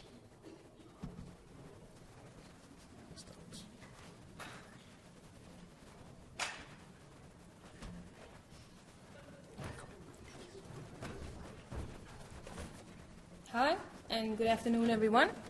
My name is Pia, and I'm a PhD student at the Nordic Cochrane Center. And I know it's not common for Cochrane to do something on animals, but we have tried to move into that area. So today I'll be talking about my risk of bias assessment in my preclinical research and whether it really supports clinical practice. So as we all know, study design is important. And when you do animal research, you need to consider 3 different randomization types. First of all, you need to consider randomization as we know it from clinical trials, which is the random division of animals into a control group and 1 or more intervention groups. But you also need to consider random housing, and it is best described by what happens if you don't do it. If you don't do it, you might place all of your control animals on the bottom racks in your stable and the intervention animals at the top. And it has been shown that both the temperature and the light differences might affect, or it will affect, the animal behavior. So you need to consider random housing. You also need to consider random outcome assessments, because most animals have circadian rhythm. So if you do all of your assessments on control animals before lunch and then on your intervention animals after lunch, you create a bias. So you need to consider all three types of randomization. Blinding of your trials on animals is also important, because it has been shown that unblinded observers tend to overestimate effects of the outcomes with as much as 59% compared to the blinded observers. And also selective reporting contributes to overestimating effects by only the positive results being reported. So my area of research is in psychiatry, because more and more people are diagnosed with psychiatric disorders. Therefore, more and more people are prescribed psychotropic drugs, and they take them for longer and longer periods of time.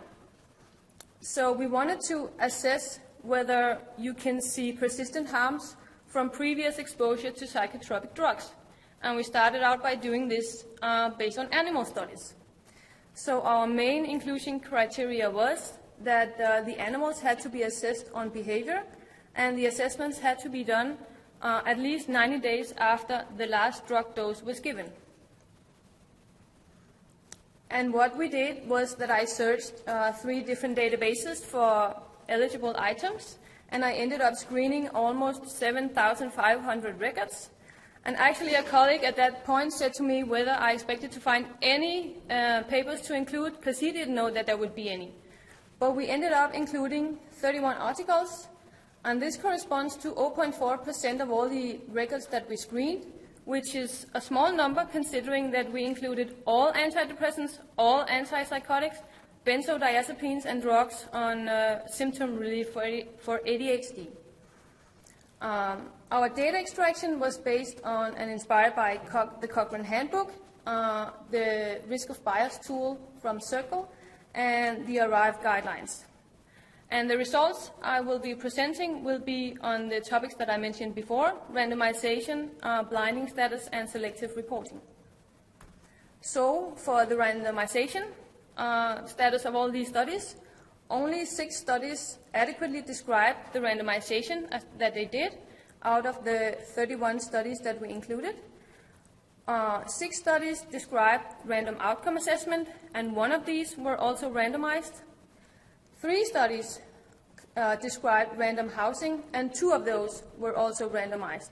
So none of the studies considered all 3 types of randomization, and 3 of them covered 2 types of randomization. For the blinded observer, roughly half of the studies were blinded, whereas the other half was not. And for selective reporting, 10 studies did not report all the outcomes that they described in the method sections, and this corresponded to a total of 39 outcomes, which is 22%. So what does all this mean?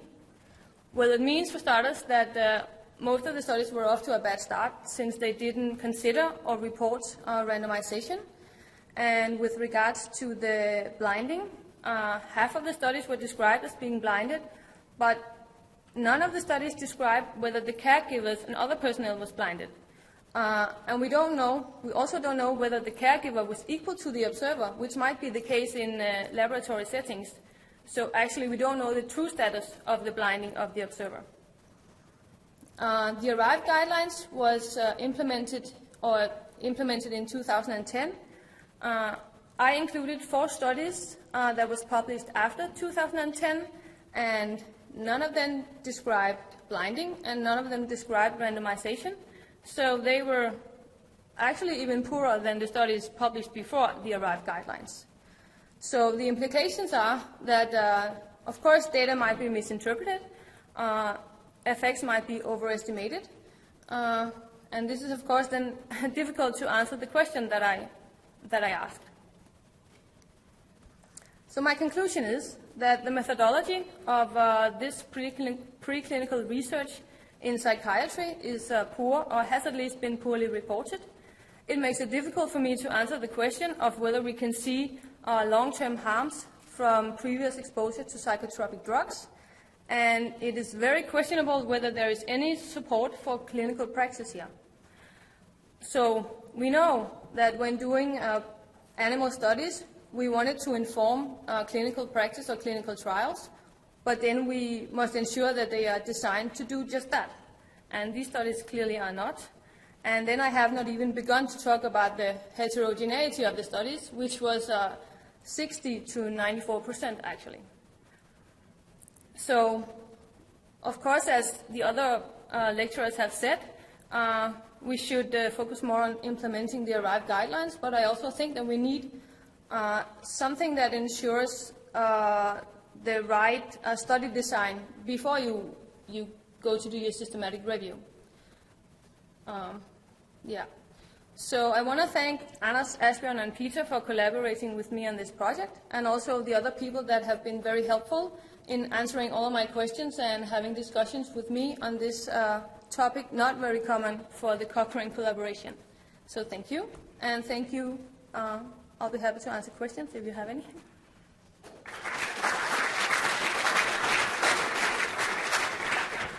Thank you, Pia. Really. Yeah, thank you very much. Very nice presentation. I would like to add an observation which supports what you said, and is also a caveat, I think, for the systematic review business. I'm a chief editor of a journal in the neurosciences, and we adopted ARRIVE guidelines. And from the moment we adopted, we first started with a tick box. Does your work comply with ARRIVE guidelines?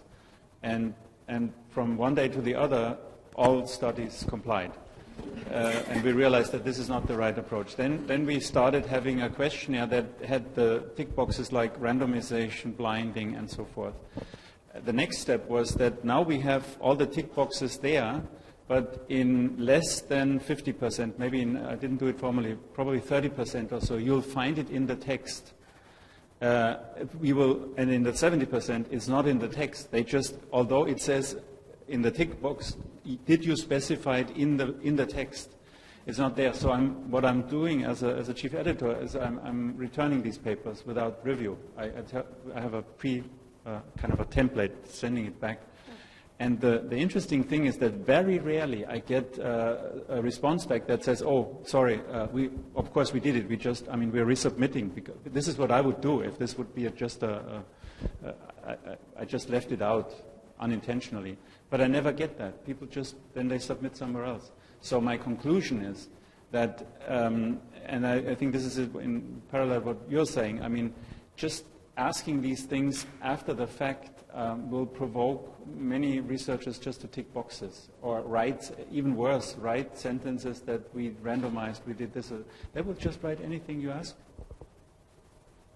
I agree, and it actually just, can I say something? Okay, it just makes me more motivated to try and make a course in Denmark for vet students, so they will, know earlier.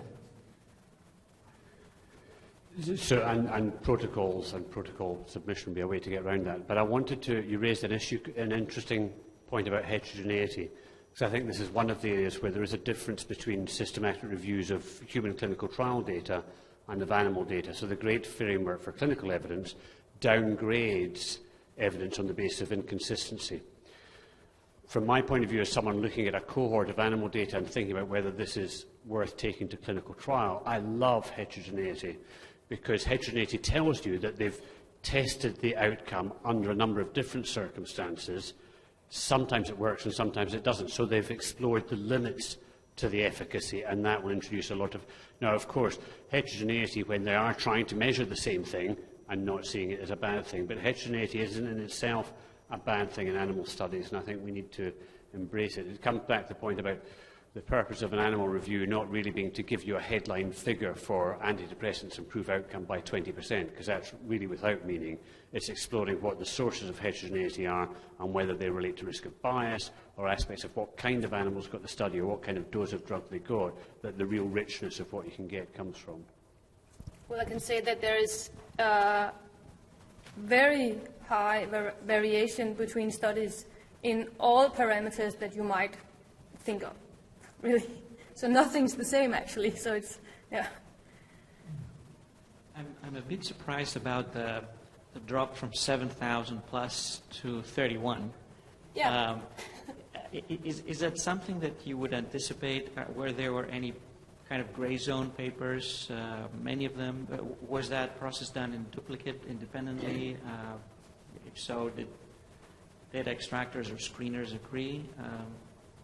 I just don't have a very good handle. I mean, what the rest of the 99.6% of the papers looked like.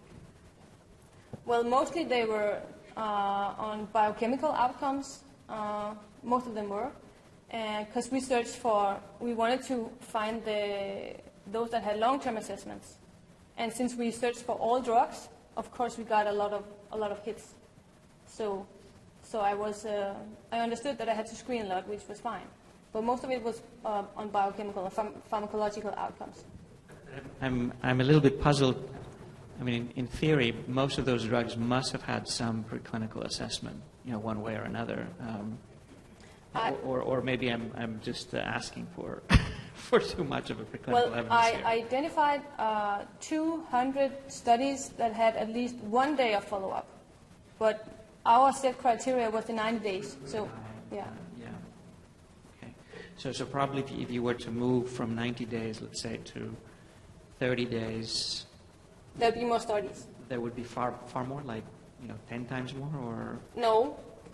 There, from 60 to 89 days, there were about 10 studies. Any other comments? If not, I think we can thank Pia. Thank you.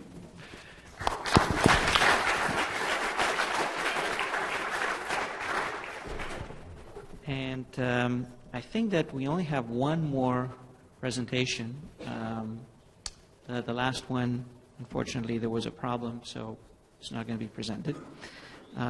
So multi-center animal studies, a strategy to improve the prospects of translational success. Emily.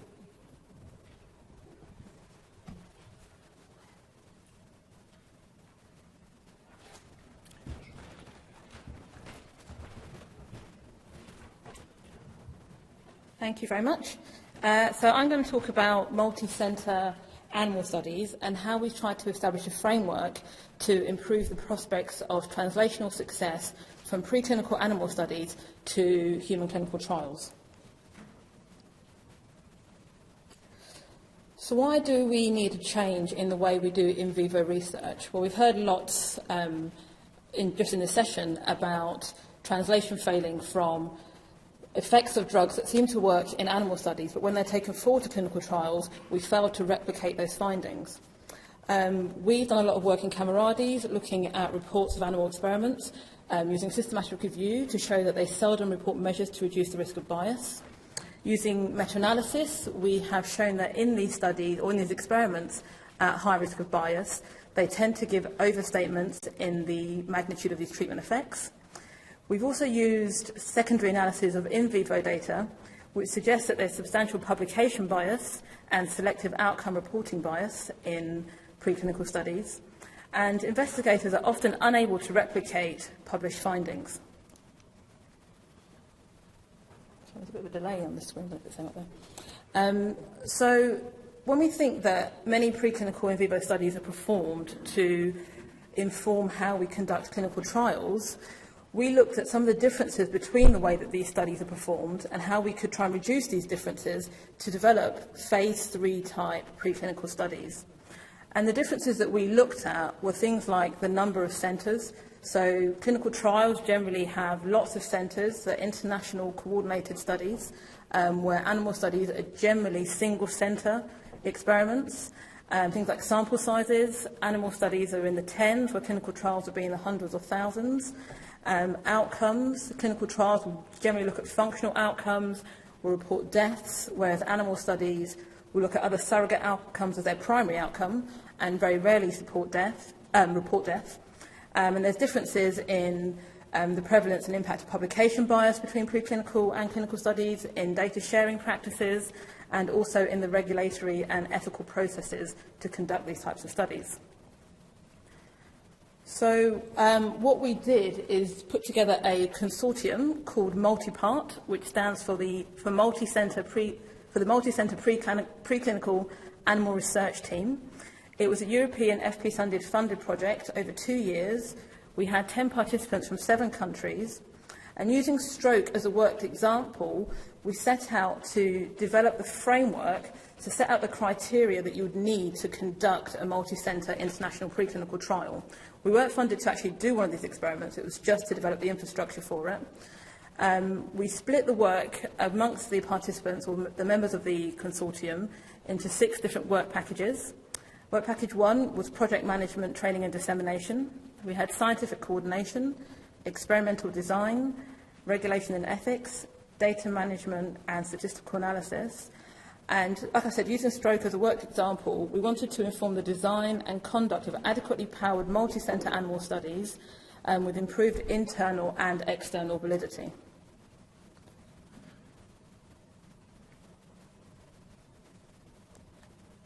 I'm having an issue here. There we go. So work package 1 was... Oh, no, I've gone too many.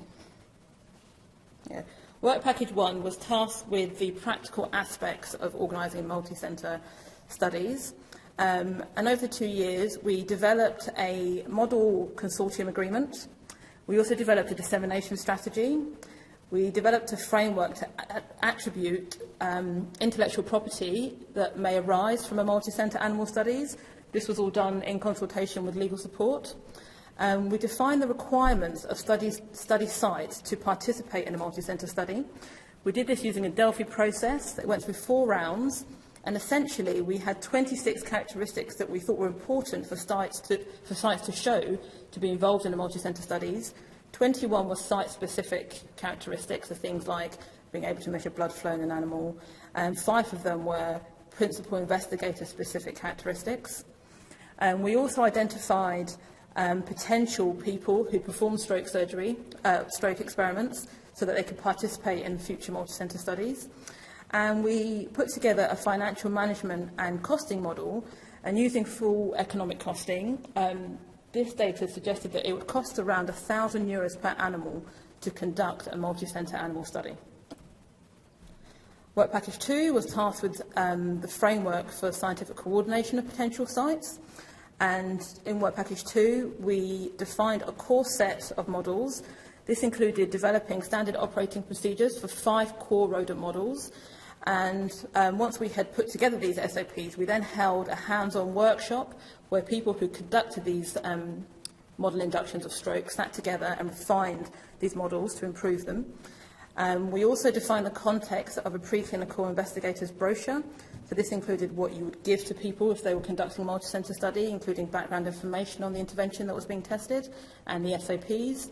And we established the remit and structure of a data monitoring and quality standards committee, and defined that they would be in charge of the welfare of the animals, would be tasked with thinking about the 3 R's impact of the research. They had the power to halt a study in case of futility or efficacy, and they could exclude centres if they violated the standing operating procedures. Work package 3 was tasked with developing strategies to maximise the internal and external validity of multi-centre studies. We conducted a survey of people who were part of the consortium, but also people who had shown interest in multi-centre studies and had joined up to our mailing list, to survey and identify what their current internal validity practices were. We had 32 responses, which made up 54% of the people that we sent the survey out to. And this came up before. 91% of the people said that they randomised the study, but when we asked them how they randomised, 6 of the people said that they picked animals randomly from a cage, or they used alternate allocation. So clearly this isn't true randomization, and we saw this as an opportunity to ensure that we had training included when we recruited sites to multi-centre studies. 83% of people said that they blinded surgery, and 90% said they blinded the outcome of assessment, but unfortunately we didn't ask them specifically how they did these blinding practices. External validity, we identified that the sample of labs that participated in the multi-centre study should represent the population of labs that exist, and that the number of labs that we included should allow estimation for between lab variation, and the number of subjects per lab should allow for estimation of within lab variation. Work package 4 was defined with the was tasked with defining the ethical and regulatory environments of conducting these types of studies. And what they did was identify the relevant regulatory authorities and approval processes across the participating sites. Most of the participants were from Europe, but we saw substantial differences in how approval is given in Europe. For the UK example, we give approval for programmes of work, where in countries like Germany, you have to get each individual experiment that you perform has to be approved. So what Multipart has been doing and is continuing to do is to work with an expert working group in the European Commission to use a Multipart example application to try and harmonise ethical approval across Europe. We used a single common application that had input from all of the participants of Multipart, and in this common application they included member state-specific requirements. So if there's something that your jurisdiction required you to include in your application process, we identified this to show where there was discrepancies across different jurisdictions. Work package 5 was next, and they were tasked with developing a data management system to allow us to manage and actually conduct the trials. It doesn't come up very clear, but this is essentially an online web application that people would access from their different sites, and you can enter details of the projects, you can enter details of how your animals are housed, you can start the experiment, so this includes going in and using the live randomization tool, you can enter information for each of the animals that you've included in your study, and then you can also monitor progress as you go through the experiment. We've also put together a series of YouTube videos, tutorial videos, so that people who, before they start using the online web application, are fully trained to make sure that they use it appropriately. And then finally, we have work package 6 that was tasked with developing statistical approaches. Again, we started off with a questionnaire to try and assess current practices in how people describe and handle their data. We had 23 respondents, and we observed very little consensus actually between the people who answered in how they do this. From this, we then decided to establish data sets from across the consortium, so people volunteered their data from previous experiments they had performed to allow us to test different approaches to statistical analysis. These made up 54 experiments that included just over 2,500 animals.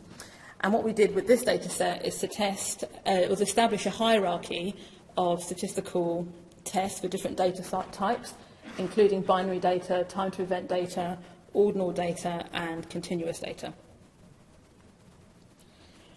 So, whilst I've described what we've done, putting together a framework for multi-centre studies, I want to make it clear that we're not advocating that all preclinical animal studies should be part of a multi-centre paradigm. Single-centre, hypothesis-generating experiments are important and they have their place, but we see these multi-centre studies as coming later on in this translational pathway. So you may perform these single-centre experimental studies. We then see the use of tools like systematic review and meta-analysis to see how powerful treatment is, to look at what the quality of the evidence is to support the effect of this treatment. You can observe what the range of evidence that exists to support taking this treatment forward. Was there evidence of publication bias? And what are the conditions of maximum efficacy? This goes back to the comment about heterogeneity. When you've got heterogeneity in your data set, you can then determine what conditions they are with maximum efficacy. And if the data supports taking it forward to the next step, then we see multi-centre studies coming in here to confirm efficacy in robust, monitored conduct of experiments with transparent analysis and reporting, where, again, you would include deliberate heterogeneity. And then if this is positive, then going forward to conduct a clinical trial.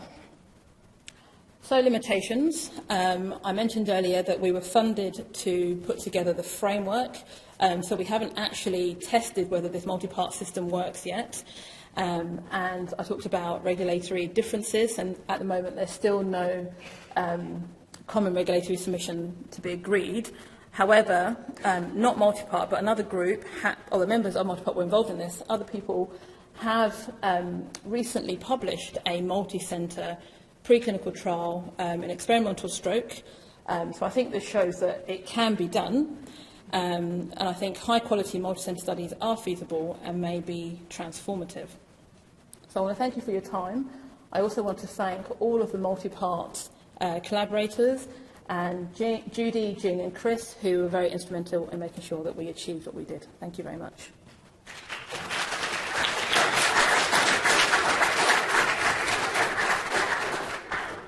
Thank you, Emily. Any comments? It seems to me that maybe a more appropriate term for the design is a prospective meta-analysis rather than multi-center trial. I mean, at least the equivalent in terms of human studies, when you have deliberate heterogeneity and lots of the key aspects of how things are done. It's not the paradigm of a multi-center trial where pretty much everybody has the same protocol and the same approach. So maybe I didn't make that quite clear. So the deliberate heterogeneity comes in that when you have a clinical trial, for example, you have centres from all over the world, and there's heterogeneity that exists. You just don't know exactly where it's come from because, one hospital does things slightly different, even though they follow the protocol, just the common practices in the background are different. So if you do one experiment in my lab and in your lab, there'll be differences, even though we follow exactly the same protocol. Whereas I think in this multi-centre paradigm, where you try to identify what is causing this heterogeneity and account for it, you then give yourself extra control that you don't have in clinical trials, because you still have a huge amount of heterogeneity in your outcomes in a clinical trial. Whereas what we're trying to do in this multi-centre animal study is try and identify what that difference is, where those differences are. So you're building heterogeneity on purpose, and yeah. That's what I'm trying to say, right. which yeah. To me is more equivalent like a prospective meta-analysis that you're designing as such, but with the data being combined at the end as a single experiment. But those differences, for example, maybe I'm not making it clear, so the animals that you use, like patients, some patients are hypertensive, some patients are not. In a single-centre experiment, you'd use the same type of animals, whereas introducing heterogeneity that you've got old animals, hypertensive animals, you know that where that heterogeneity has come from, but it mimics more closely the human population that you're trying to inform. Any other comments or thoughts? Were the results of that multi-center trial negative? Or that's actually an interesting thing because it had two different arms. It's an interesting case because, first of all, it was based on a controversy in the literature, basic research, on an antibody against a molecule that attracts leukocytes into the brain in stroke. And this controversy, or in fact the positive results, were the basis for a clinical trial, the ACTION trial, a phase 2 trial, which is already terminated. It has recruited. We don't know the result.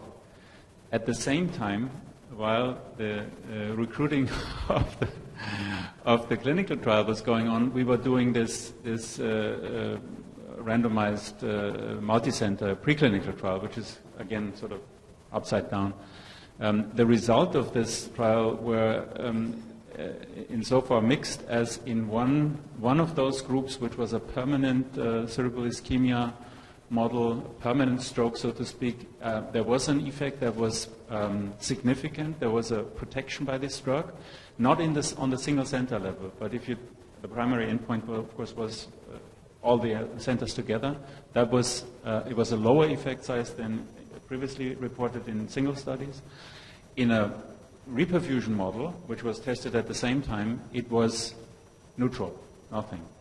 So in a way, this is the best possible outcome for this type of study, because we're always right now. I mean, concerning the clinical trial, because if it's negative, we have seen it, and if it's positive, we've also seen it. So, I mean, I'm just joking. And in fact, it's bad in a way, because we can't, in the end, we will not be able to say something about the predictiveness of all this. But what was really interesting is that even those laboratories that participate, the original laboratory, those that had originally positive findings, they were also part of this, and they did not replicate it on a single center level. And also the variance in the groups that were seen was much higher than in the, because now we were really working, this was a central evaluation and central randomization and so forth, and the variance in some of those groups that participated was much higher than in their previous publications. And I think in French you say, on y soit qui mal y pense. Thank you, Emily.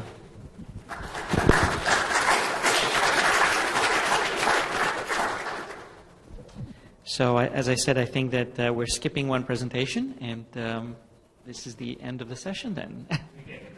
Of course, yes. Thank you, everybody.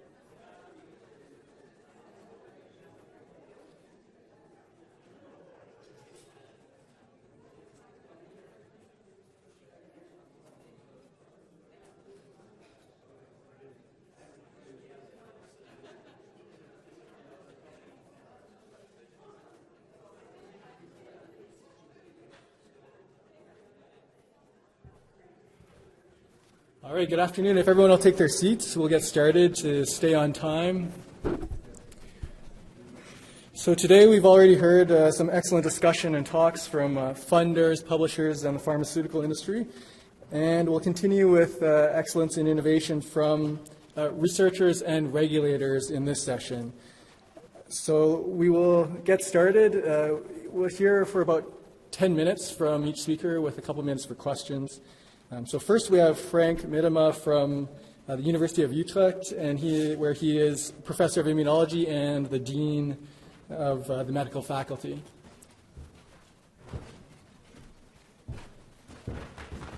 Good afternoon. Let me first thank the organizers for inviting me. And first I want to ask you something. Who of you is a dean? Who of you is a vice chancellor here in the room? Okay, I can go. Nobody. So one of the previous speakers showed this slide where there was this big elephant. It was not pink, it was gray. An elephant in the room, and those two guys didn't pay attention. And so, ladies and gentlemen, probably I represent here the pink elephant. So I'm going to explain to you why people find it very difficult and very dangerous even to talk about what happened, what the elephant is in the room that nobody talks about, but it's there and it's very scary. And I want to show you what it is and what makes and why I think these debates that we have had for 1.5 days now, and I followed the literature, of course, from the early papers by Glaziou and Chalmers and Altman and Ioannidis. We followed that, and if you're a dean, you know where the elephant is. He's in your room. The elephant is in my room, ladies and gentlemen. And it's a big one, really scary big one. And I'll show you. So we started with a couple of scientists in Holland and a movement which is called Science in Transition. And we had the guts to break the taboo to talk about the myth and the ideology of science. And this is the elephant. I will show you. And you can go to the website, scienceinTransition.nl, and you can follow me on Twitter. And there's a lot of stuff to be found, because there's a lot more than what we have been shown by the previous speakers. There's also the Begley and Ellis paper in Nature. There are papers by the leadership of NIH. NIH, ladies and gentlemen, are handing out $33 billion a year for life science research. $33 billion a year. And they came to the conclusion that the system was broken, and that there's a lot of waste being produced. And these people are in charge of a big institute. And in the backyard of NIH is the Tea Party. That's also an elephant. Okay, so if they have the guts to do it, we should have the guts to do it. So I will move the slides. So in my, So the first thing I want to put your attention to is that indeed the pink elephant and the elephant is about that the system is really broken, and that indeed in the system as we have it now, and I explained to you why that is that we undervalue specific disciplines, and this is all based, of course, on the metrics, and I will explain to you how that works.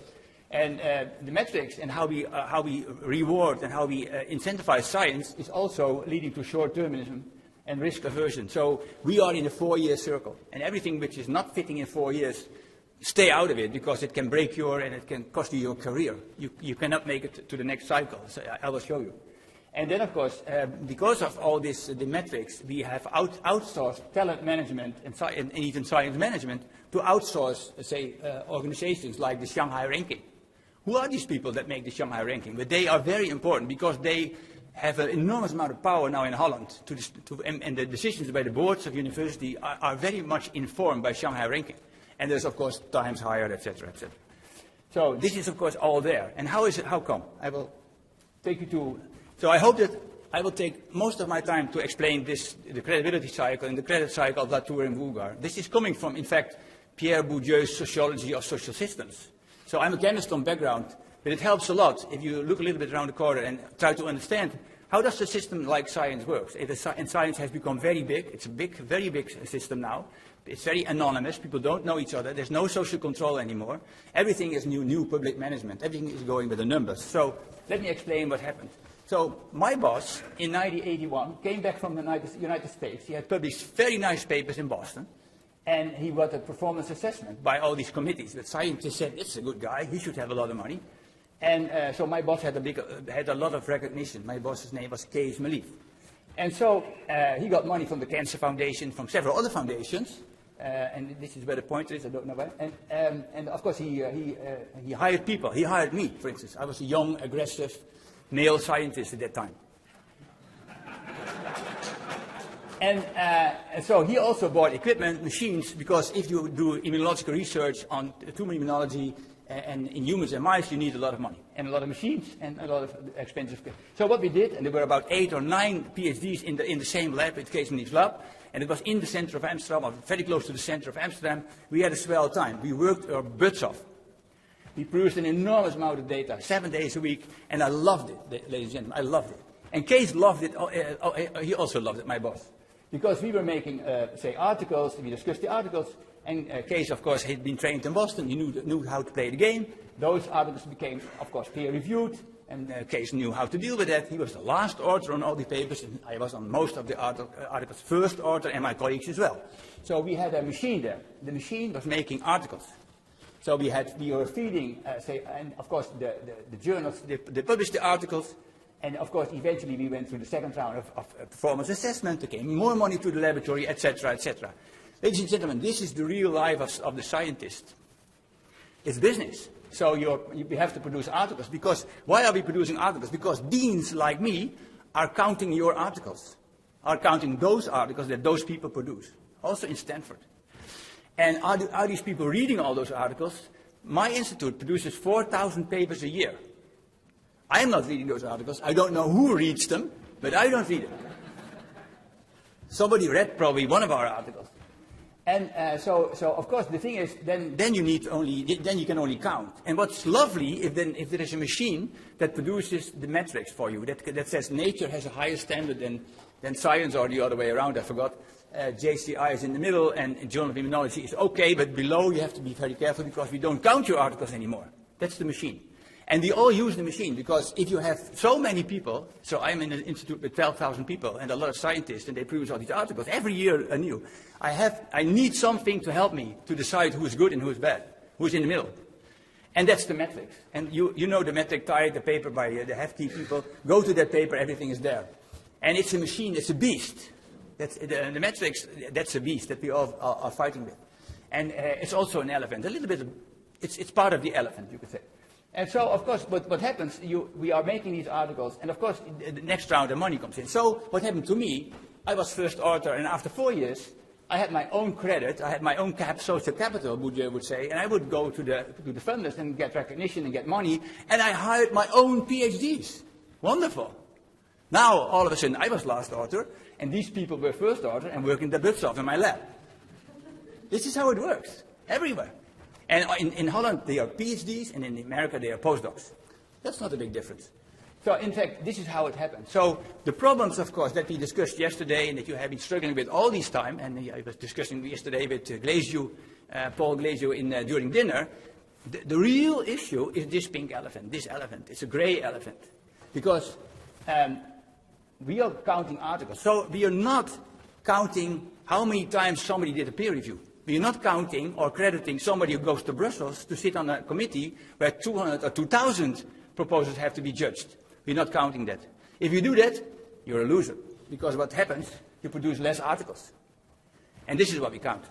And of course, now I'm cynical, but this is, of course, in the end how it works. So if you want to have a very slick and very nice career, be very careful in how to spend your time. I should give you another one. My first proposal I showed to, for the Cancer Foundation, I showed to a very highly respected colleague that's still alive in Holland, but I'm not going to give his name. And he said to me, Frank, if you put this proposal in, you're dead. Your career is over. It's a very good question. It's probably the best question you can ask in your field, but don't do it. It won't give you an answer in 4 years. And you need the articles after 4 years to make it to the next round, because you have to have your next round of fund money coming in. And the committee will say, this guy, it was a nice proposal, but he failed. So he will be on the left stack and not on the right stack of to be thought about. And so what I did, and I followed Peter Medawar's advice, science is the art of the soluble. So no risky projects. Take something that can be done and give you 4 papers in 4 years, and you'll be fine. And ladies and gentlemen, if you look me up, I did a very good job. I have a very nice Hirsch factor and 20,000 sites. I know how to play the game. So this is not I didn't become the dean because I'm a loser. I became the dean because I was very good at it. And now, of course, all of a sudden, I came in this room, and who was sitting there? The elephant. And of course, I follow you, and of course I know there's a lot to do about teaching people how to do statistics, etc. But now, of course, we have to do something. In the boardroom, we have to say to each other, can you see it? It's a very big elephant. We have to do something about it. And this is why I came here. I'm really proud that I'm here. But I'm not very proud that I'm the only dean or vice chancellor who is here, because you guys have to realize you need the people who are in charge. And the lady, I don't know whether she's in the audience, who showed the elephant today, that was extremely right, of course. I took it as a little bit of frustrated last slide, like I can do everything I want, but now I show the elephant, and if nobody moves, let's have a beer. And this is, of course, reality. And of course, I can see that you get worried, and I'm also worried, because to break this system is very, very difficult. I'll give you another one. So we have to really decide that not only articles are outcome, but we have to talk about impact. We have to talk about impact in sense, impact for patients. Because, ladies and gentlemen, this is a totally self-referential system. So you can make a career in science without thinking there is something outside that needs our knowledge. No, people need our papers. But if you're the Royal Society for Cancer Research in Holland, do you want papers or do you want real significant knowledge that can change outcome for patients? Shall we take a vote? Who wants papers? Okay. So and of course, the problem is they have a committee where scientists are on. They are serving on a committee, and if you have your 4 years is over and you present your final report, you present papers, you present where you gave a talk, where you flew to Bali, Hawaii, and then the committee says this was a very nice project. The guy or this laboratory did a good job. But of course, the question is, was it also a good job for the patients? And in this equation, in this credibility cycle, there's no. And this is really coming from Latour's book and Latour Bulgar's book. There's no place for the patient. So impact and say, you see here other outcomes. The patient should look, of course, what happens. And the patient should have a voice. Not only a voice in, say, what type of outcome what type of knowledge has been put on the table, but also, so what type of stuff, what type of research are we going to do? And this is, of course, very important. So, but imagine if you want to survive, if you have to survive in science, nowadays, in England, in France, in Germany, in Holland, but also in North America, this is your reality. The reality of the PIs, the reality of the people, as I say it, in the trenches. So what was said before, if you say to PhDs and postdocs, these people are the weakest, say, link in this circle game, because they are totally dependent on how they are judged. They can, of course, complain, but then people say, well, if you don't like science, go out.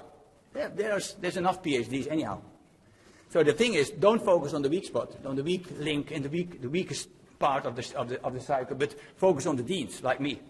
Focus on the vice chancellors. Go to the institutions, because this is, your point has been made. There's a lot of waste, and people realize it. But people, of course, don't want to see the elephant in the room, because it's really scary if you're in the boardroom, if you go to my room, and every morning you enter and there's this elephant again. It's really scary, I can tell you. So this is, of course, what we have to do. So what is very important now to realize that we have been igniting this debate in Holland. Yeah, we have been igniting this debate. I'm nearly done.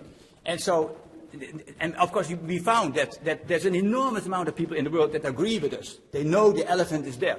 They know that the elephant is not there forever. And also what has been said previously, this system has not started in 1900.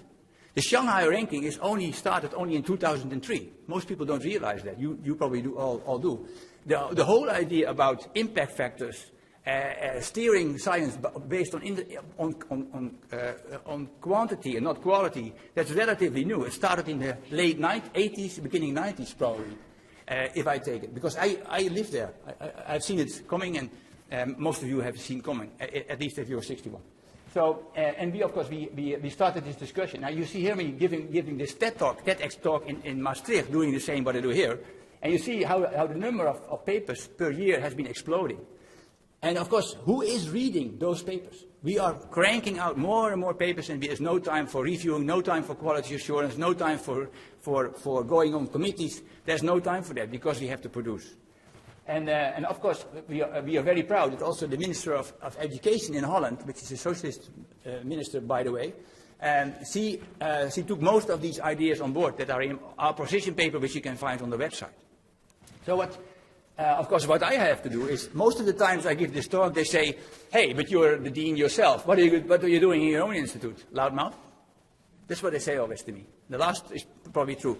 And we started a big project a couple of years ago, which we are now going to pursue, where we are working on diversification of talent. So talent is not only nature, science, Shanghai, but it's also people working on rehabilitation sciences to come up with a method after a stroke to get you on your feet again, to get you talking again, to get you to have your participation in society again.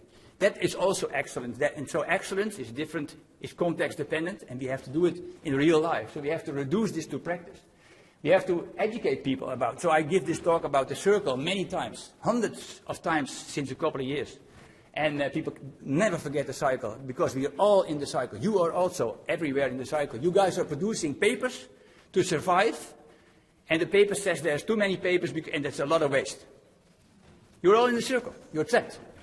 John, you're trapped. You're a slave. You're a metric slave. And me too, because I count them. Because my institute counts them, because we want to be higher in the Shanghai ranking. And this is only nature, science, cell, field medals, and Nobel Prizes. It's nothing. It's not about real science. We have to stop all this crazy stuff. And of course, we have to debate. Now, here I am. And of course, we have to involve stakeholders. Patients, I think, what I not see, how many patients say advocacy is here in the room? Who is here for representing patient advocacy? Doc Altman, shame on you. Shame on you. You there?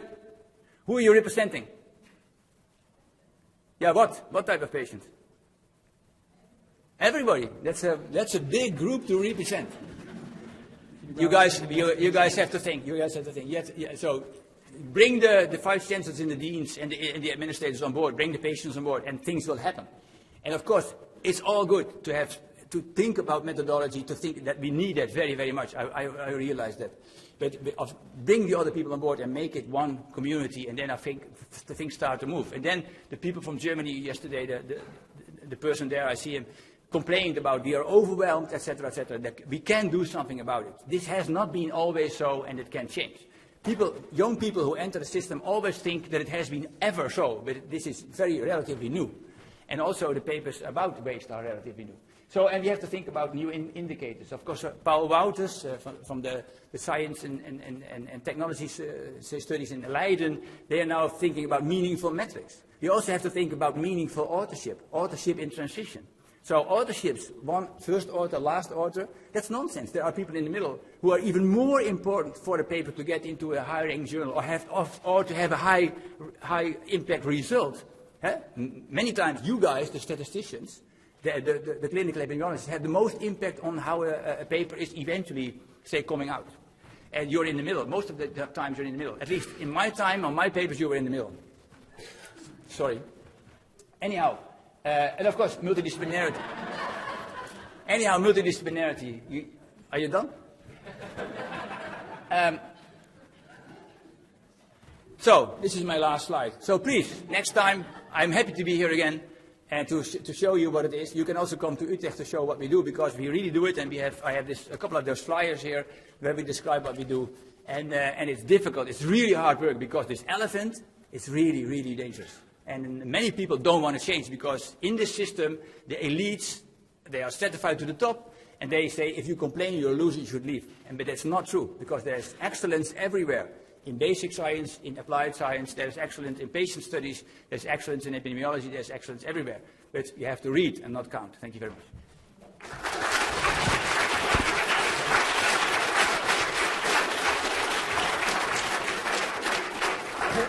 Thank you, Frank. I'm sure there are many questions. It'd be great to have you on a debate or discussion panel. But in the interest of time, I think we'll move on to the next speaker, Sean Truick, who is Professor and Chair of Health Services Research at the University of Aberdeen.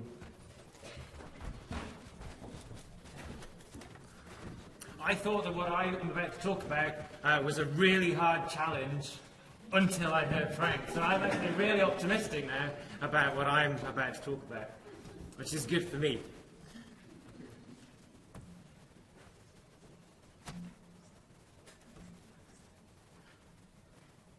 Okay, I'll just start, and then the slides will catch up with me. So what I want to talk about today is something called Trial Forge, which is a newish initiative focused, as the name suggests, on trials. And what I want to do is improve, or try and improve, the efficiency of trials. And I want to really do that by focusing on a couple of things. A lot more coordination and a lot more collaboration. And I'm hoping that by the end of this, there's a little bit more hope, if you like, for something positive. So it's not just doom and gloom, although inevitably, here comes some doom and gloom. This is a fantastic quote. Now, I'm really interested in trials. Now, if we think about how important trials are to evidence-informed healthcare, they are right at the heart of systematic reviews, which are right at the heart of guidelines. The care that all of us receive is influenced by what is written in guidelines, which is heavily based on trials. Millions of people have care provided to them based on stuff coming out of trials. Trials are right at the heart of evidence-informed healthcare, which makes it really strange, as this person, Monica Shah, points out, that the evidence base that we have to inform our decisions when we design a trial, or we make decisions about how we are going to run a trial, or the analysis of a trial, or the reporting of the results of our trial.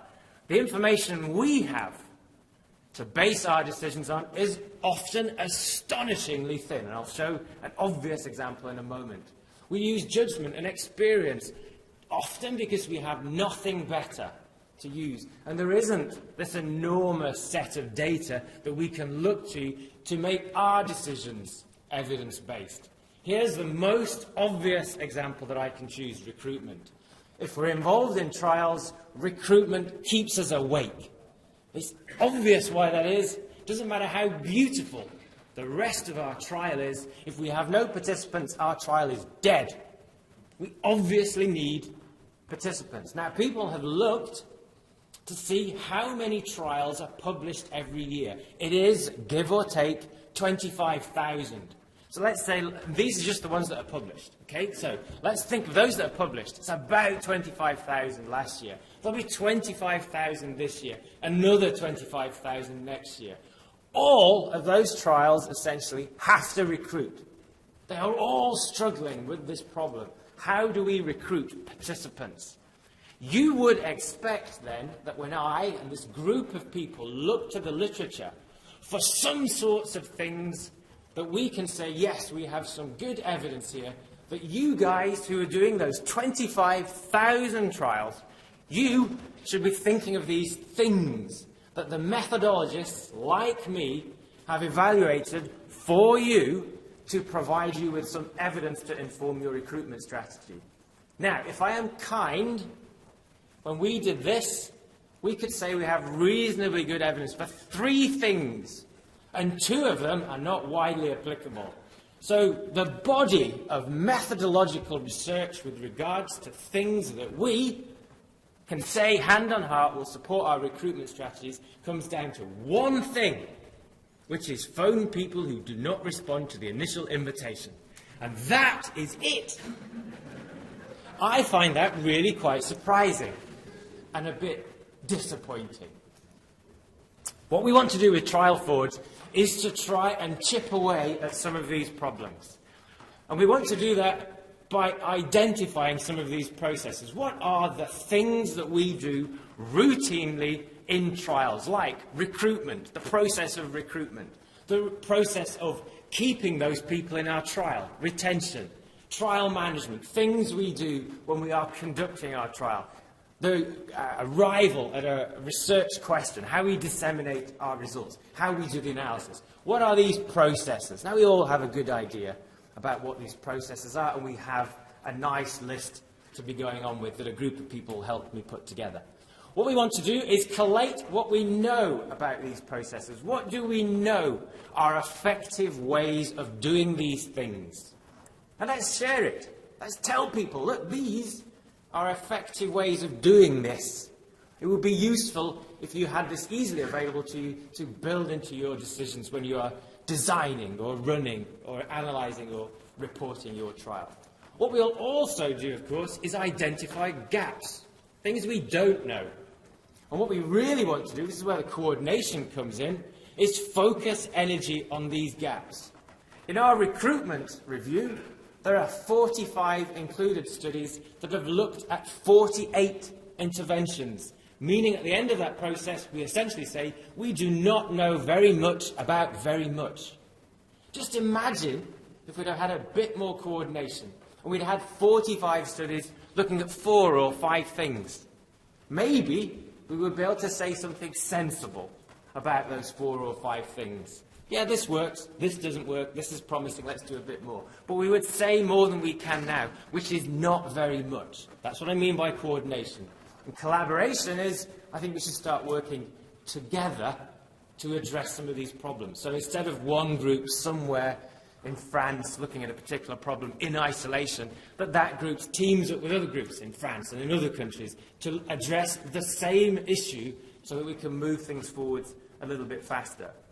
Now, this idea is being developed into what is right now a very early-stage website. We're trying to build something that will help people find out what we know and also will help people contribute to this gap identification. All these coloured lines are parts of this pathway. We want to provide really to-the-point information. This is a list of things you really, really should be thinking about. And if you are interested in recruitment, these are packages of information that you really, really should be able to use quickly and easily in your decisions based on evidence. This is a thing that we do not have evidence for, but it looks promising. Because of this, why don't you join us in evaluating it? And I'm going to show you an example, sticking to recruitment. So, in that review that I lead looking at recruitment, there is nothing to help trialists think of better ways to select sites for multi-centre trials. Now, talking to trial managers routinely, what they say is, we waste a huge amount of time setting up sites which do not go on to recruit. There must be a better way of selecting sites for multi-centre trials. So, what we're doing here right now, just in Aberdeen, is trying to get trial managers to make predictions. OK, they set up a trial. Let's predict. Just you, as a trial manager, using whatever gut feeling you have, predict whether this site is going to hit its target and say why.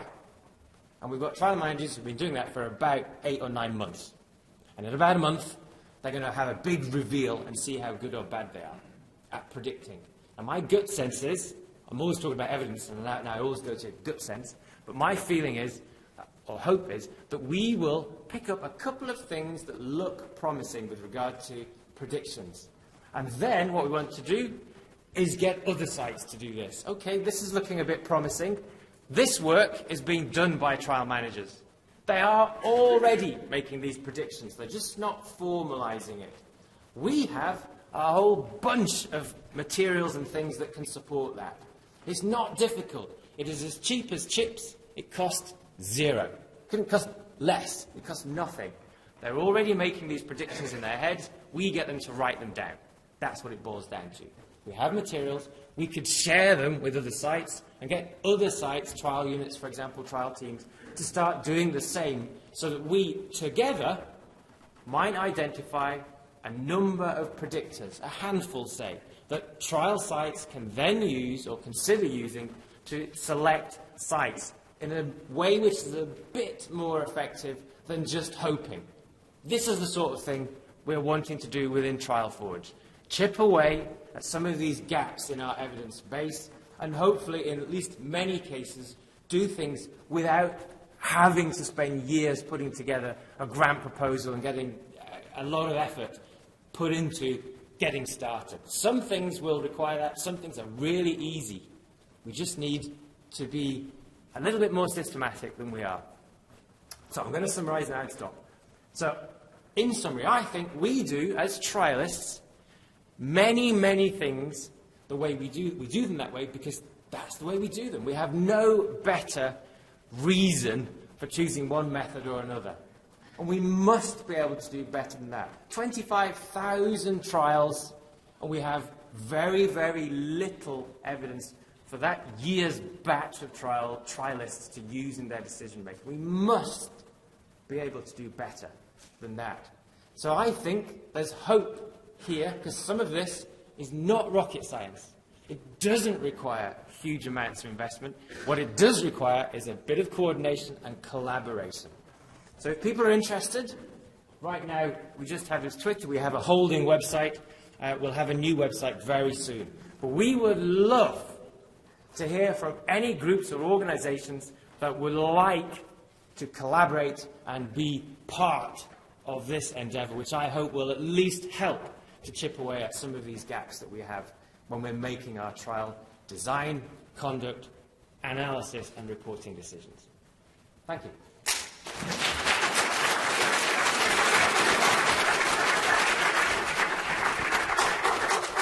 Great. Thank you very much, Sean. We have time for one quick question.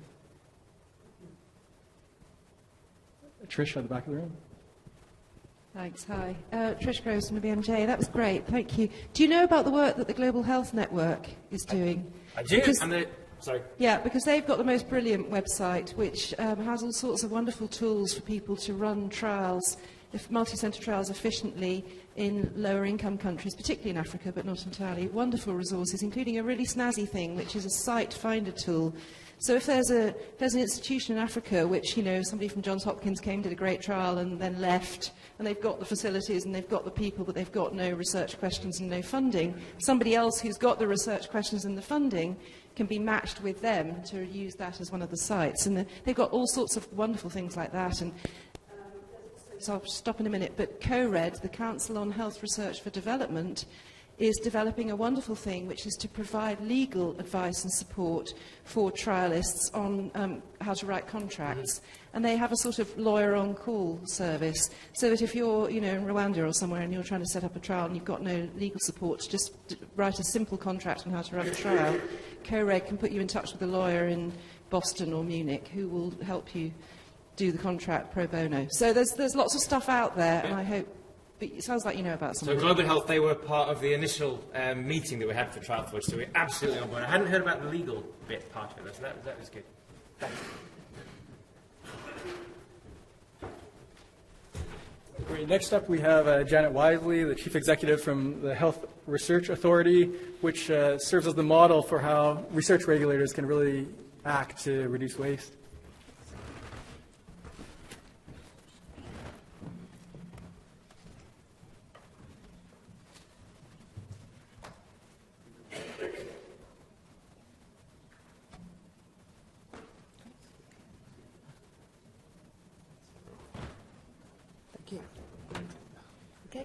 Thank you.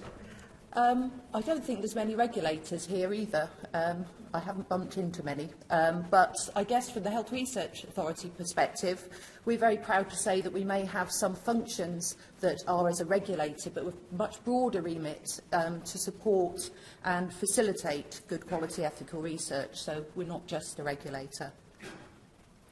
I've only got 10 minutes, so I was going to focus on two aspects, both around governance, which are one of the topics in the original waste series of Lancet articles, so particularly around how you get permission to do research and the Research Ethics Committee opinion within that. From the perspective of the Health Research Authority, we're an English body, but one of the big strengths of the UK is the way that we work effectively across all of the countries. So most of this is actually very joined up UK-wide, and where it's not entirely joined up, it's compatible. So one of the big commitments is that UK-wide compatibility. In England, we're rolling out a new way of approving studies within the NHS, and we're doing that by cohorts of types of research. And I just wanted to share with you the findings from one of the early cohorts, and this was a staff research survey, so didn't even need Ethics Committee approval, that was going to every acute trust in England. We approved it very rapidly and said to the trust no additional assessment or consideration is needed at the site.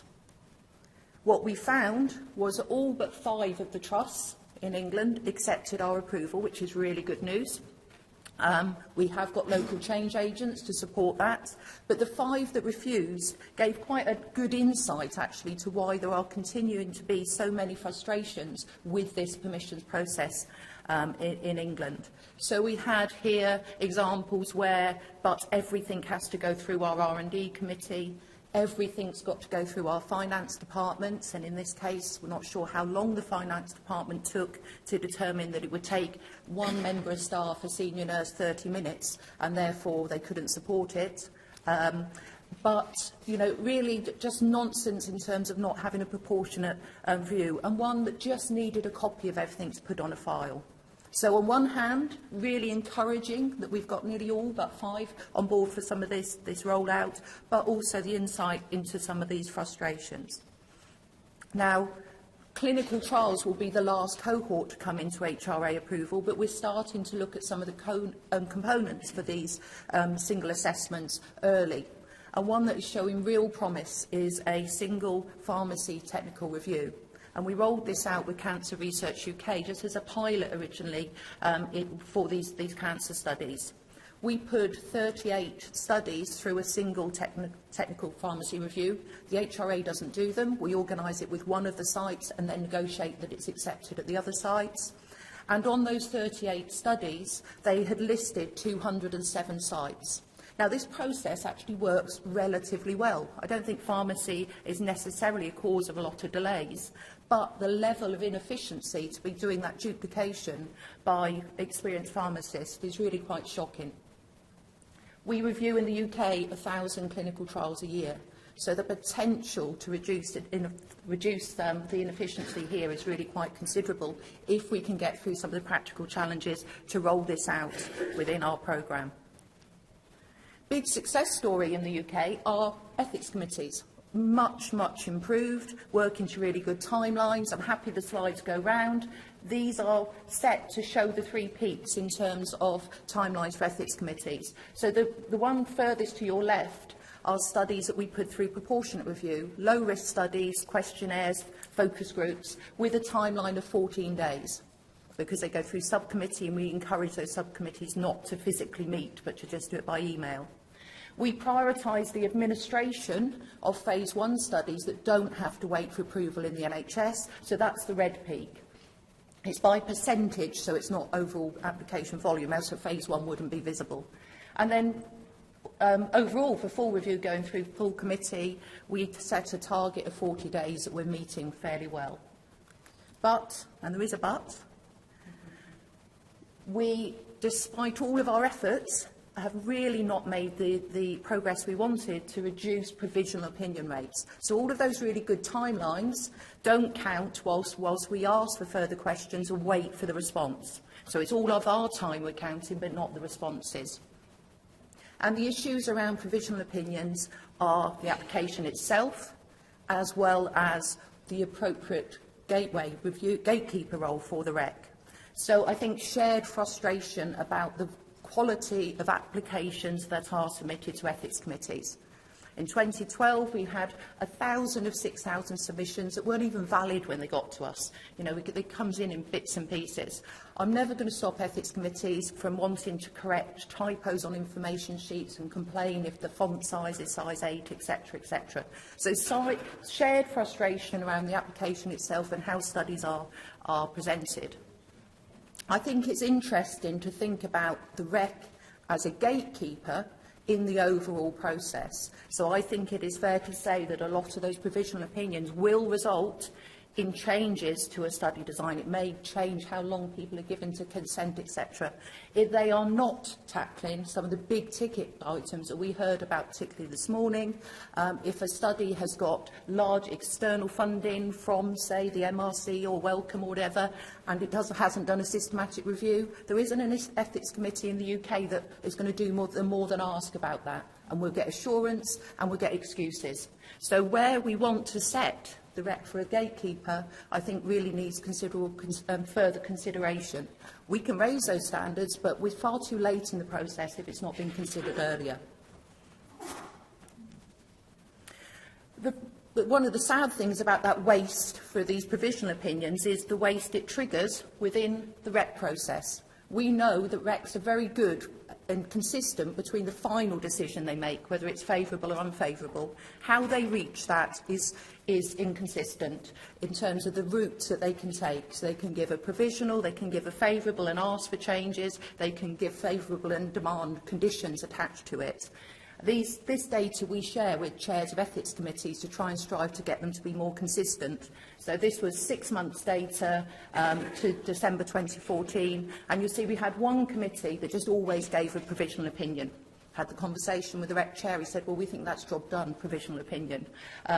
Others, highest combined favourable, 60%. I'm not a statistician, but I think that there's certainly some behaviours behind that that would mean that obviously we've got things still to do to improve the decision, the routes to the decision. Now, we looked internally to compare some of the studies that got unfavourable opinions. We asked patients on our patient panel whether or not they would have approved the studies. And what we found was that actually the range of views for these individuals ranged just as much as they did with the ethics committees. So it was only a small exercise, but we wanted to reassure ourselves that the unfavourables really did have reasons that, that patients would agree overall that the study shouldn't go ahead. And it's really part of our work to try and make sure we're aligning the decisions with the views of patients and the public. We've done a lot of work around public engagement. The model we use is we have workshops with members of the public, we ask their initial views, then we educate them, we may invite researchers to come to the next workshop to see how the views shift. And one of the areas we were asked to look at was essentially the waste in study design, where, for instance, you're doing elaborate consent processes when they're very low-risk trials. But what we found was that there wasn't really good support for an opt-out model. So one of the case studies we discussed with them was just comparing statins in primary care. They really very much supported less information that we proposed, but the opt-in model was preferred. We tried to get buy-in to a zero consent model, and we did manage that when we talked about being randomised for one type of mattress or another. Fair to say that even then there was concern about mission creep.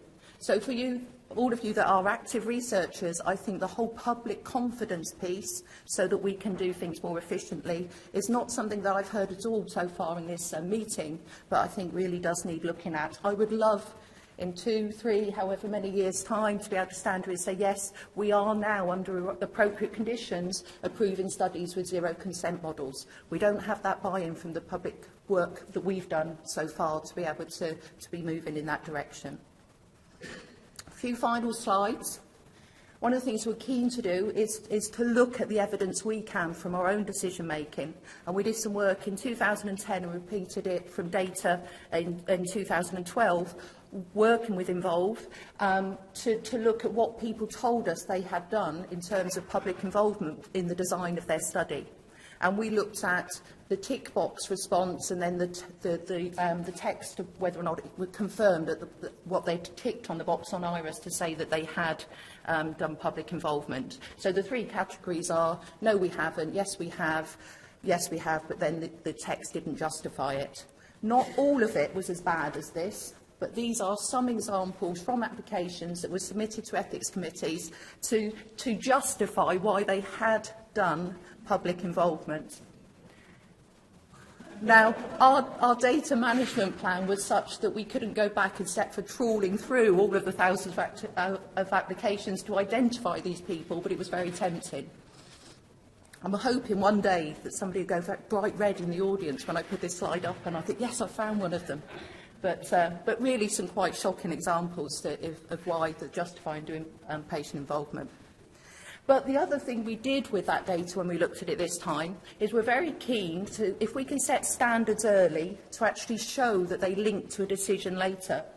And we looked at if you had said you were doing public involvement and the free text justified it, whether or not that impacted on the first decision from the REC, accepting, because funders like NIHR that set quality standards in general ask for involvement, that it's probably a broader quality indicator. And encouragingly, if you look at the top line, the involvement ticked and confirmed compared with no involvement was almost twice as likely to get a favourable opinion at first shout from the Ethics Committee. So again, if we're going to look at what we may be coming back to in 2 or 3 years' time, more evidence of this if we can link to standards around protocols and then have actually the REC outcome linked to that, or maybe even the other way around, where things haven't been done that they should have done early on, that there's unfavourables, and I think that would be very encouraging. So, thank you. I'm happy to take questions if there's time, or I'm around for the full meeting.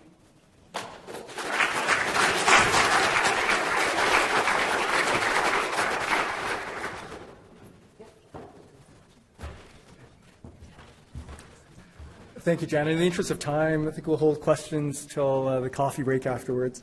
So last but not least, we have Louisa Stuva from the French Ministry of Health.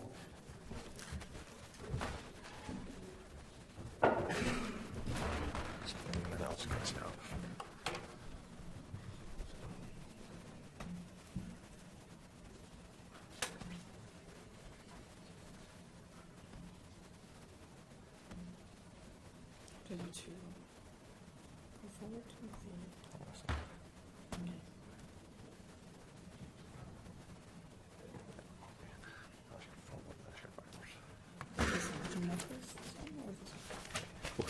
Okay. Hello everyone, my name is Louisa Stuve. I'm working at the French Ministry of Health in the Research and Innovation Office, and it's a pleasure to be here and to share with you how we fund research and also how we tackle the aspect of research waste. So I'm going to present you very quickly an overview of our research programs as well as our current campaign. And then we're going to discuss, hopefully also later, the streamlining, how we streamline submission processes, as well as how we address research waste in the French Ministry of Health. And it's, of course, great to be here and to share perspective with other funders as well, and I've had the chance to do that already, and hopefully also later in the break. So just to start about the mission and value vision of our research office at the French Ministry of Health. We elaborate, implement, and monitor healthcare policies which are sought ideally to be based on the results of applied research and innovation. And the overall objective is to assess health technologies and optimization strategies for the organization of healthcare provision. There were some orientations in line with a large strategy, the National Health Strategy, which is now being translated into a health law in France, which were to simplify and standardize procedures, to balance support for research between projects, both research projects and support mechanisms. I'm going to explain that to you a bit later. To integrate the concept also of healthcare pathways in our research project funding, and also to develop research in primary healthcare in France. It's a very important objective for the ministry, as well as to increase the visibility of France as an actor in clinical research internationally. And we have an instruction for that, a ministerial order, which is published every year for our research call for projects. The one, I just quoted the example, it's unfortunately only in French, but if you have any questions, I provide my contact details at the end. So there are basically 4 research programs which are translated into several research calls for projects. So there's the most famous one, which is internationally renowned. It's the PHRC, the National Hospital Program on Clinical Research. I've heard in some of the sessions that some of you have actually funds of that program. It's been in place, implemented since more than 23 years already, so it's pretty well known.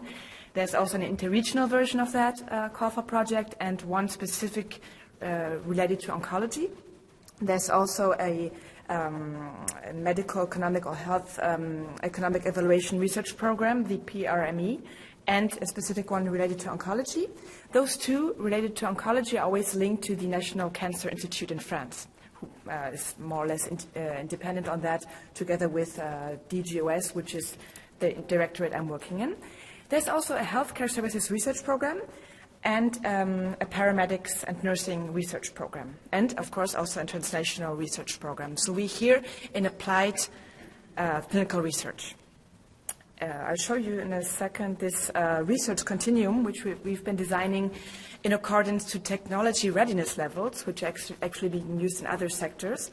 And as you can see on this scheme, is that our programs start with the translational research axis and clinical research, as well as health economics research and more broadly speaking, innovation.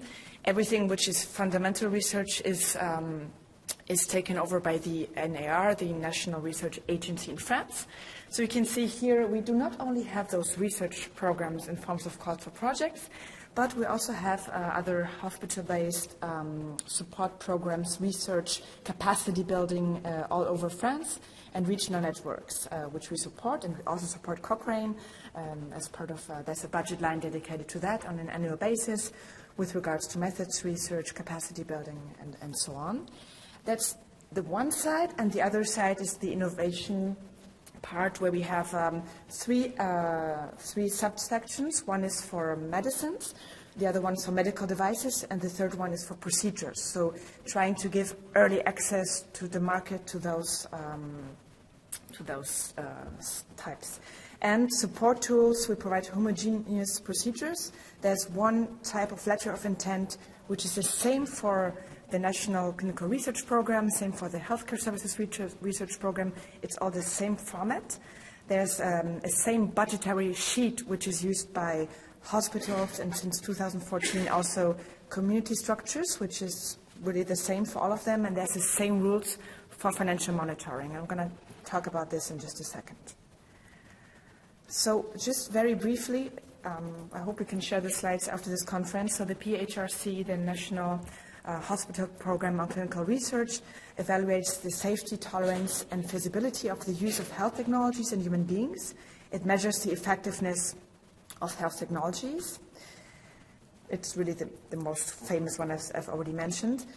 We have also the Health Economics Research Program with two axes. On the one hand, the Health Innovation axis, supporting comparative studies, aiming at demonstrating the medical economic value of innovations with previously validated clinical efficacy on the one hand, and on the other hand, the axis for healthcare pathways, where it aims at identifying the most efficient healthcare management strategies through comparative medical economic studies. So you see there's a lot in there as well.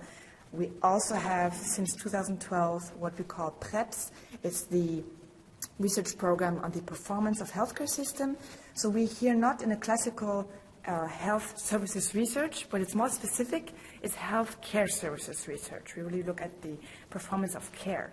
And the focus of this PREPS program is larger than the one of its predecessor, which was solely focusing on the quality and safety of healthcare. It was called PRECOS. And also we had international researchers on this project involved as well, so you might have heard of it. If not, I hope you're going to hear a lot about it soon. So the research field, so among those objectives is that we develop, those programs, PREPS develops new forms of care for patients, and it improves the performance of healthcare providers and the quality of practices and an optimization of healthcare pathways as well. So it's pretty large focus, as you can see.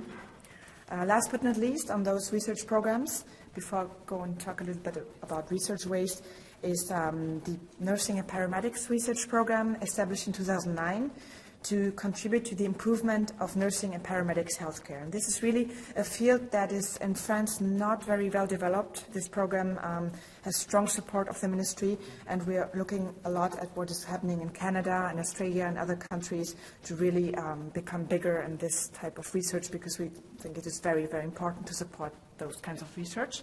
And to provide knowledge based on scientifically validated basis to contribute to the continuous improvement of these types of care.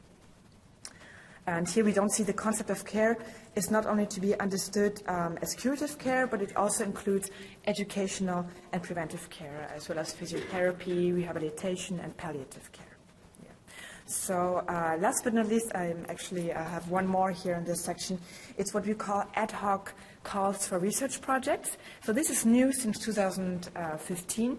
It means that if there's a specific need for a public policy evaluation, for example, or research on research as well, since we've been talking a lot about this, this can be, on an ad hoc basis, be formalized in a ministerial instruction, and then there's a call for projects which is being launched on an ad hoc basis. And we have those 4 examples here, which you can look up online if you wish.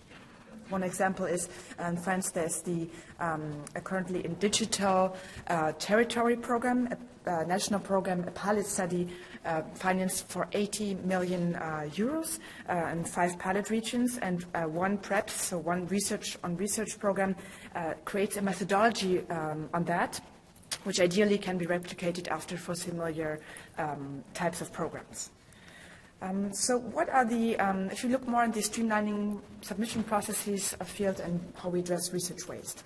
So what are the approaches which we've been developing since 2013? Why 2013? I mentioned to you earlier the National Health Strategy, which has been very important for our restructuring efforts. So we try to decompartmentalize our research programs by really creating this research continuum which I've showed you, to see that there's a logic for all those, that there's a continuum of those research programs. We also enforce readability of those programs. There's one program per research field. Flexibility is also important, as Each program is therefore translated into such a call for project, as well as quality and ambition. And this is something which I would like to underline here in this Addressing Research Waste conference, is that we do not thematize our calls for projects. We do not give any subjects, because this would it could potentially create artificial quota, for example, for research that we impose. No, we don't give any topics. Researchers can propose the topics that they judge important, and then we have selection panels of renowned experts who then select in 2 steps: letter of intent, standardized letters of intent, and then the whole research project, what needs to be funded. So, and the only common priority, which is not the only one, of course, but is at the same quality, projects which focus on primary healthcare should be prioritized. But still, there's lots of research in all different fields. So what also happens is, one more minute? Okay, sorry. But what we've been doing is we've been trying to simplify selection processes, to better articulate those calls for projects, and to have researchers save time. With this letter of intent, they do not propose whole protocols, research protocols, but they just have this short letter of intent, and we really try to make it easier for the research community. And as I mentioned also earlier, we have a focus on primary healthcare. Since 2014, pluridisciplinary health homes and health centers can also apply for our research call for projects. There's one more aspect I would like to mention, is that we fund research only based on progress. So there's 5 steps which are here explained, unfortunately only in French, but I'll be happy to translate that a moment for you. So it means that there's steps of research, starting with the regulatory steps, ethics committee, etc., going to inclusions of patients, up to publication of a manuscript. Those steps are being, so we fund stepwise, and this is a process in place since 2013. So let me conclude. I just show you some numbers of letters of intent which we have, and budget may be interesting for you, and the increase in budget as well. We have committed, so it's not spent, because I just mentioned to you those that we have step-wise funding, but 137 million euros in 2013. So 2013 we're committed to those calls for research projects. And let me conclude. So we try to foster consistency and complementarity. One of the challenges is the recruitment of independent experts and the establishment of those selection panels, which have a large responsibility, as you know. And since we do not have found adequate ways of compensate them, especially if they are from the community setting and not the hospital setting, because from the hospital setting we have a specific budget line dedicated to the expertise effort, as we call it. Another challenge is how can we translate those research findings into practice, of course? How can we make decision makers use them? The challenge, of course, also to address access to research protocols and outputs. All this discussion about open access and data sharing is key challenge for us. And the way forward, can be illustrated with some of those questions. How can we design, conduct, evaluate, and research also organizational innovation? We have not found the answer yet. Also, how can the impact of funded research be measured beyond publications? This has been raised here beforehand in this conference. And how can we make researchers ask themselves this question? And last but not least, how can we introduce a mechanism in selection panels, as I just mentioned, that can directly target the issue of research waste? Shall we maybe build up an interdisciplinary task force on that? Thank you so much for your attention. As references and contact.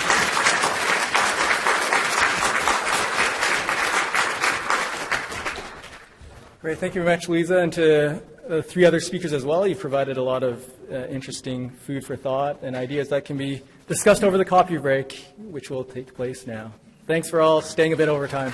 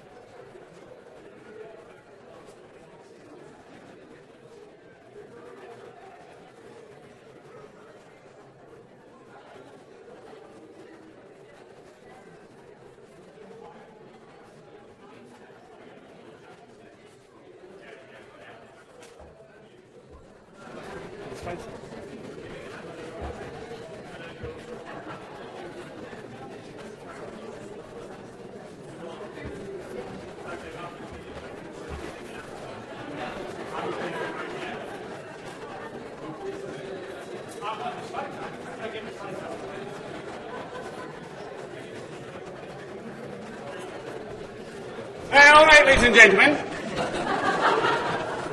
This is going to be a bit of fun, I think. Get you a bit awake. Rustam says I have to be finished by 6 o'clock on the dot because he's walking you up to Salisbury Crags again. And those of you who then don't agree to undertake at least 3 activities in reducing waste will be walked off Salisbury Crags. So, not done this before. This will be interesting. The idea is that there are, as you probably appreciate, there are a number of cottage industry organisations in this space.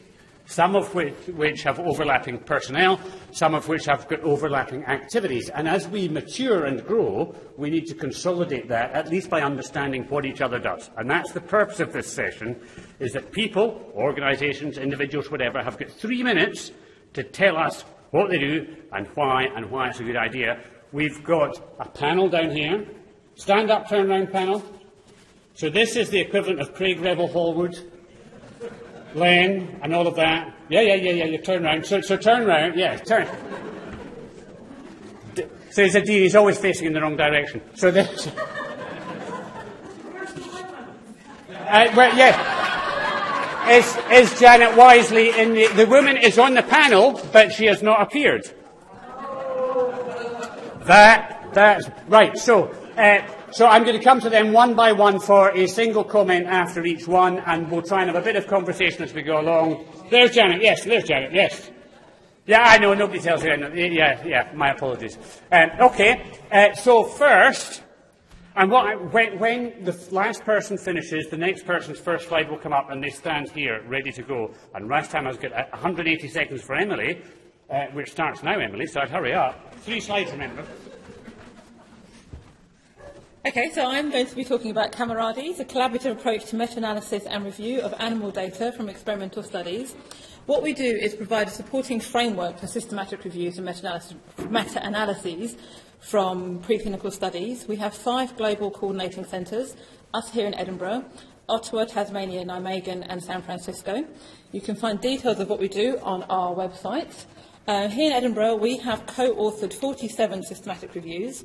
We published 2 step-by-step guides. One is a guide on how to critically appraise these types of reviews. Another is how to actually conduct them. We've also been involved in reporting guidelines. We host a library on our website of all the systematic reviews that have been conducted of preclinical studies, and we advocate for peer review and publication of protocols. The resources that we provide are in collaboration with the NC3Rs. It's called SERMAF, an in vivo systematic review meta-analysis facility. We have covered reviews of a range of diseases, and the tools that we provide, we think, establish where waste occurs. Firstly, by providing a platform for protocol registration, so you're aware whether other people have conducted a systematic review which you wish to embark on. You can also look at whether people publish what they said they were going to do from the protocol to the publication. Our systematic reviews establish where studies report measures to reduce the risk of bias, which we've heard a lot about in this meeting. Meta-analysis identifies whether these risks of bias tend to overestimate treatment effects, and we also assess for the presence and impact of publication bias. We've been involved in monitoring improvements in research. This has been in collaboration with 2 different biomedical journals. The Nature Publishing Group, where we've looked at whether the changes in their editorial policy has led to improvements in the quality of the reports that they publish. And also we're working with another journal doing a randomised controlled trial to see whether mandating reporting guidelines leads to improvements in the quality of the work that they publish. Our future directions, 10 seconds extra, please. Our future directions are looking at the utility of different outcome measures in the assessment of animal studies. For example, in neuropathic pain, we've looked at whether we've compared a common method to assess outcome in the pain models, a human mechanical measure versus an electronic version of this test, and we see the electronic version requires fewer animals to still have the same power. We're looking at when you have sufficient data to move into clinical trials, and we're also looking at using automated tools like content mining and text mining, both for systematic review and meta-analysis, but also to ascertain the risk of bias in research. Thank you very much.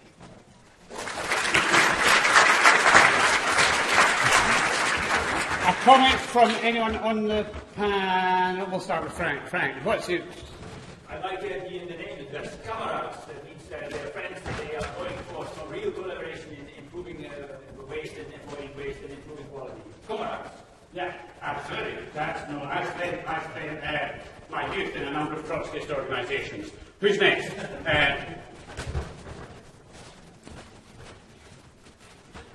Right, introduce yourself, tell us what you're doing and why you'd like the job. I'm Tim Scott from the University of Utah.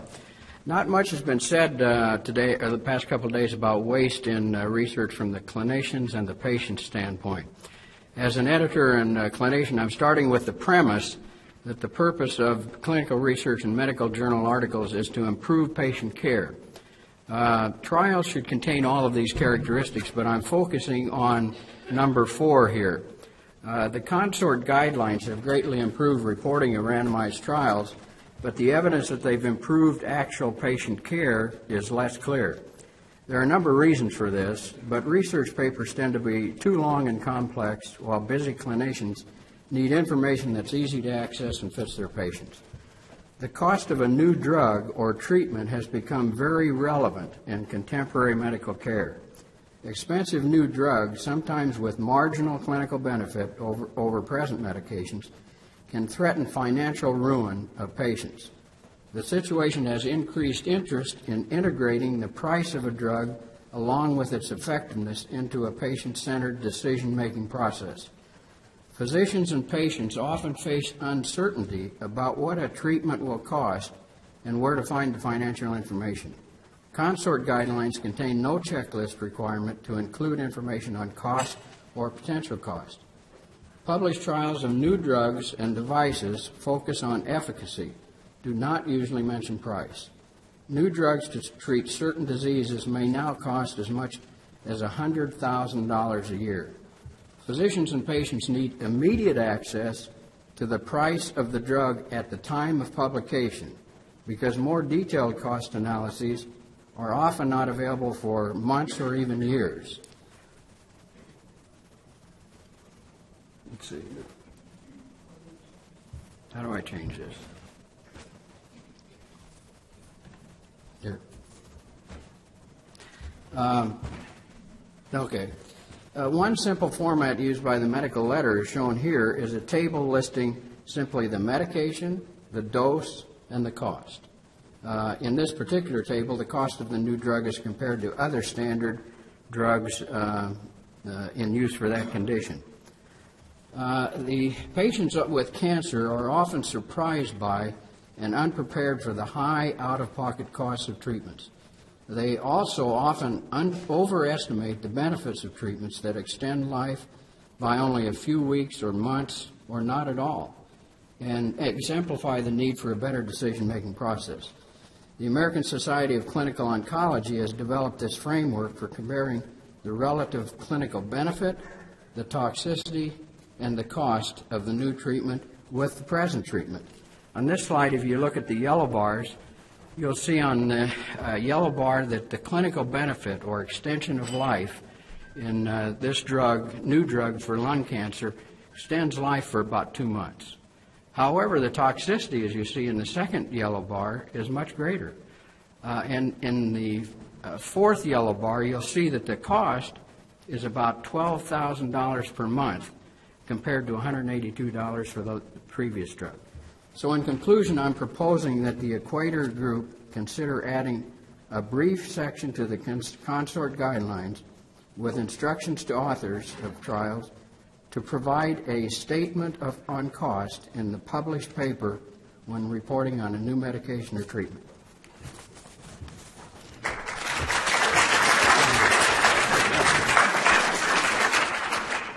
Thank you very much. Dan, comment.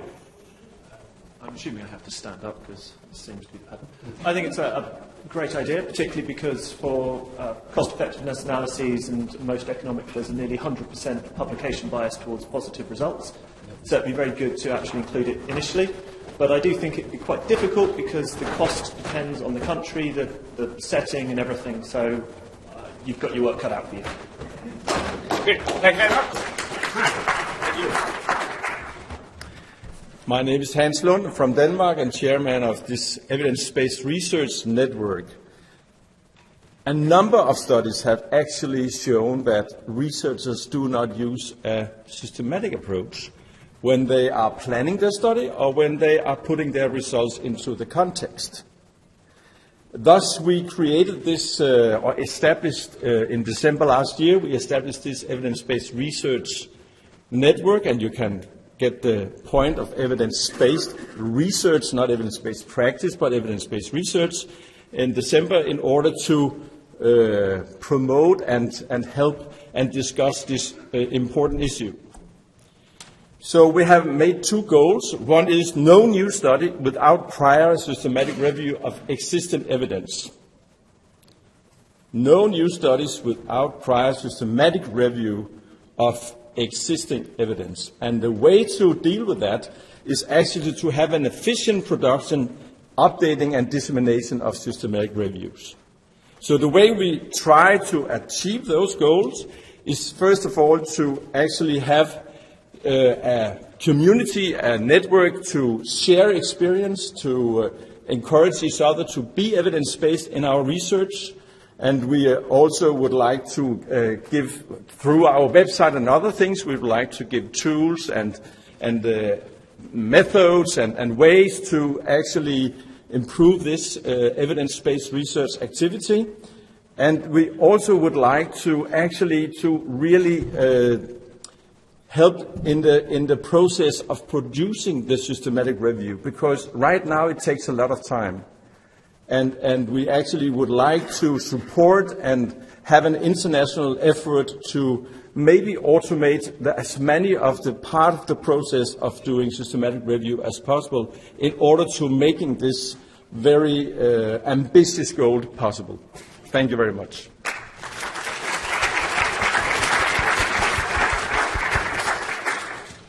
David. I think it's impossible to argue with the goals of it. I would have questions about how it overlaps with other initiatives. I think I'd also have questions about your acronym, but I do like your logo. So that's thank you. Great.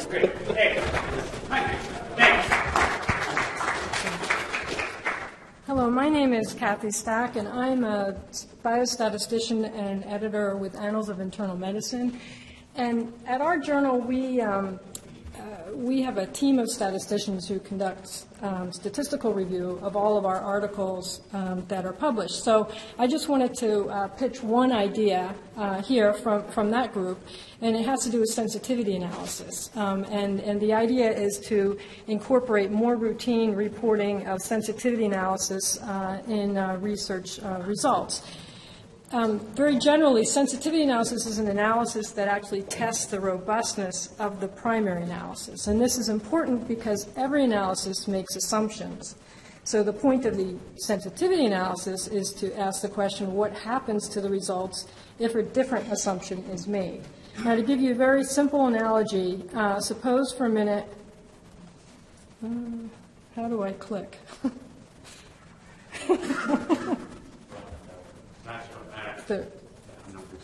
So I was trying to do the mouse here. Oh, okay. Okay. Suppose for a minute that our primary analysis is a rock. Okay, and so the idea here is the sensitivity analysis, we're going to see how much force we can place on this rock to make it crack or make the primary results change and the conclusions possibly go away. So, for example, we might want to ask what happens when we consider alternate methods of analysis, or we might want to ask what happens if we make different assumptions about missing data, or if it's in the case of an observational data analysis, we might want to ask what's going to happen if we make an assumption that an unmeasured confounder does in fact exist.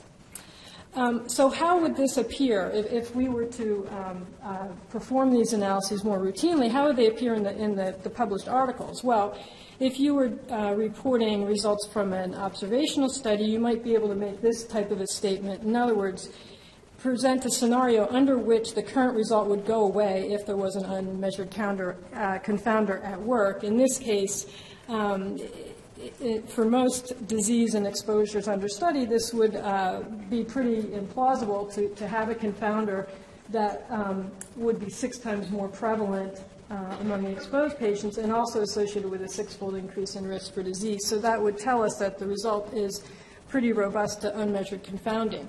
Another example would be in a situation where you have a randomized trial with dropout. And if the sensitivity results were presented along with the primary result, it would help you here to see how robust that result is to different assumptions that you might make about the missing data. So in this case, you can see that the results under the sensitivity analyses are becoming less extreme, moving closer to the null, and some of them are also no longer reaching statistical significance. Okay, so why now, and am I done? To summarize, this will help reduce spin. They're not consistent with the themes. They're not being reported routinely, about 20 to 35% in some recent summaries. The statistical methods exist. There are some that are in work, but there are some that exist, and it's an opportunity for education because we find with author there's a big misunderstanding in the strength of them. Don't go yet. Don't go yet. Stephen, you have a comment. So, of course, I really like this. I think this is great. I've seen it in health economic modelling sensitivity analyses, and it actually gives you a feel for what the data is. I suppose concerns about statistical methods and multiplicity, and do you have too many cracks at the data? But actually, that's a good question. This is totally different. This is a different. We're looking. What do we have to do to make it all effective? Multiplicity really is not an issue. you've exposed my lack of knowledge, which gets you a thumbs up. Thank you. Thank you very much. Next. I'm Amy Cannell. I work at Biomed Central. I'm an associate publisher of Open Data and Health Sciences, and I'm going to talk to you about a project we launched yesterday. So everyone in this room is very familiar with the inefficiency of research. We can fix that through tools to make things easier for authors, but we've also got to fix it through behavior and the culture, and that's the hard part. So if we're talking about changing culture, we have to talk about education, we have to talk about things like incentives. So what are the current incentives? The author list, your place in that author list, and the journal impact factor of the journal you appear as an author. If you've ever actually said this before to someone outside research, it's ridiculous. It sounds silly. It's a broken mechanism for credit. It doesn't work in the modern world, and it's bad for science. So the question is, can we reimagine a mechanism for credit? And can we do so by maybe thinking beyond research products, but skills and behaviors that we want to contribute to good research? So this is a project with Mozilla Science Lab, ORCID plus Biomed Central, Ubiquity Press. We're using infrastructure that already exists within Mozilla. It's an open badge infrastructure. The API is already there. We're using ORCID IDs to create a digital credential that's fit for a world we live in today. So these aren't just badges. They're not just an image. They're actually data packages. So they come with all sorts of evidence behind them, criteria, who issued it, all sorts of very useful metadata. The image can actually change. It doesn't have to look like a badge. And they're based off, for the first instance, they're based off a taxonomy that was created by the Wellcome Trust, Digital Science, MIT, and a whole group of other people. It's 14 roles of contributorship. So it's everything from data curation, funding acquisition, resource acquisition, etc. 14 different ways someone can contribute.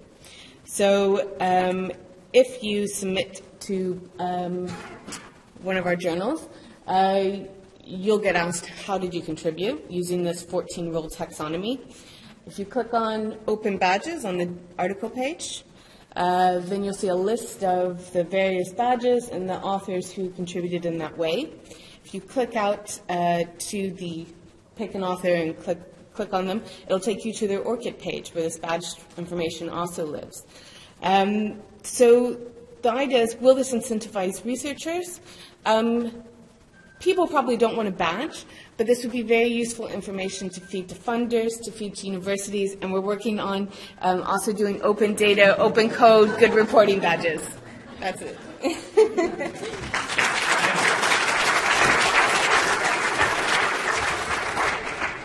Richard, do you have a comment? I have to say the last person who's going to speak is very big and broad in Glaswegian. If he's got no time left, the rest of you will be in trouble. Sorry. Hi, I'm the patient on the panel. I loved it, because so much of what I've heard over the past 2 days is actually focused on one half of the conference, which is actually about cutting the waste. And this is all about adding the value and actually the people who do the good work. And we raise our kids by praising them, not by criticising them at every step. So anything that rewards people doing good stuff and helps identify them has to be a good thing. So I not only hope you win this evening, I hope you go on to win a Nobel Prize. But one thing, if you're really going to reward everyone who takes part with a badge, then actually every single patient who participates in a clinical trial should get a badge too. Cheers.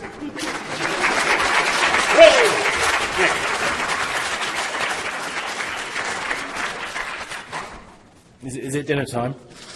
My name's Tim Sprose and I'm an epidemiologist from Oxford. So here's my idea to reduce research waste. Do you remember when you were a kid and you were sitting at the dinner table, maybe with your parents or your grandparents, and there was some chocolate cake or something sitting on the side, and you said, "Can I have that now?" And this was the response that you'd always get. Now, for about the last decade, I've created one of a large epidemiological study called UK Biobank, where we recruited 500,000 people aged 40 to 69. But what most people don't know is to do that, we had to send 9 million letters of invitation. And this is basically how we vox pop the population who we invited. About 75% of people, for all the reasons we know, are not really interested in what we've talked about and not interested in participating in research. The little group over on the far right are about 1 in 1,000. And those are the ones who get angry, make noise, and some are very legitimate reasons, but a lot of the things around data privacy and sharing the data are to do with that group. And we reckon about a quarter of people are actually very interested in what we do, and what we found in UK Biobank is about 5 to 10% of them will actually go on and take part in research. So that's quite a large number of people. But what makes me really angry is the fact that I chair a research ethics committee. And what makes me really angry are those researchers who show up every month with their new trial, with their new study, with their new student project, who I know won't complete that piece of research. And we've heard about the perverse incentives from Frank for research, but one of the incentives is actually going after grants, going after monies, going after things you can put on your CV, and actually not eating your dinner first. So my idea is I'd like research ethics committees to be armed with data so that when a researcher appears in front of a committee, we can say, what happened with those last 5 trials that you did? And if they can't answer that question very, very simply, we would say, we'll approve your study when you come back to us and show us that you've eaten your dinner first. Thank you.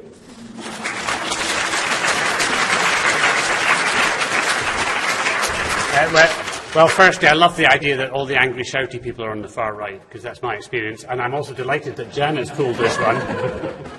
I would say, but I don't like to eat this. In fact, I'll say this over dinner, when we did try and take a similar idea through that got misunderstood, that ended up in court, but never mind, we will persevere.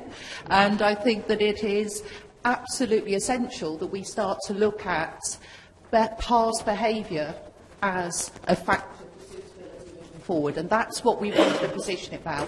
When does failure to publish enough times or failure to register enough times mean that you're not suitable actually to do more studies? So yes, it wasn't a set-up that I got that question, but it was convenient.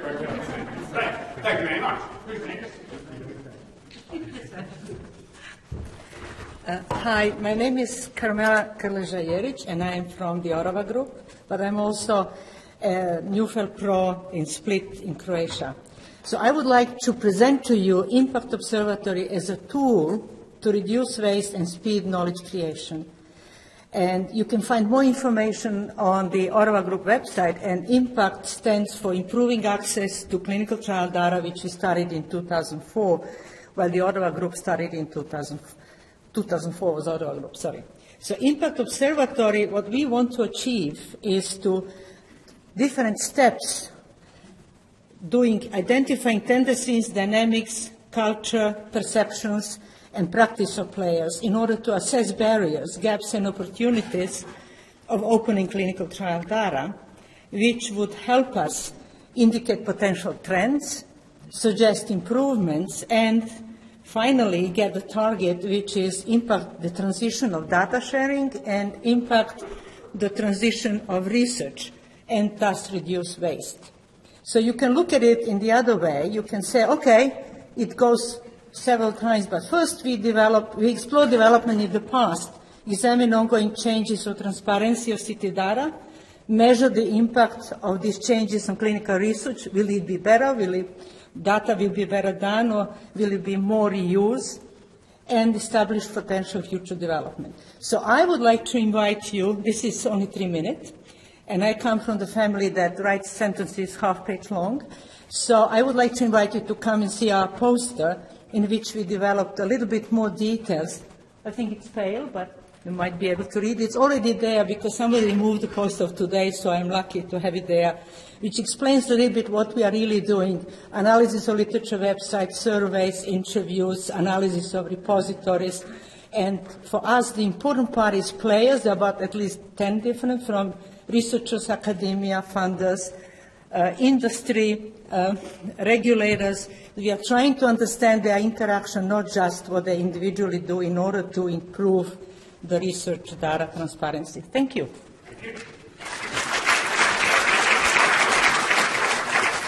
Thank you very much. We talked after my talk a little bit, and I think what is very important in your talk is to understand why things are not happening. So there's a lot of barriers there, and people are no fools, and they want to move, but sometimes the system makes it very difficult for them to move. So I think you will discover the rules why people find it very difficult to move, although they want to move. So we should also talk to the deans and the vice chancellors. I'll start with you. Yeah. That's already agreed. Yeah, that's the deal. Thank you very that's much. a deal. Thank you very much.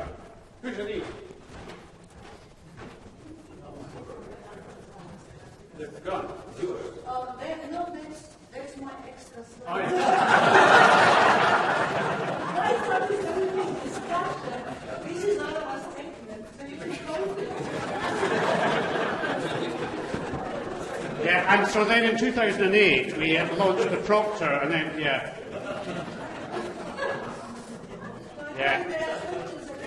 Trust, a toolkit to guide clinicians.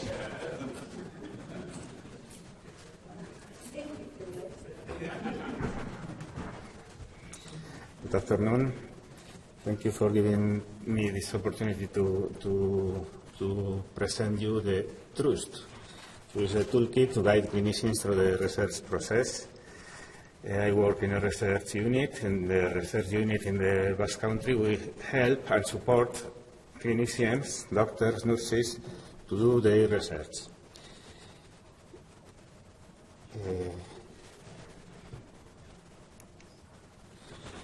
Reading the Lancet series last year was really appalling, and it gave us an opportunity, an excuse to review all our procedures. And we identified up to 38 key points, and after Lancet's recommendation, but not only, we pick it up from many sources like BMJ Partnering with Patients campaign, All Trials campaign, Lind Alliance, box of uncertainties, Institute of Medicine, excellent work on data sharing, and we finished up with 60 actions recommended. 5 of them we consider compulsory to ensure training for research, adequate training, relevance of hypotheses, utility regarding their potential impact in clinic, in society, standardization, and transparency.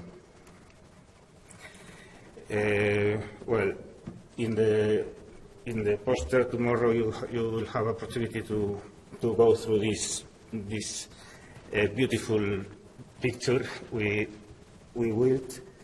But you can see we review almost all the issues regarding research, the adequacy of the research team, the appropriateness of the question, of the hypothesis, methodology, of course, ethics and legal issues, of course, how is going on the work, is the recruitment as expected, there are patient security issues to discuss, and of course, results and dissemination. As we are on elevators in this session, we can see our work like we want to go to the top, to the fourth floor, which means excellence in top quality of research. But we have to start from the ground floor. And in the ground floor, if you don't have your principal investigator card, you don't enter the elevator. The PI card is obtained if you credit previous experience in research or training in good practices of research. We also provide training in these things. The first floor is relevance, taking into account patient's opinion, clinician's opinion, and best evidence. The second floor is utility, potential impact in society, and so on. And the third floor is standardization in methods, in the methodology.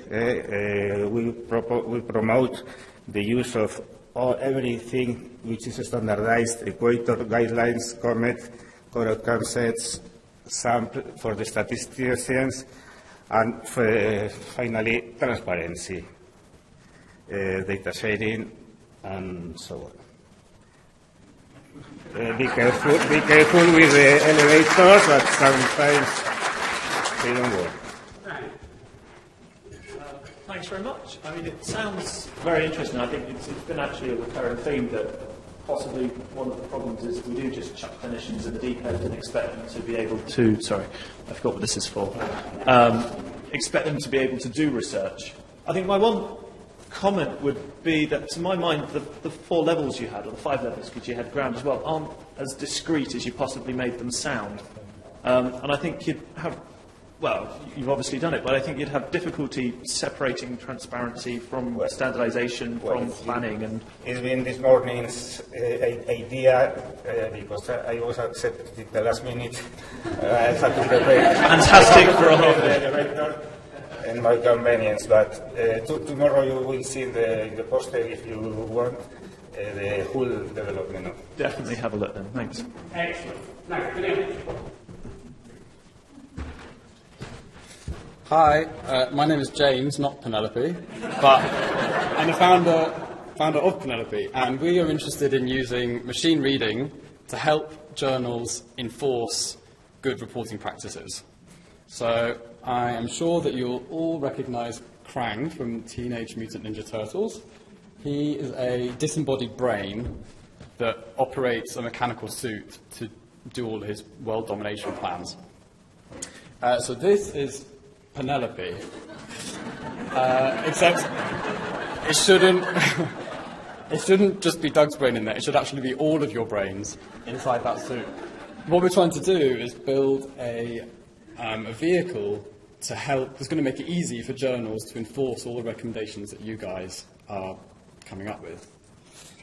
This is what the beta version looks like. So an author comes and uploads their manuscript, Penelope scans it, and then gives instant feedback. So in this example, sorry if it's a bit small, the author's forgotten to publish and cite their data, so Penelope has explained, you need to do this is how you do it, and here are some links that are going to help you. The author can then fix up their work, and once they're happy with it, they can generate a certificate to submit to the editor. So the editor then gets a nice kind of summary of all the checks that Penelope's done, so that they can process the manuscript quickly and with confidence. Penelope can be customized to journals' particular needs and guidelines, and we see her fitting in right at the beginning of the submission process, hopefully becoming kind of an extra member of the journal's workforce. We realised quite quickly that if we wanted publishers to adopt the product, then we had to make a tool that actually made publishing easier, not just a tool that made science better. So this is what Penelope can do already. This is what she can do now. She can make sure that citations and references are all there. She can check for necessary sections, statements, figures and tables. She can make sure that data is cited properly, that URLs have been archived so they're not going to rot. At the moment, we're building checks to look for confidence intervals, accompanying p-values, and clinical trial IDs, and code citation. And then we just submitted a grant last week, and if we get that, we'll be able to do some more interesting stuff in the future. We've also been working with EQUATOR to build a tool that helps authors work out which guidelines are relevant to their work and then gives them the checklist that they need. Iveta mentioned it yesterday, and we're actually going to make this tool available. Well, it is available now, actually. You can use it as a widget. You can embed it in your journal websites for author guidelines, and you could do that tomorrow if you wanted. So if anyone's interested, then please get in touch. So that's pretty much it. We were funded by a small grant from the government and digital science. We've got a trial lined up at the beginning of next year, so if anyone else would like to take part in that, then please get in touch. That's it. Thanks.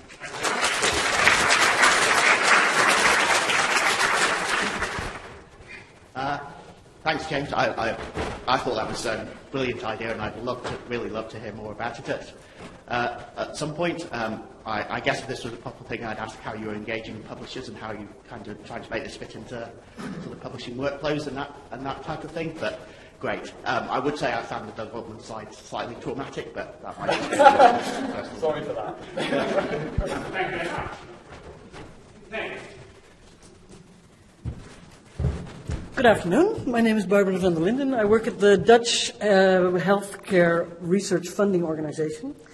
And I wanted to talk to you a little bit about what we do as an organization. I think 3 minutes is too short. I can talk for 24 hours about this, but I thought I'd just give a little pitch, and then maybe we can meet at drinks, and you can meet my colleagues who are also here today, because we are a medical research funding organization. We have 70 research programs. We spend about 150 to 200 million euros a year, and we do all kinds of research, or we program all kinds of research, from fundamental, basic research, translational research, applied research, and all across the borders, from prevention, curative care to long-term care.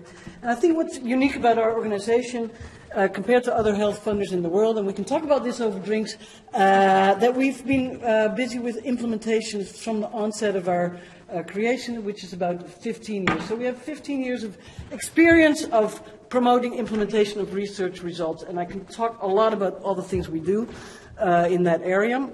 But since 2013, we've been really focusing on, in addition to everything else we're doing, and I think our Dutch colleagues can know that that's true, that we're looking at how can you make research useful for policy and practice, and kind of find a balance between the 4 areas that we've been talking about these 2 days. We've been talking about research quality, we've been talking about societal relevance, we're talking about integrity of research, and we're talking about efficiency of research. And the challenge, we think, is that you won't want one of those to rise up and be the most important, but to find a good balance between those 4 areas. And what are we doing? We are doing actions against research waste. We're making lists of good examples of our own work, but also in the country, national inventory. There are colleagues here today. Gerben Terlidi is here, and he's doing the pitch after me, because we're starting a new program about responsible research practice, and he'll go a little bit more into detail. We're doing a program called More Knowledge with Fewer Animals. My colleague Erika is here. All in the back there. Why are you sitting in the back? Wave to the people. Then you can see them at the drinks later on. You want to know who to talk to. What we're looking at is to find fitting evidence, and we're doing research on alternatives for clinical trials if you're looking at effectiveness, but also mixed methods to have mix between effectiveness and explanatory research. We're doing a lot of work about co-creation, not only saying that you have to do it, but how to find out ways and methods to do that well. We're very interested in using existing data, and we have a whole program on data management and using data from, example, e-health for research also. We're trying to contribute to implementation science, and we're looking also into one important aspect of how to get co-financing to influence research. I think we're working on raising awareness, we're getting good examples, and we're going to practice what we preach to get these things in our programs and not only talk about it at conferences, but put it in our commissioning requirements. And we want to collaborate with everybody, especially at Leeds. Thank you.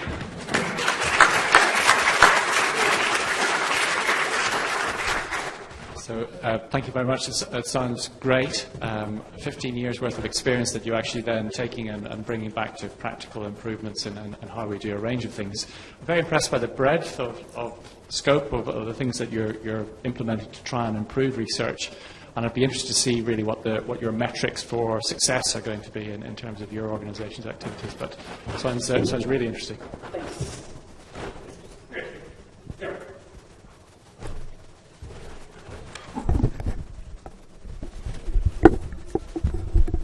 Good afternoon. My name is Gerben Terriet.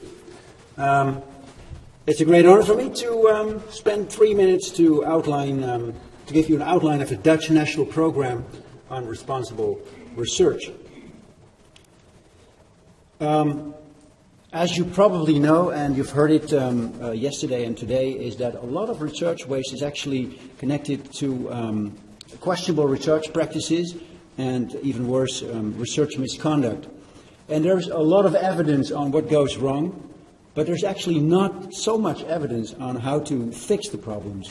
And it's often useful to make the distinction between problems at the level of the system, which Frank, of course, champions, of the research culture in institutions, and problems with individuals.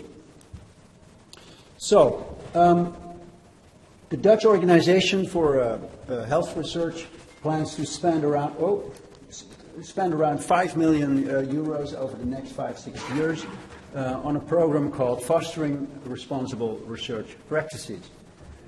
And there are actually 3 main aims of that program. The first is a descriptive aim. We want to learn what currently in the Netherlands are responsible research practice related initiatives and how these initiatives actually function within their organizations.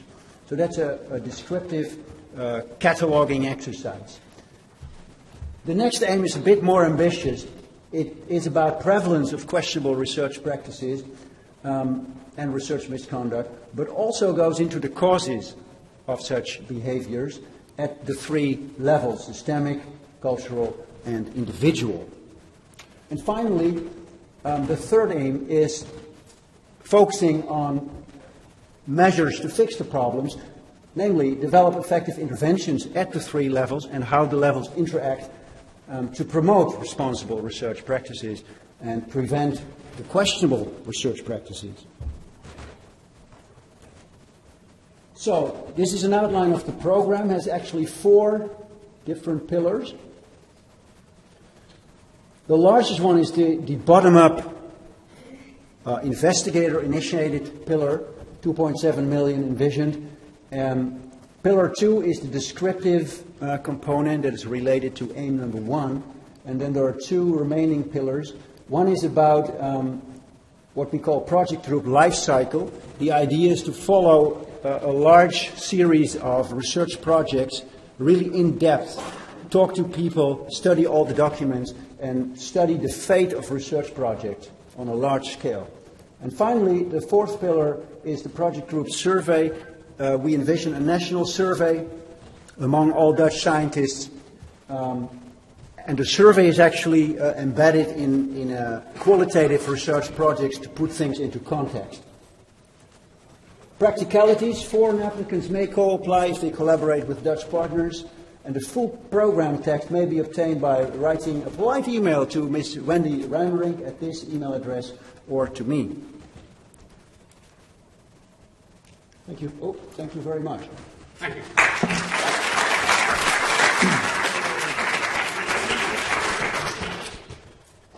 Brilliant. I'm so impressed. My brother spent 20 years living just round the corner from there in Amsterdam. Yes, I'm really impressed. In the 1970s, the Dutch brought us total football. Now you bring us total research. It's absolutely fabulous. What you have done, though, seriously, you have outlined a programme for looking at what's going wrong in research, and you have highlighted loads of opportunities to actually involve your patients and actually talk to them about what they want to get out of research to enable you to actually put it right. So tonight, when you're all gathering at the bar, feel free to buy me drinks and I'll tell you how to do it. It's a fabulous idea. Best of luck with it. Right, is this you? Something completely different. Ladies and gentlemen, there's a Dutch guy, which is he is called Joris Luijendijk, and he published a book that is called Swimming with Sharks. It came out in the translation. This guy is very famous. Joris Luijendijk is very famous in Holland because he wrote the Guardian blogs about the banking and the financial, the city. And some of you may have seen it.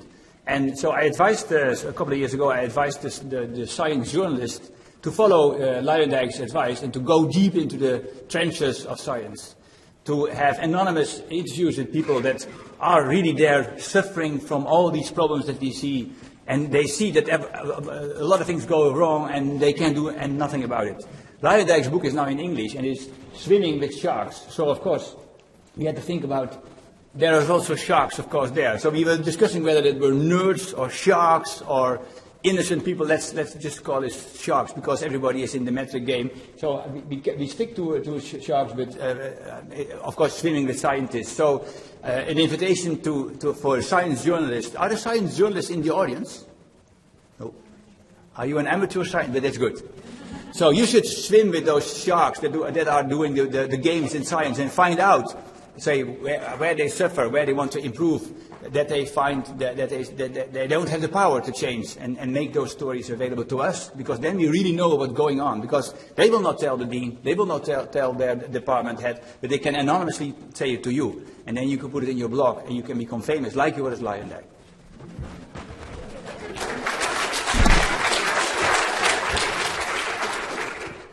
Janet, what do you think of that?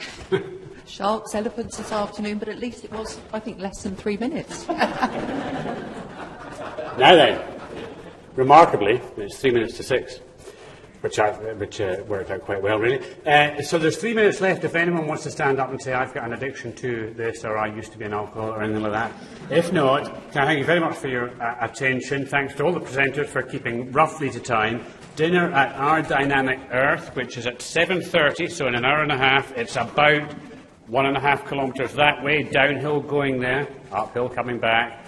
Rustam is leading a walk around Arthur's Seat, leaving in 10 minutes from the front or the back, or whichever way that is. It's a fast walk tonight, is it? Were they too slow for you last night? You didn't say that, right. Thank you very much for your attention today. I look forward to seeing you either later on tonight or tomorrow.